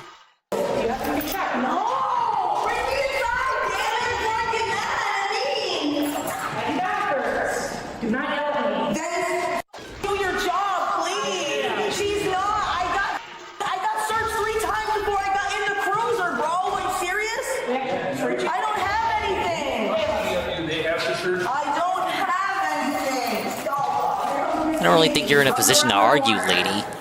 If you're trying to maintain that you've done nothing wrong, calling another officer Miss Piggy and trying to make a comment about their weight is not going to help the argument. It's also It was going to a bit justify hypocritical other there, people lady. making obvious and disparaging comments about your own appearance, which is objectively bad. Sorry, wait.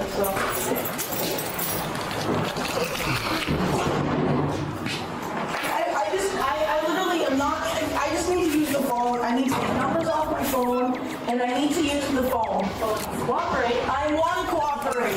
Kayla, just Kayla. I just need to use the phone. I need to. Quick KO? I'm just loud. Nah, he's orange.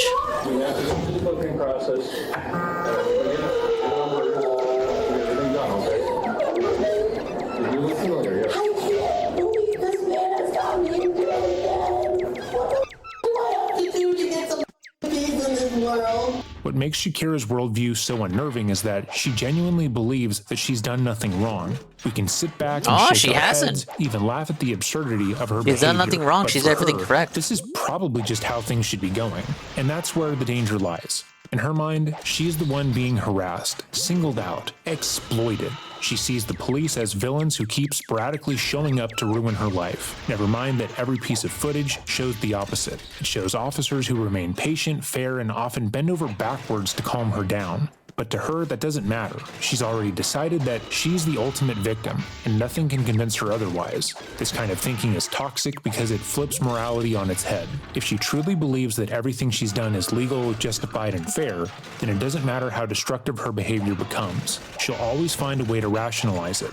And when someone can't see themselves as the aggressor, even while actively being the aggressor, that's when abuse becomes frighteningly easy to excuse. Alright, he's done.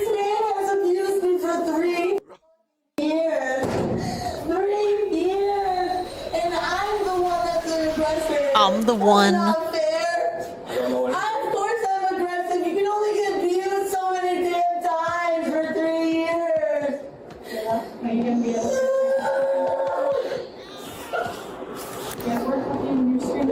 I just want to call him. Oh, 50 tune-up is good. I want to talk to you. I just want to call him. Hey, there it is.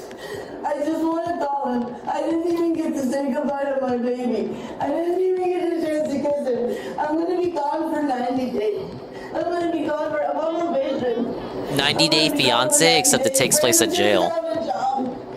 He's not going to be able to go in Monday. I have 90 days holding over my head for this probation, and I don't know what to do. After Kayla was arrested, she continued to display disruptive behavior. Despite her attempts to leave the scene, she was taken into custody and was transported to the local county jail. Hey, Here, Jesse. Kayla faced one misdemeanor charge of disorderly conduct. The charge was dismissed, but it was read into the record. Additionally, the charge was noted as a repeater offense due to her prior convictions. No further penalties were imposed, and the case was resolved without additional charges or fines. And that is where the video ends. Shakira is someone who at times can be humorous to observe, but the sad reality is that she truly poses a threat to almost everybody she comes into contact with, especially her children.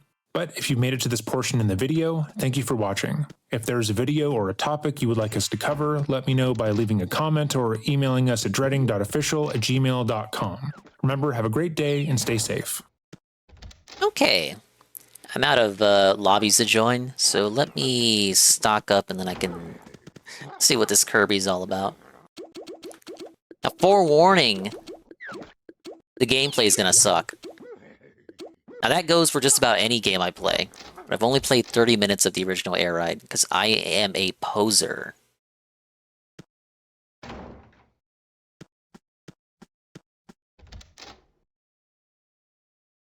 Alright, let me save the window here, get that out of the way. Get the extra life back on screen.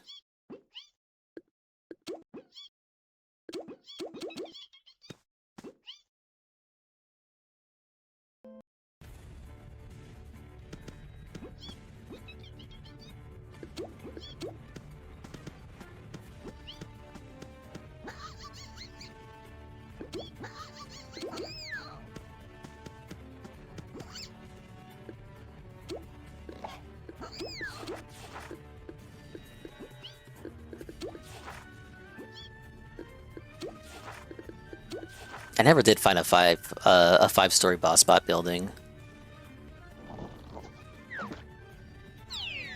Alright, we're gonna switch it over to the Switch 2. I should have everything set up. Yeah.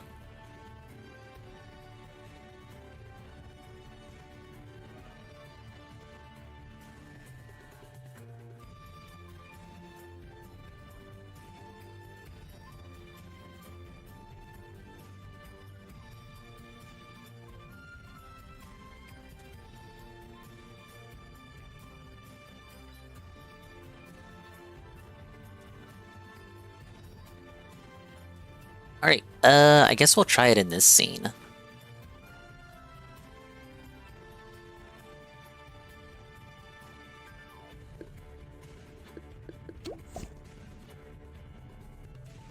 Whoa, look, everything's set up. Oh wait, but we don't have the extra life. Give me 1 second. It means I gotta swap it back over here. I just gotta grab the scene that was over here. I thought I had set that up already.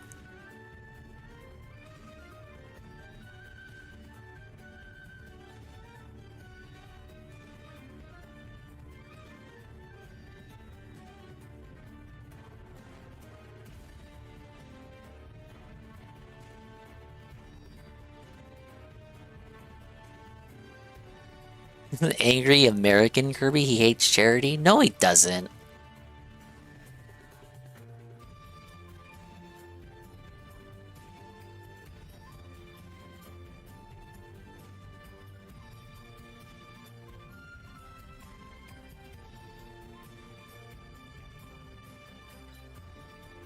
Okay, there we go. That's more like it.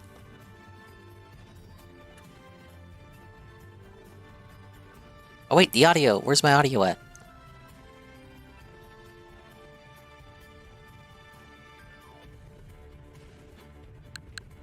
There we go.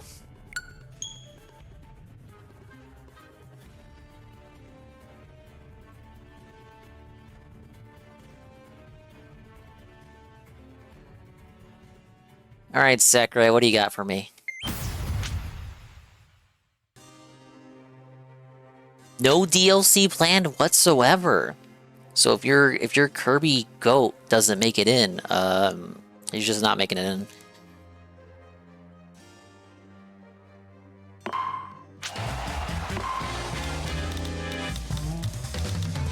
Wow, friends? I have none. That's a lie, I do. Oh, did Shroom stop playing? I don't see Shroom here. Where's Shroom at? Shroom gave up? He rage quit. More configurations will be available in the full game.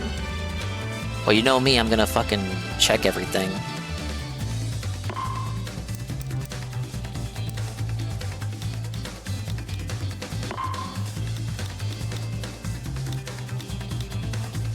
Oh, you can actually play with friends. Okay. Is that even set up for right now? Oh, okay, yeah, Shroom went back to Zelda. That's fine. We'll get the full gameplay tomorrow with him and Seru. Are the lobbies actually available? Oh, they are. Okay. Yeah, for sure. We can play with them tomorrow. Get the collab of the century going on. Alright, I don't know what I'm doing. You downloaded this also? Yeah, the races are more than 4 people. So for sure, Shroom and Seru are joining in. Anne got a Switch too. Anne can join in. Ivan, you're welcome to join as well. Machines will move forward automatically, tilt the left stick, yada yada.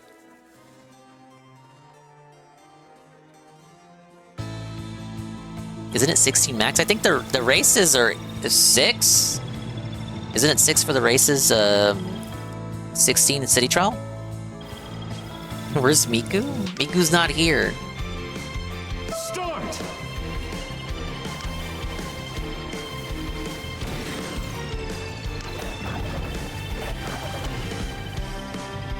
Turn to the right by tilting on the first curve.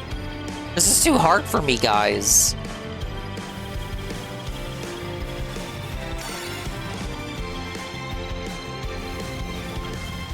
I do like the announcer, though. They got a good voice for him. Start!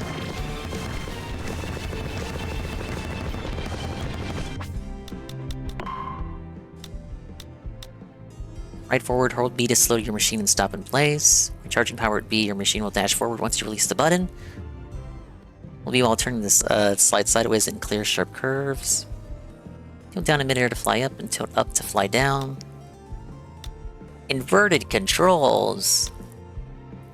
Speed up by making a clean landing on solid ground. Be near the enemy that you'll inhale to spit back out. Wiggle left and right to attack with a spinning motion. Ah, yes, this is where we went from a 1-button game to a 2-button game.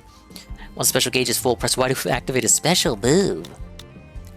Move on rails automatically, switch to adjacent rails by tilting. Reach the goal before the rival. We're not gonna do this right.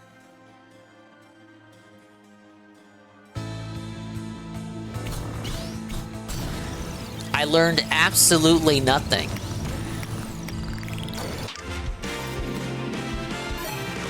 3, 2, 1, start! No, we're fucking up. Waddle Dee, help me. Broom Hatter, Cappy.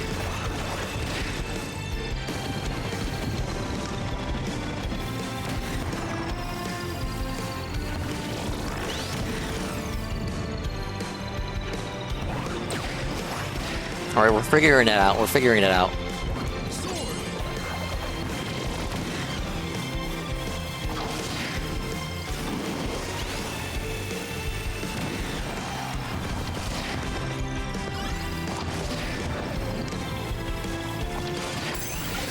I gotta get used to the whole auto attack thing.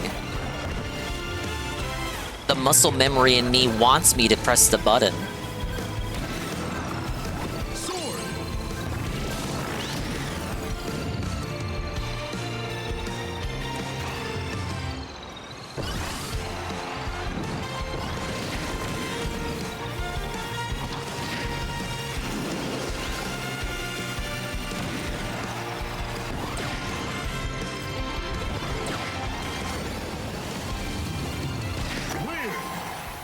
Alright, that dude was on like easy baby CPU, I'm guessing.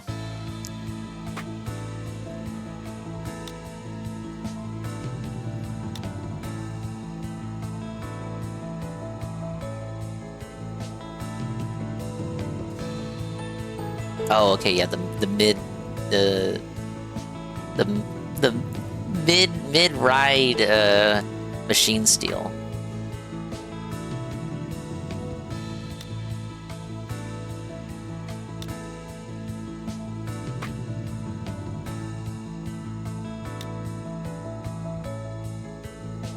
Oh, this is just a slip slide.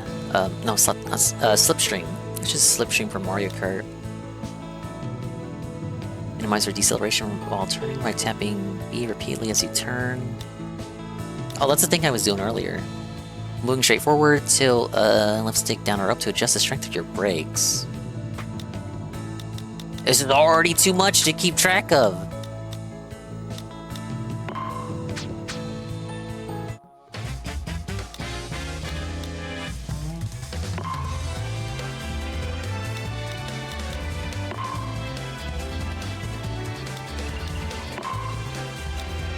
Alright, here's what we got. DDD, Meta Knight, Bandana Waddle Dee, Rick, Knuckle Joe, Chef Kawasaki, Waddle Doo, Gooey, my fucking hero, Cappy, Scarpy, Starman, Susie, and Magalore. Oh, we got some alt colors? I didn't even notice. Oh no, Cappy doesn't have a costume. It's so over. Can't boost charge makes up for it with higher performance in other categories. Attacks cause major damage even on a single hit. Soars on a sleek and shadowy wings while airborne. Slow when ground bound, but soars gracefully whenever it takes flight. It's like you're all around here. Bounce forward on boost charges, has an extra tough frame that's hard to damage. Impressive speed but proves stubborn and slow when it comes to steering. Accelerates greatly when lifting off the ground, launched skyward, and takes off like a bullet. Shroom! The emblems guide me. Big up, Shroom. We were just talking about you. Thank you for the massive raid with the party of 31. Let's get some positivity for the big old fat Shroom raid. Complete with the fat roll. Shroom still doing shoutouts raid? Is he? I don't know what that means. Whatever. Play a clip. play a clip, idiot. I don't know what we're really doing here. Can I move the camera slightly down? I could. It's usually no matter where I put it, it's gonna block stuff. I'll put it slightly down. No, quit moving it. I walked right into that, huh? Yes. Time? Wheelie scooter. Now it's time? Someone disconnected? It did, right? Someone just... Oh, you're saying thank you. I forgot you set up the raid. That's happened to me before. Thank you for the raid, Shroom. I'm just doing a little races here to get you know, get my lick of the action. I've only played 30 minutes of the original Air Ride. I'm a total Kirby poser, just like Seru.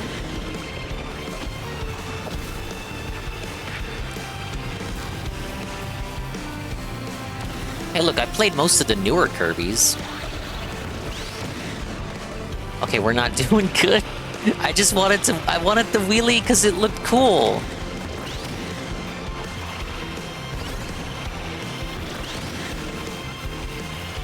The handling on this one compared to that first machine, the Warp Star. Look, I'll get used to it, alright?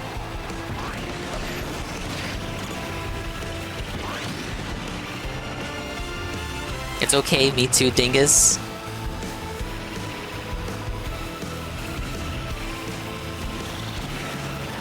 Yeah, look, I've said it before. This was not a Nintendo household growing up.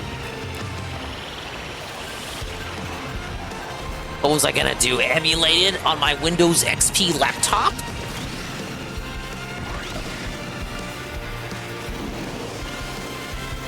You did a little bit too?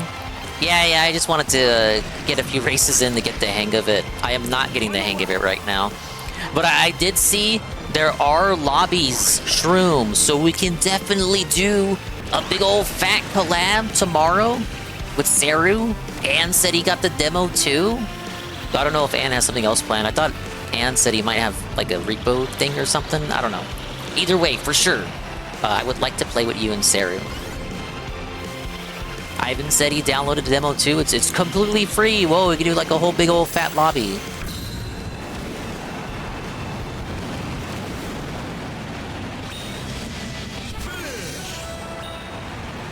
Was that like second? I didn't deserve that. And won't have any plans, I'll make sure of it. That was a sloppy second. I did not earn that.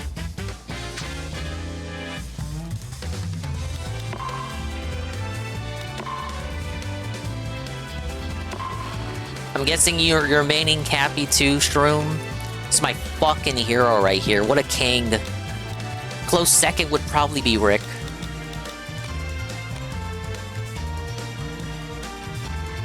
Cappy. Just a shame he doesn't have any costumes.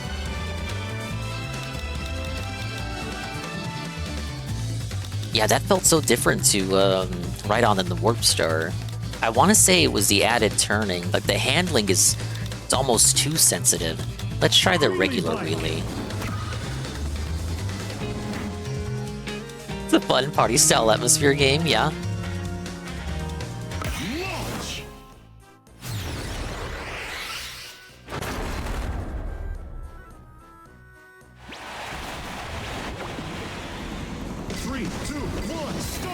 Using Cappy, but it might be too on the nose. Nah, play who you want. Fuck it. If someone says it's basic, who cares? I like him because he's a Haniwa.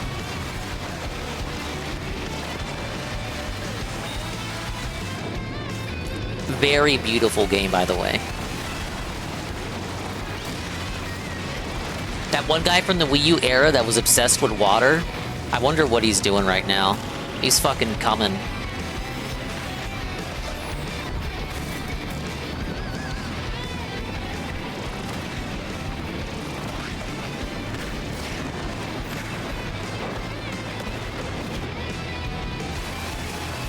Hey Toper, yeah, the demo is out. Online is available too, though I am not currently online.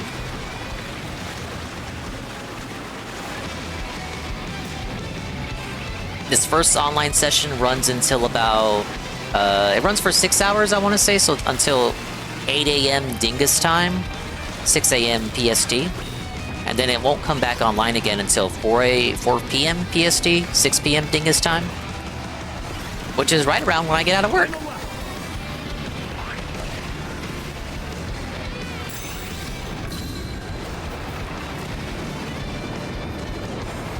Oh my lord.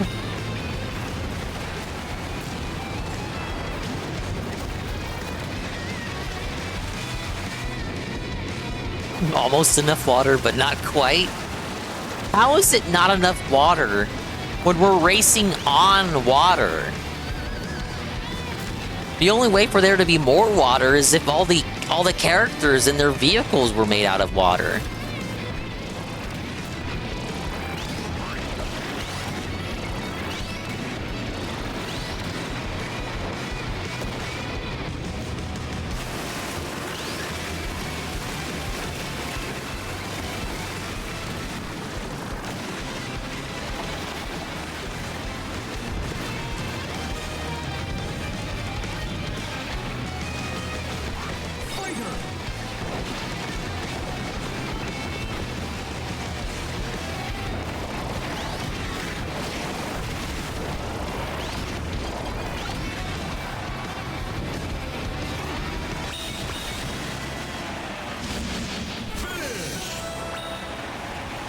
And Cappy with the bandana was pretty cute.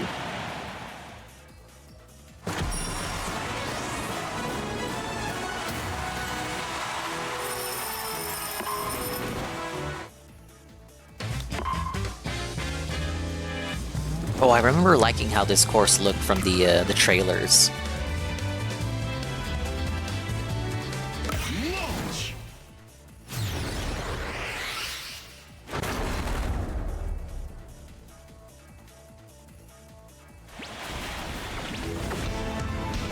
Three, two, one, start. Final lap. Only one lap? Was it Mount Wario? Just one big old long course?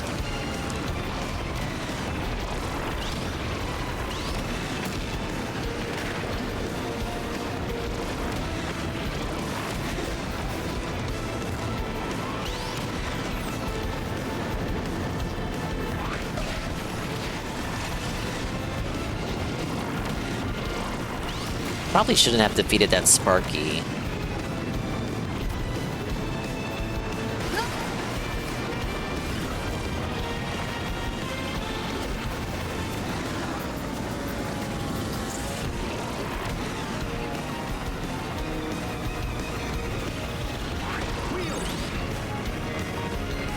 Whoa, now I'm the wheel.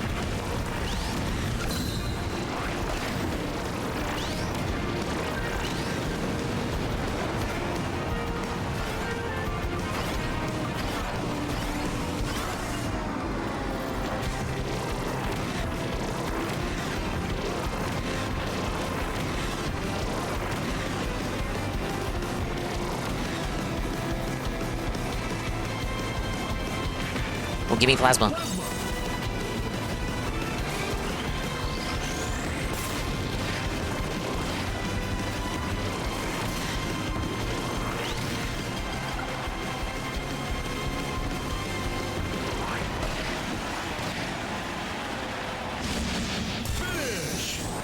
Whoa, it's Almighty _ Tevin. The Kirby demo is up. It's Kirby Air Riders. I'm able to play this game because I have a working Ethernet port. Are you guys gonna post something more mean? Oh, okay. Guess what, Tevin? I have a massive announcement that I'm gonna spring on you. The Dingus Extra Life Charity. Thank you, Aqua, for the Mr. Pip. The Dingus Extra Life Charity had a massive momentum surge of support. The $50 donation from Call Me _ Astro. Tevin, this means we have unlocked Days Without Dingus for 2025. Yes. We have another Christmas cruise of the century happening in December. So you are forced. I'm calling you out. You're forced by children in children's hospitals across the globe in order to play bad games again. Wagon Star. Let me try Wagon Star.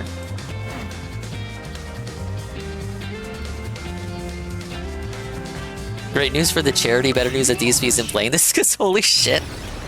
It's a bit weird for me to control. I'm getting used to it. I didn't play much of the GameCube one.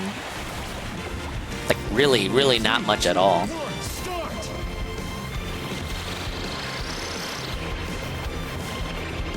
Oh yeah, this one can't boost charge. DSP would hate this. Listen, I tried it earlier, it's fun, but you gotta learn the rules. Yeah, he would be playing it just to stunt on Mario Kart. It's a different ballpark, buddy. Even I know that.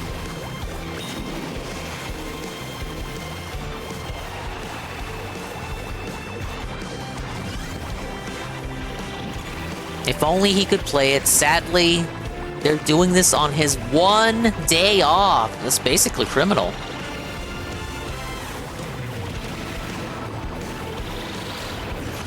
I know the Smash guy made this or whatever, you get it, but the menus and whole presentation of Smash Bros. Being in something else is pissing me off! Yeah, it's because the dude's wife makes all the menus. She's the UI lady. He's got her in the UI mines.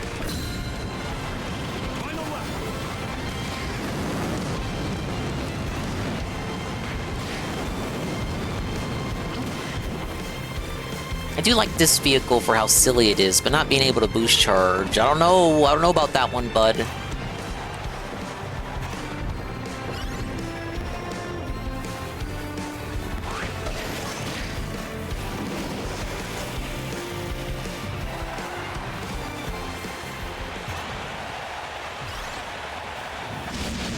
Maybe I need that one. I abused the boost charge and it effed me over. Yeah, it excels in other stats to make up for not having the boost charge, but after abusing the shit out of the boost charge last race, not having the boost charge, I don't know, it's fucking me up.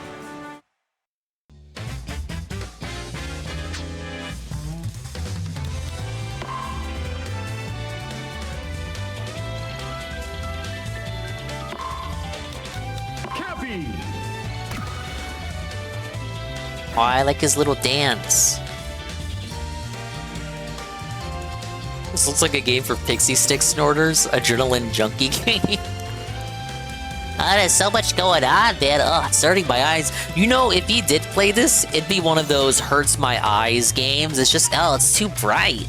There's so many things going on. Oh my god. Jade would be like, I don't like this, Cayuse. See you, Ton.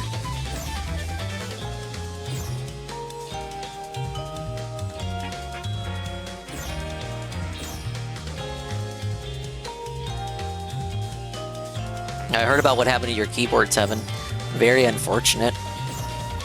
Let's hit the new keyboard goal. Get a pink Huntsman Mini.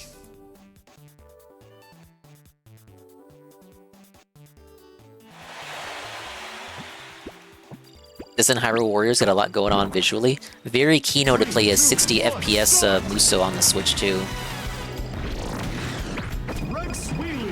Whoa, look at me, I'm on the Rex Wheelie! Close to a vacant machine, press Y to quickly swap over to it. Tank Star. Oh, this is the one from the Direct.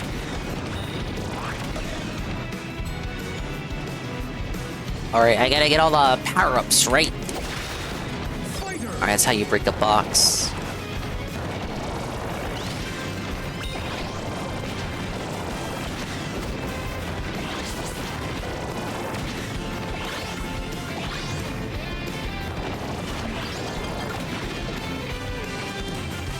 If he did pick this up, you know it would just be city trial streams. That's fair though, because that's how everyone plays this game. But it would be like how Mario Kart World was just Knockout Tour. It's just city trial.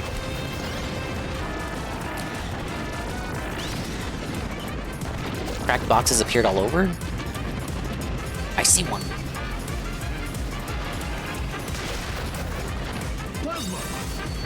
Pick up Switch 2, I like you again. I never stopped liking it.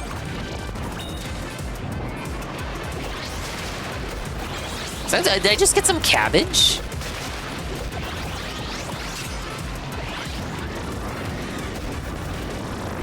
Herb cool. IDK like this game. Oh, well thank you, Jade. Oh my lord. Oh no, no, I wanted to get in the bulk start.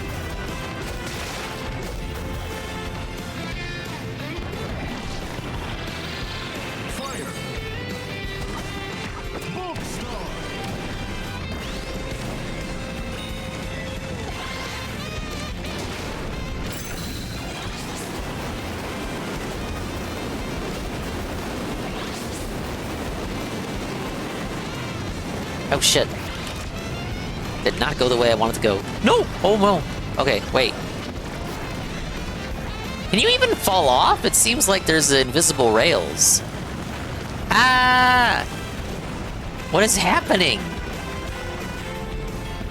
Oh, there's so much going on visually. R2's new video was glazing Nintendo. I don't think he can fall off.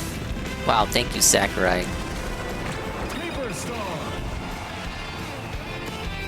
You do this and pick a Coliseum match, ended up doing a drag race with 2 other people. A drag race with the drag queens, I presume.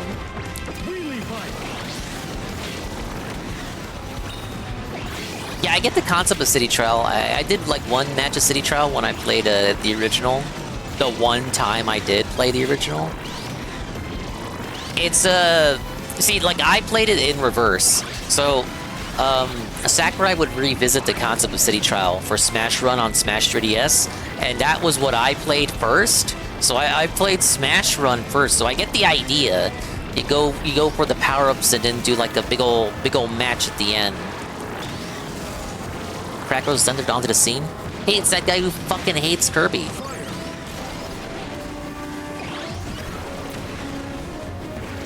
Yeah, I did a lot of Smash Run on the bus to and from school. The Smash Run matches. That was like the most Kino era of the 3DS. Everyone had a 3DS. Everyone brought it to class. The teachers didn't give a fuck. And it was a fun time.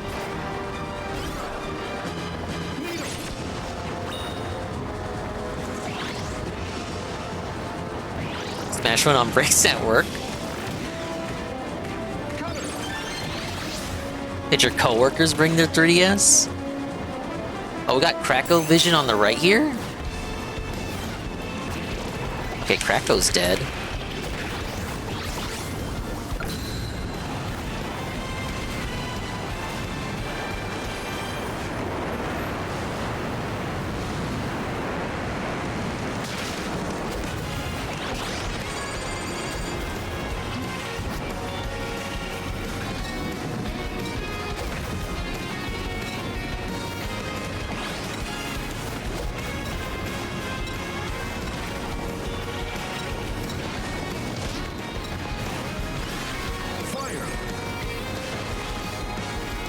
Oh, 10 seconds to go. 5, 4, 3, 2, 1, time! I did terribly.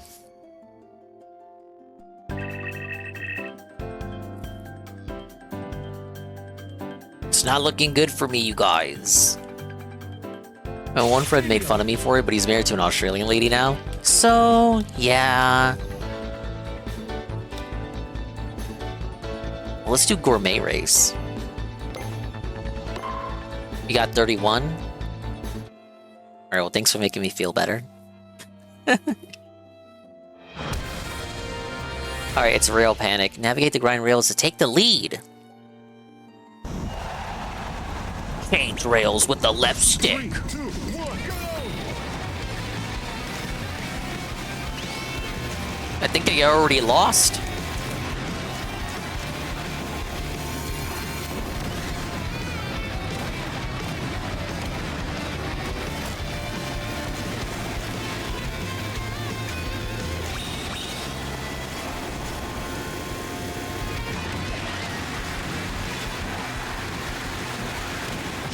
Oh, it's a Feltoning, bud.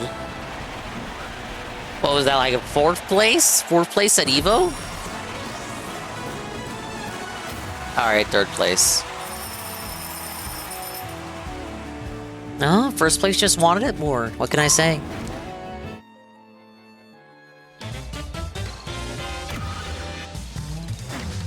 I like how it just tosses you back into action. This really is a pixie stick snorter game.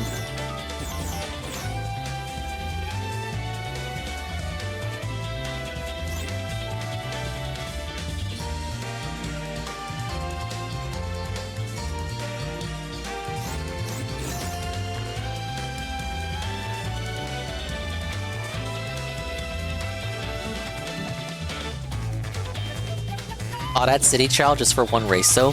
Well, you don't get it. That's not the point. It's about the journey to the destination. The destination being literally one match.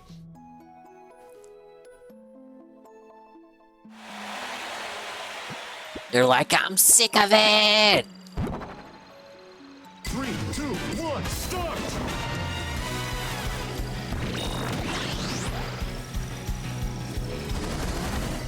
Boom star!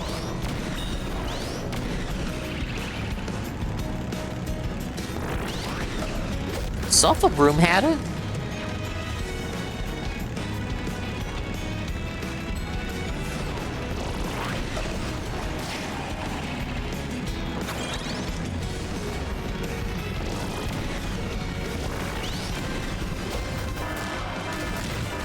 Secret room?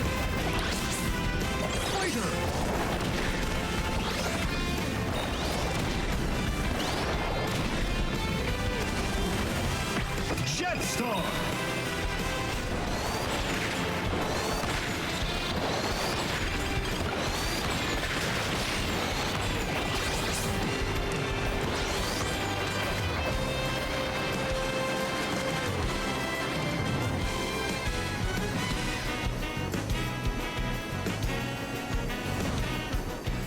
Cappy, well, the cap reminds me of the Lloyds from Animal Crossing. Well, the Groids. And they have the same inspiration, the Haniwa, from Japanese folklore. At least I got these power-ups before these other guys did.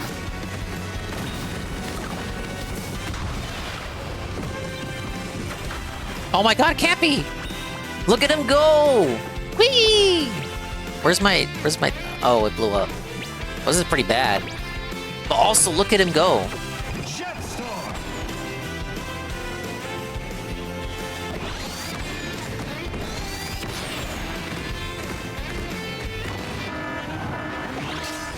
Bunch of rare boxes, beware of fakes.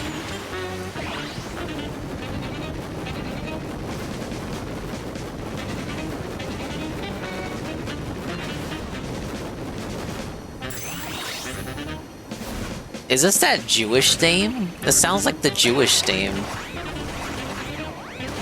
But with a little less Jew in it.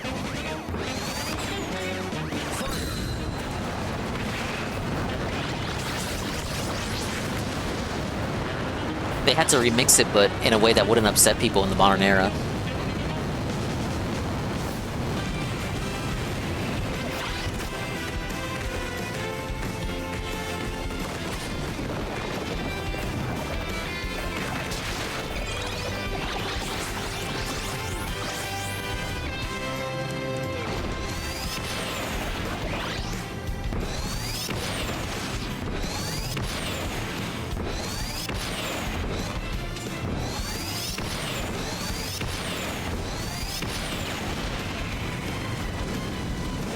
I'll be yoinking that.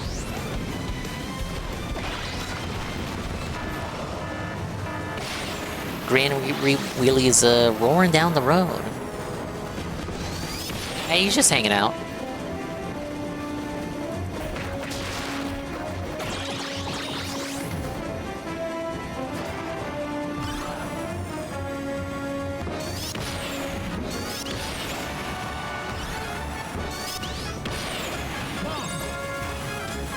So don't beat it, throw a bomb far ahead and watch it explode on impact. I didn't throw it far ahead at all.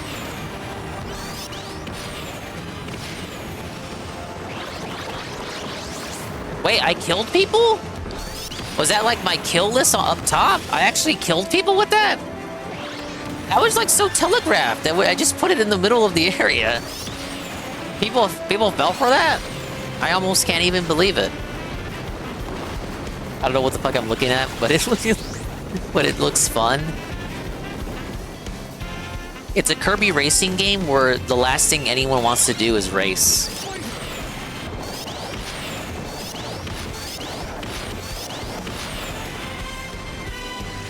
This doesn't come out until the 20th. This is just like a little demo sneak preview.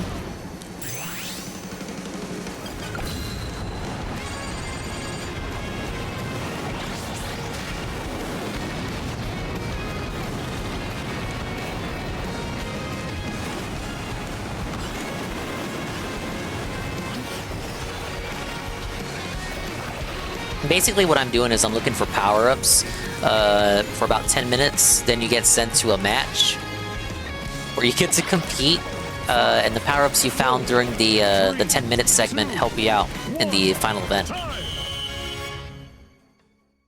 Yeah, it's basically, well, you can think of it as Battle Royale, but you're not kicking anyone out the ring, you're not trying to go for ring outs or anything. That's my machine after all the power-ups I gathered. Now we're in the stadium. I can choose the event. Right over buttons in battle for control of the area. Grow huge and do your best to dominate the battle. I trade it as fast as you can. Do button rush.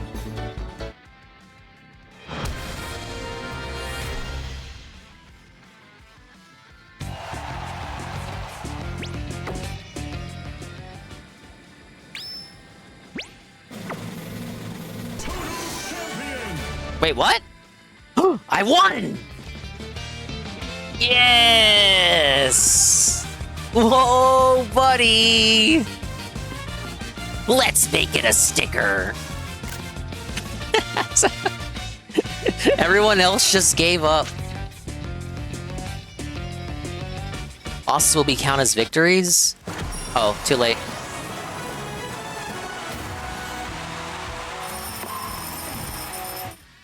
Everyone else rage quit.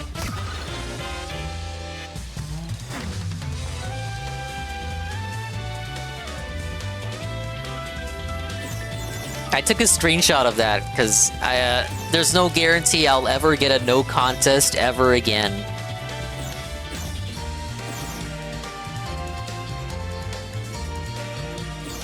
Whoa, look at that Max guy there. He's on YouTube.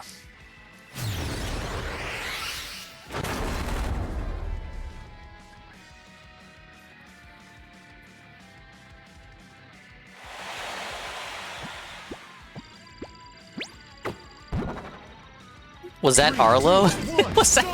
No, that's Gooey. You don't know Gooey? He's from Dreamland 3.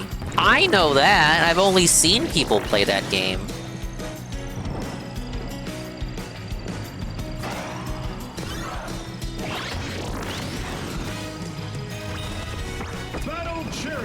Oh man, check out this one. Look at the wheels on this ride. Oh, sorry, other Cappy. Look at that apple. I love how it doesn't matter what Sakurai game it is. All the food is just PNGs. I need banana, tasty banana.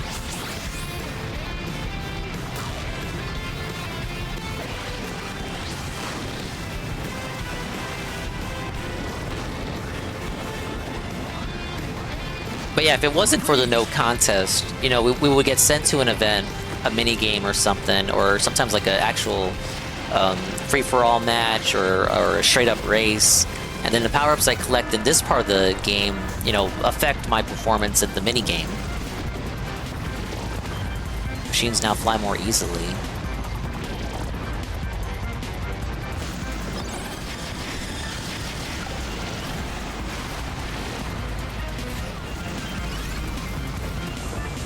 Sakurai needs to hire someone from Vanillaware to do all the foods.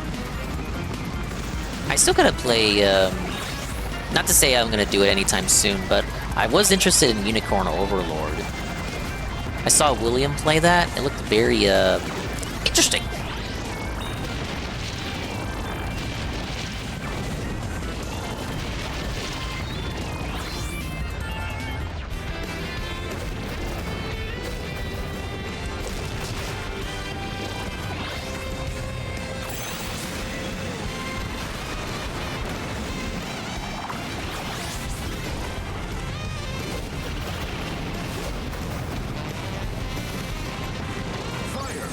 Imagine showing a caveman this game.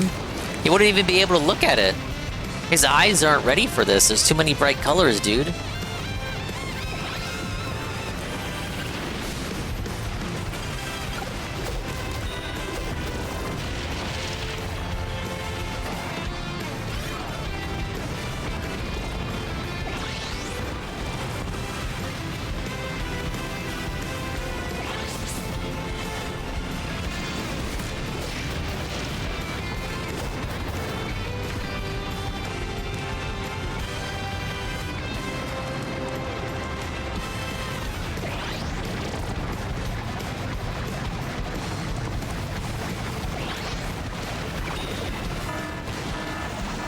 Dust Up Derby's about to start. Hurry to the reception.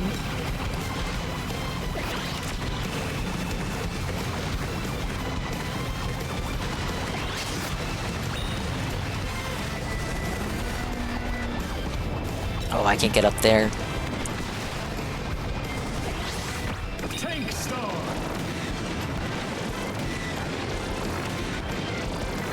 Yeah, caveman can't see high fidelity. It's like how humans can't see above 24 frames per second.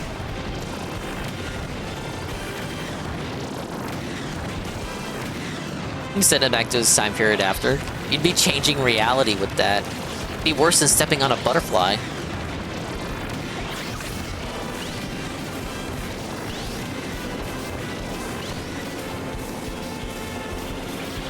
Oh, I think my machine's gonna break, bud.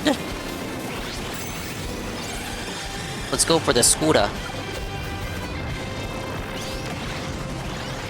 Wheelie scooter.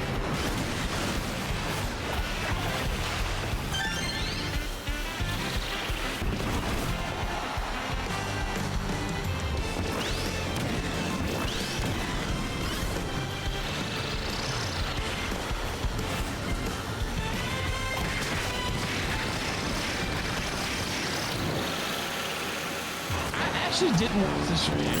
Thank you for the lurch room. I'll probably do one more after this and call it myself. I'm gonna be up in the morning, but I'm totally down to racing with you and Saru and anybody else who has a Switch 2 tomorrow evening. Whenever the session after this scheduled one is. The one that begins at like 6 Central, 7 Eastern, that one. On the schedule, it's the one listed as starting at 4 p.m. PST, which would be 6 Dingus time, 7 Shroom time.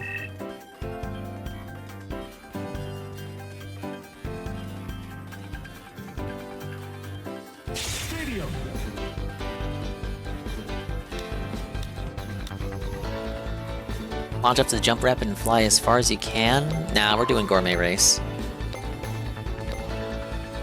Your ride's less powerful this time, but I believe in you. I was fucking around too much. Oh, we are on the same time? I didn't know. That means we're on Tevin time. Alright, we're hunting for PNGs of food. 3, 2, Let's get some PNGs of food. Wait, isn't this just yellow paint but with food? The player is guided. The player is taught. The player knows where to go because the food is laid out in a convenient organic path for him. Wait, that's not food.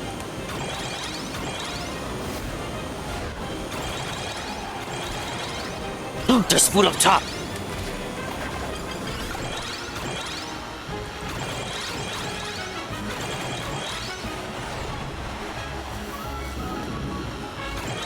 Damn, Speed Kings are winning from this event for sure. Food? Food? Food? Oh. Food, food, food.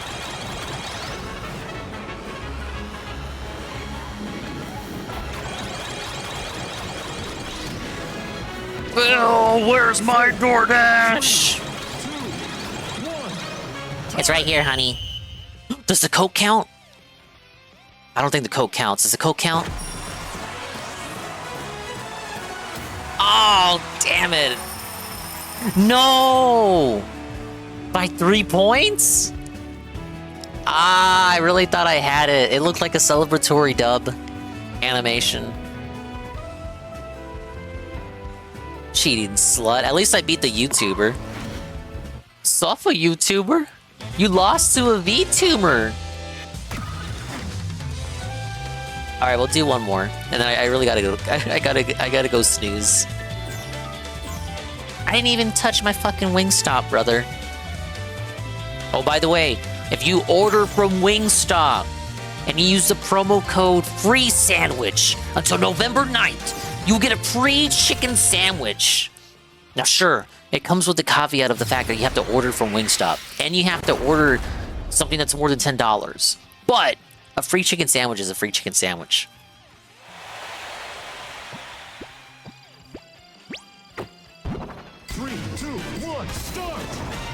Now I got friends in high places over there. So all I did was order like a 3-piece tender, and then I ended up getting more tenders than usual, on top of the free chicken sandwich.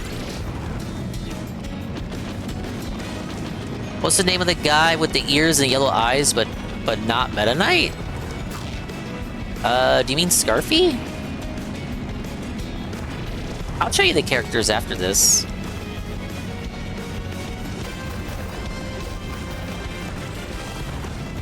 Big ups, Flippy.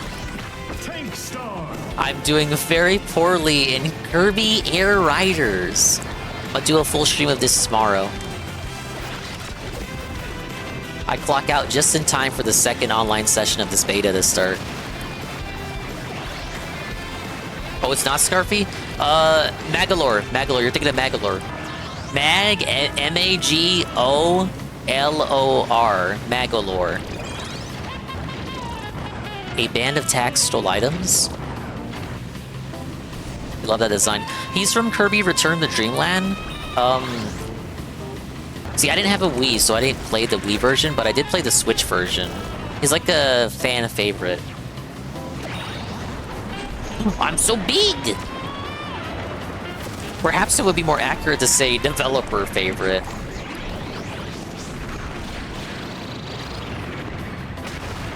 Wait, did I knock down that building and reveal a secret? Wait, what? Oh no, I can't go over there now. Now I'm tiny. What the heck? What?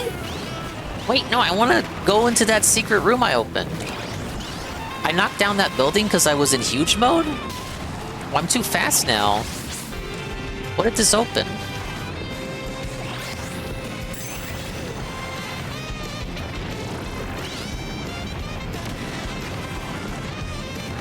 Cappy doesn't want to go down there.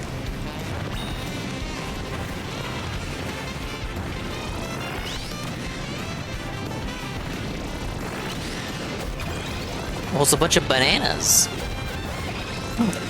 And boxes.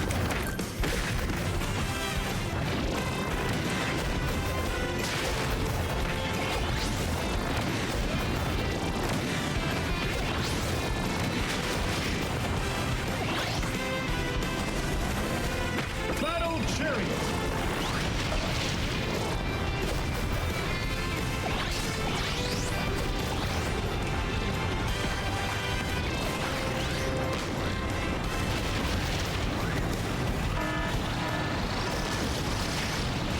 Dust Up Derby beginning.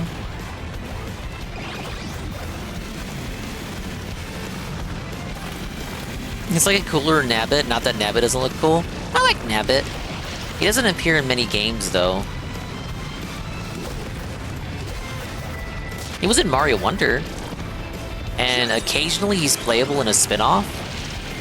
Like, Mario Kart.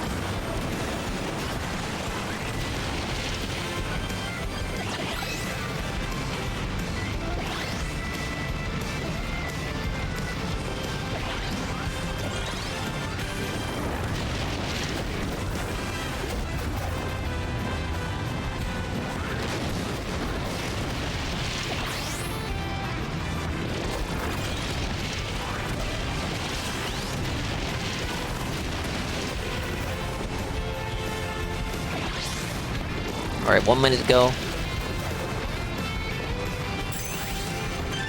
Whatever the fuck you're doing on screen, I'm sure it's fine. How is this such a confusing concept? I'm battling in the Battle Royale map for power-ups so that I can strengthen my character in time for the final mini-game to decide the victory royale or whatever. See, I'm using terms the youngins of the now would understand.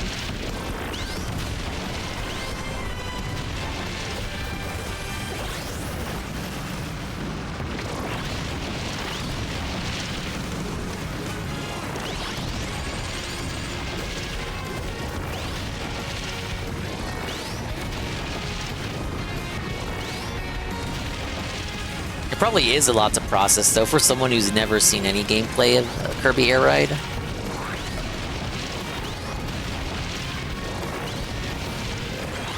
Maybe we really do need yellow paint here. 5, 4, 3, 2, 1, time! Alright, let's see how we're doing. 47. Way better than the pass attempts.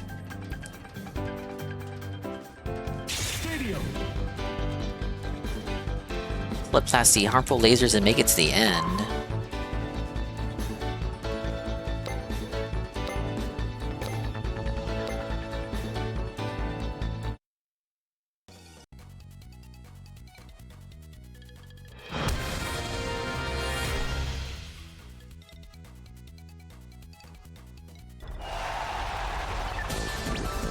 Alright, let's see how we do. 2, 1, go!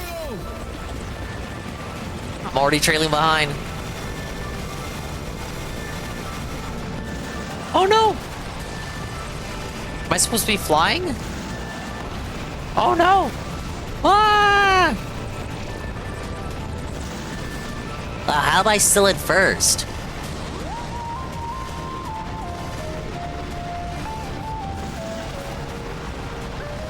Oh my god!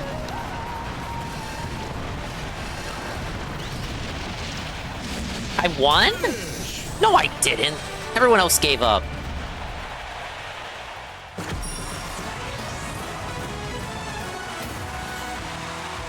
Oh, okay. 2 seconds ahead of Cashew and Tetsuo!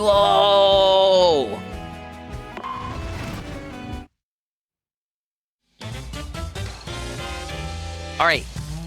The Dingus review so far. It's pretty keen. I could see Tevin had like the spot on assessment. Just looking at a few seconds of gameplay, Tevin's like, yeah, this is a game for pixie sticks and orders. This is though. It caters to the adrenaline junkies who want their dopamine rush.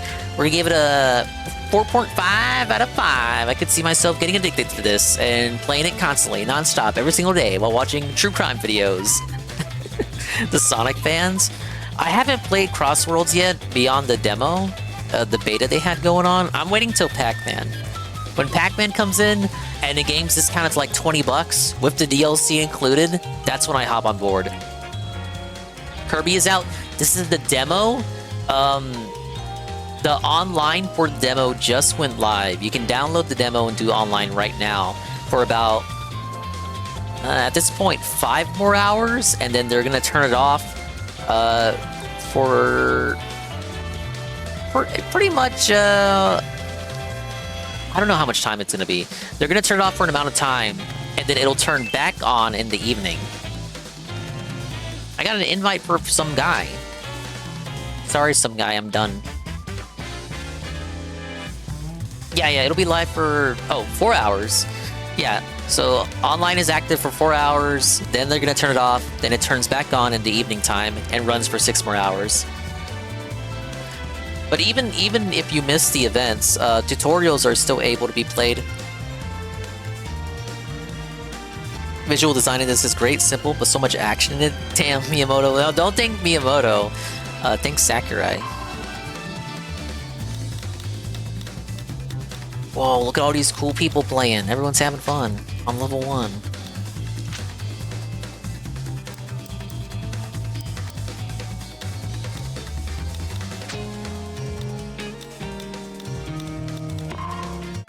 But yeah, the UI is very sleek.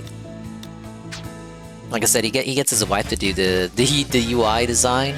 Am I able to mess around here?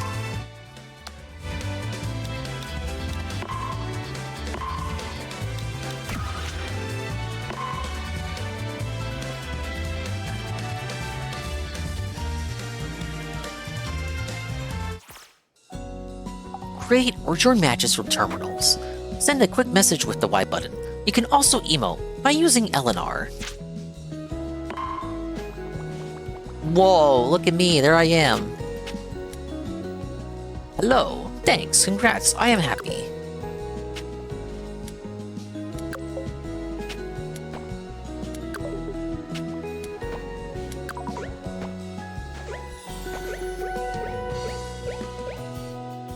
Wow, I can't even fly, just like in other game. I can't shoot out a little puffball though.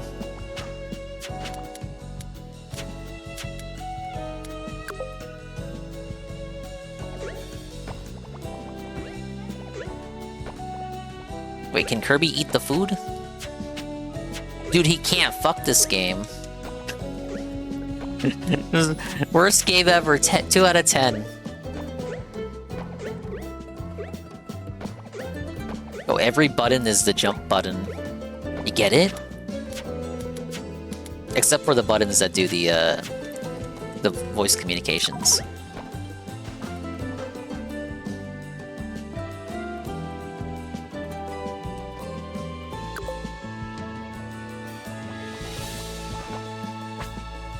It does kind of look like a Club Penguin room, doesn't it? Yes, okay. Here's the roster. There's the Magalore buddy you were talking about. For my money, it's gotta be Cappy. Cappy! Warp Star! Look at him go! What a king. And look at he he shakes his little cap. Oh, look, confetti.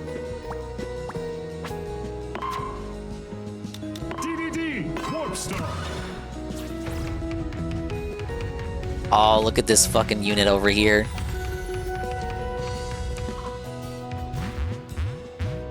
Of course he flies too.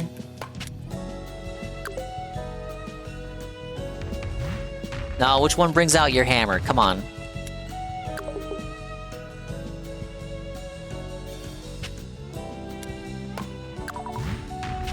Don't tell me they didn't model the hammer.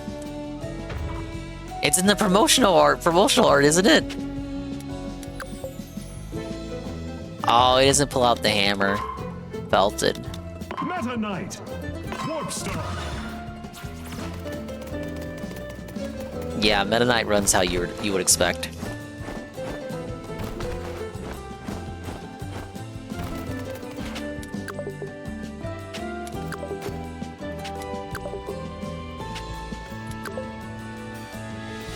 You can make him wave though.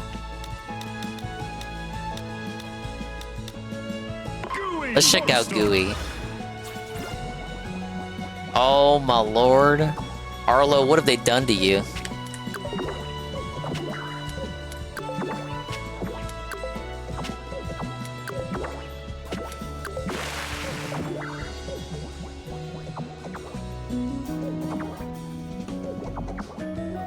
Oh, can't Gooey fly by using like his dark matter powers or whatever? I guess he doesn't have that ability here.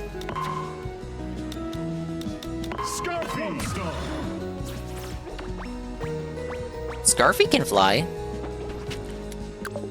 Does he transform?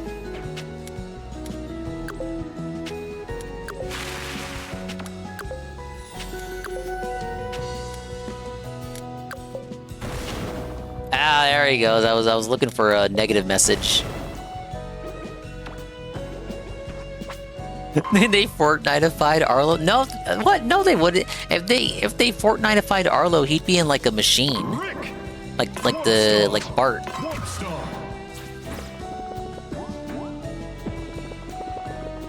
This would be a good secondary for me. We got Rick.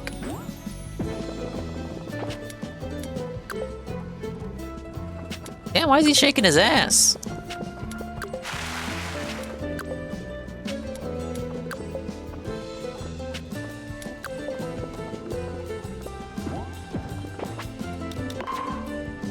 Yeah, Rick's a nice lad.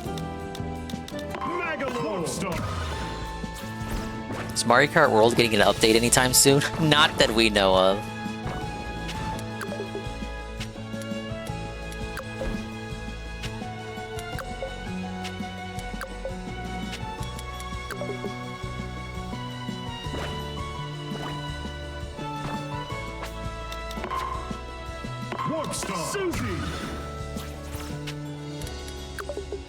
See, I have Robobot, but I've never played it.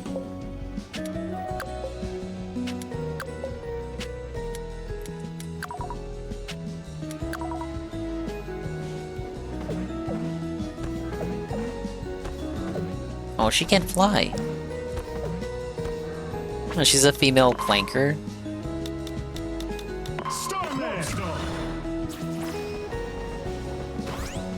Oh, is he just always flying?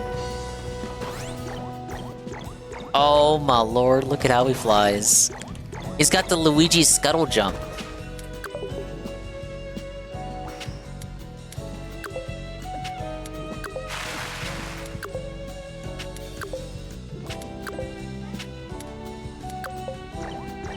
Oh no, he does a little pout.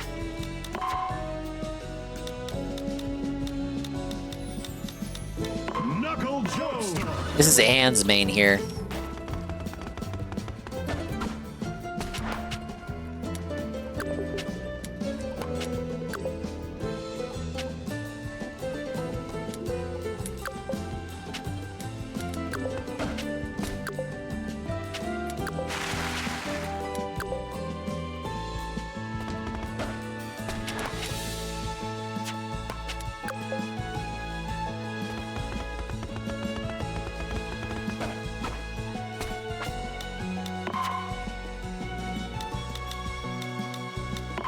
Anna Waddle Dee.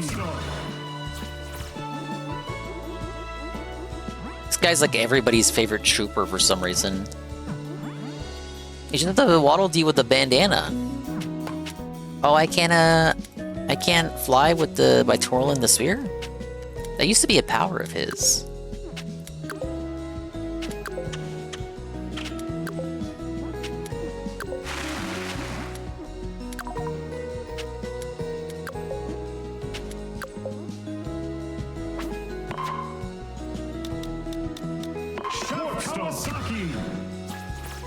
This guy first appeared in Kirby Superstar, but I recognize him the most from the anime.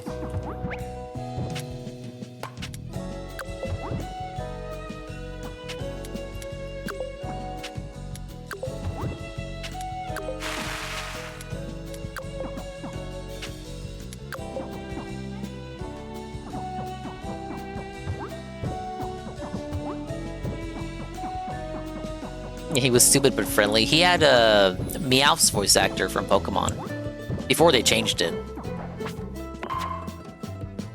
Waddle Doo Warp Star.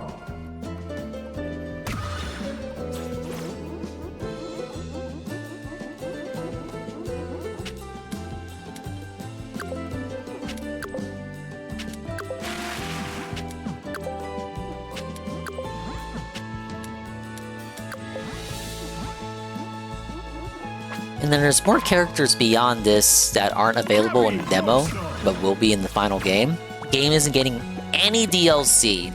No DLC. No microtransactions. No season pass. No battle pass. No loot box. No shenanigans. No chicanery. What you pay for with your $70 is what's there, and it's what you get. And that's pretty cool. But it does mean if your Kirby favorite, if your favorite Kirby character isn't in the base roster, the only roster, as it were, if they aren't in the game day one, they're literally never getting in. You know, 'cause Sakurai's he's probably gonna move on to Smash after this. It's probably the whole reason why he was allowed to make the game in the first place. Look, we'll let you make a sequel to Kirby Air Riders. And we'll even let you make it how you want to make it. Direct sequel. We won't even ask that you put a bullshit gimmick in it that ruins the game. But you gotta make Smash Brothers. And the guy was like, okay, yeah, I'll do it. Am I stalling for bedtime? Yes.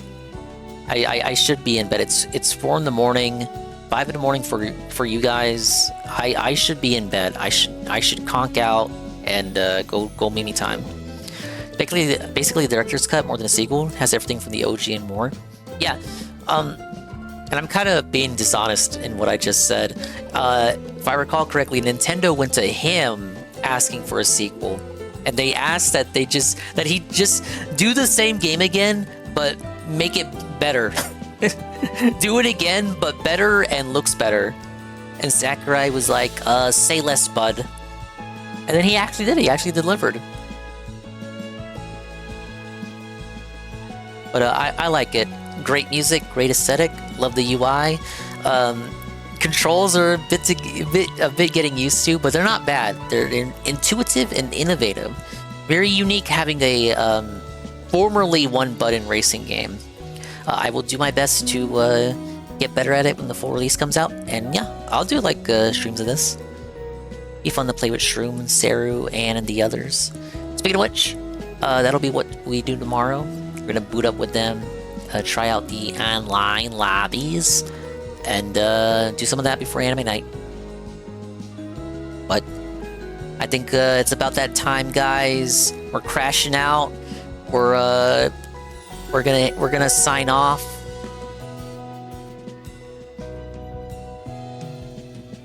It's been fun. Saw some true crime, grinded some Toontown. Got to peek at the demo a little bit early.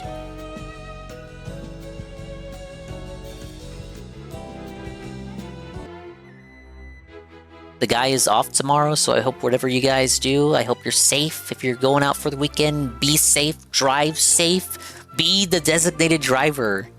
If you must be the designated driver.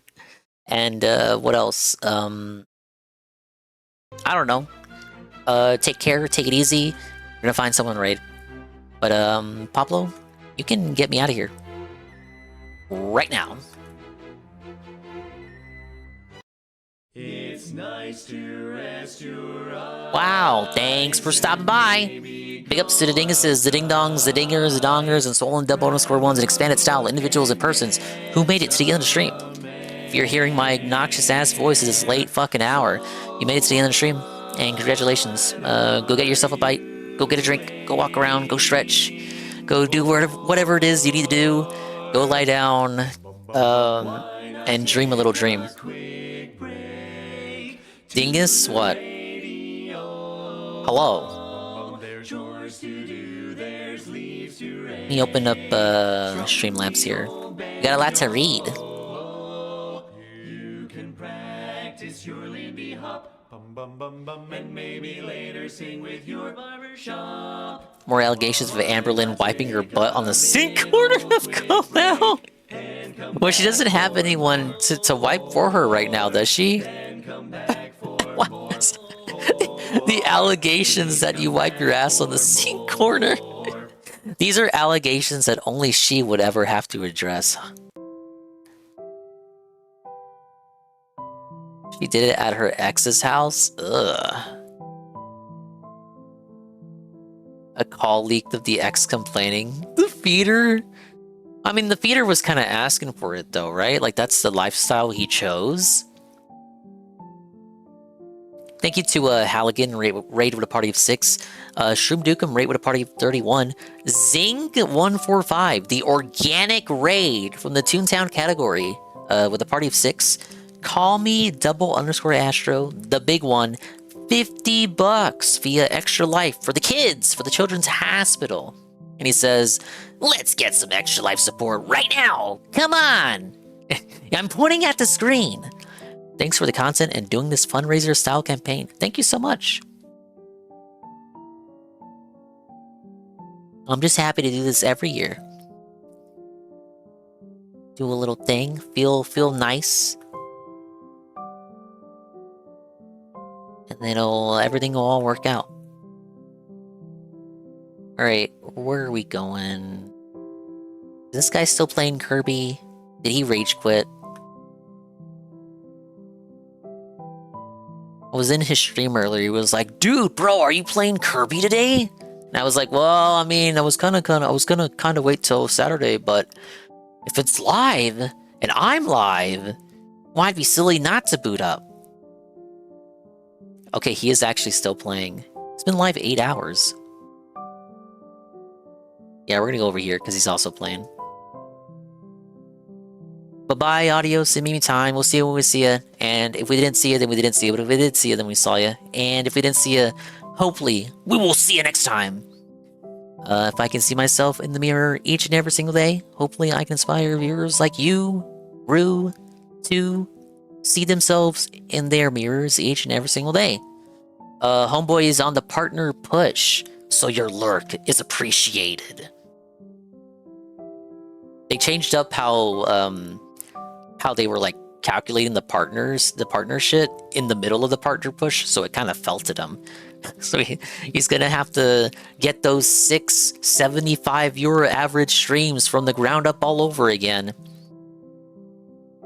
But let's help him out. He's a fun guy. He shows up here from time to time, and he's super cool. He's Dingus coded. And Dingus approved. So you're obligated to show up and show out. Otherwise, you can go wherever you want. I'm not your babysitter. Or your dad. Or your friend. This isn't parasocial, guys. More Kirby tomorrow with the guys. And maybe finish up Mario's campaign in Galaxy 2 on Sunday. We'll figure out what I want to do. Bye-bye. He's gonna do a nipple laser show when you go over there.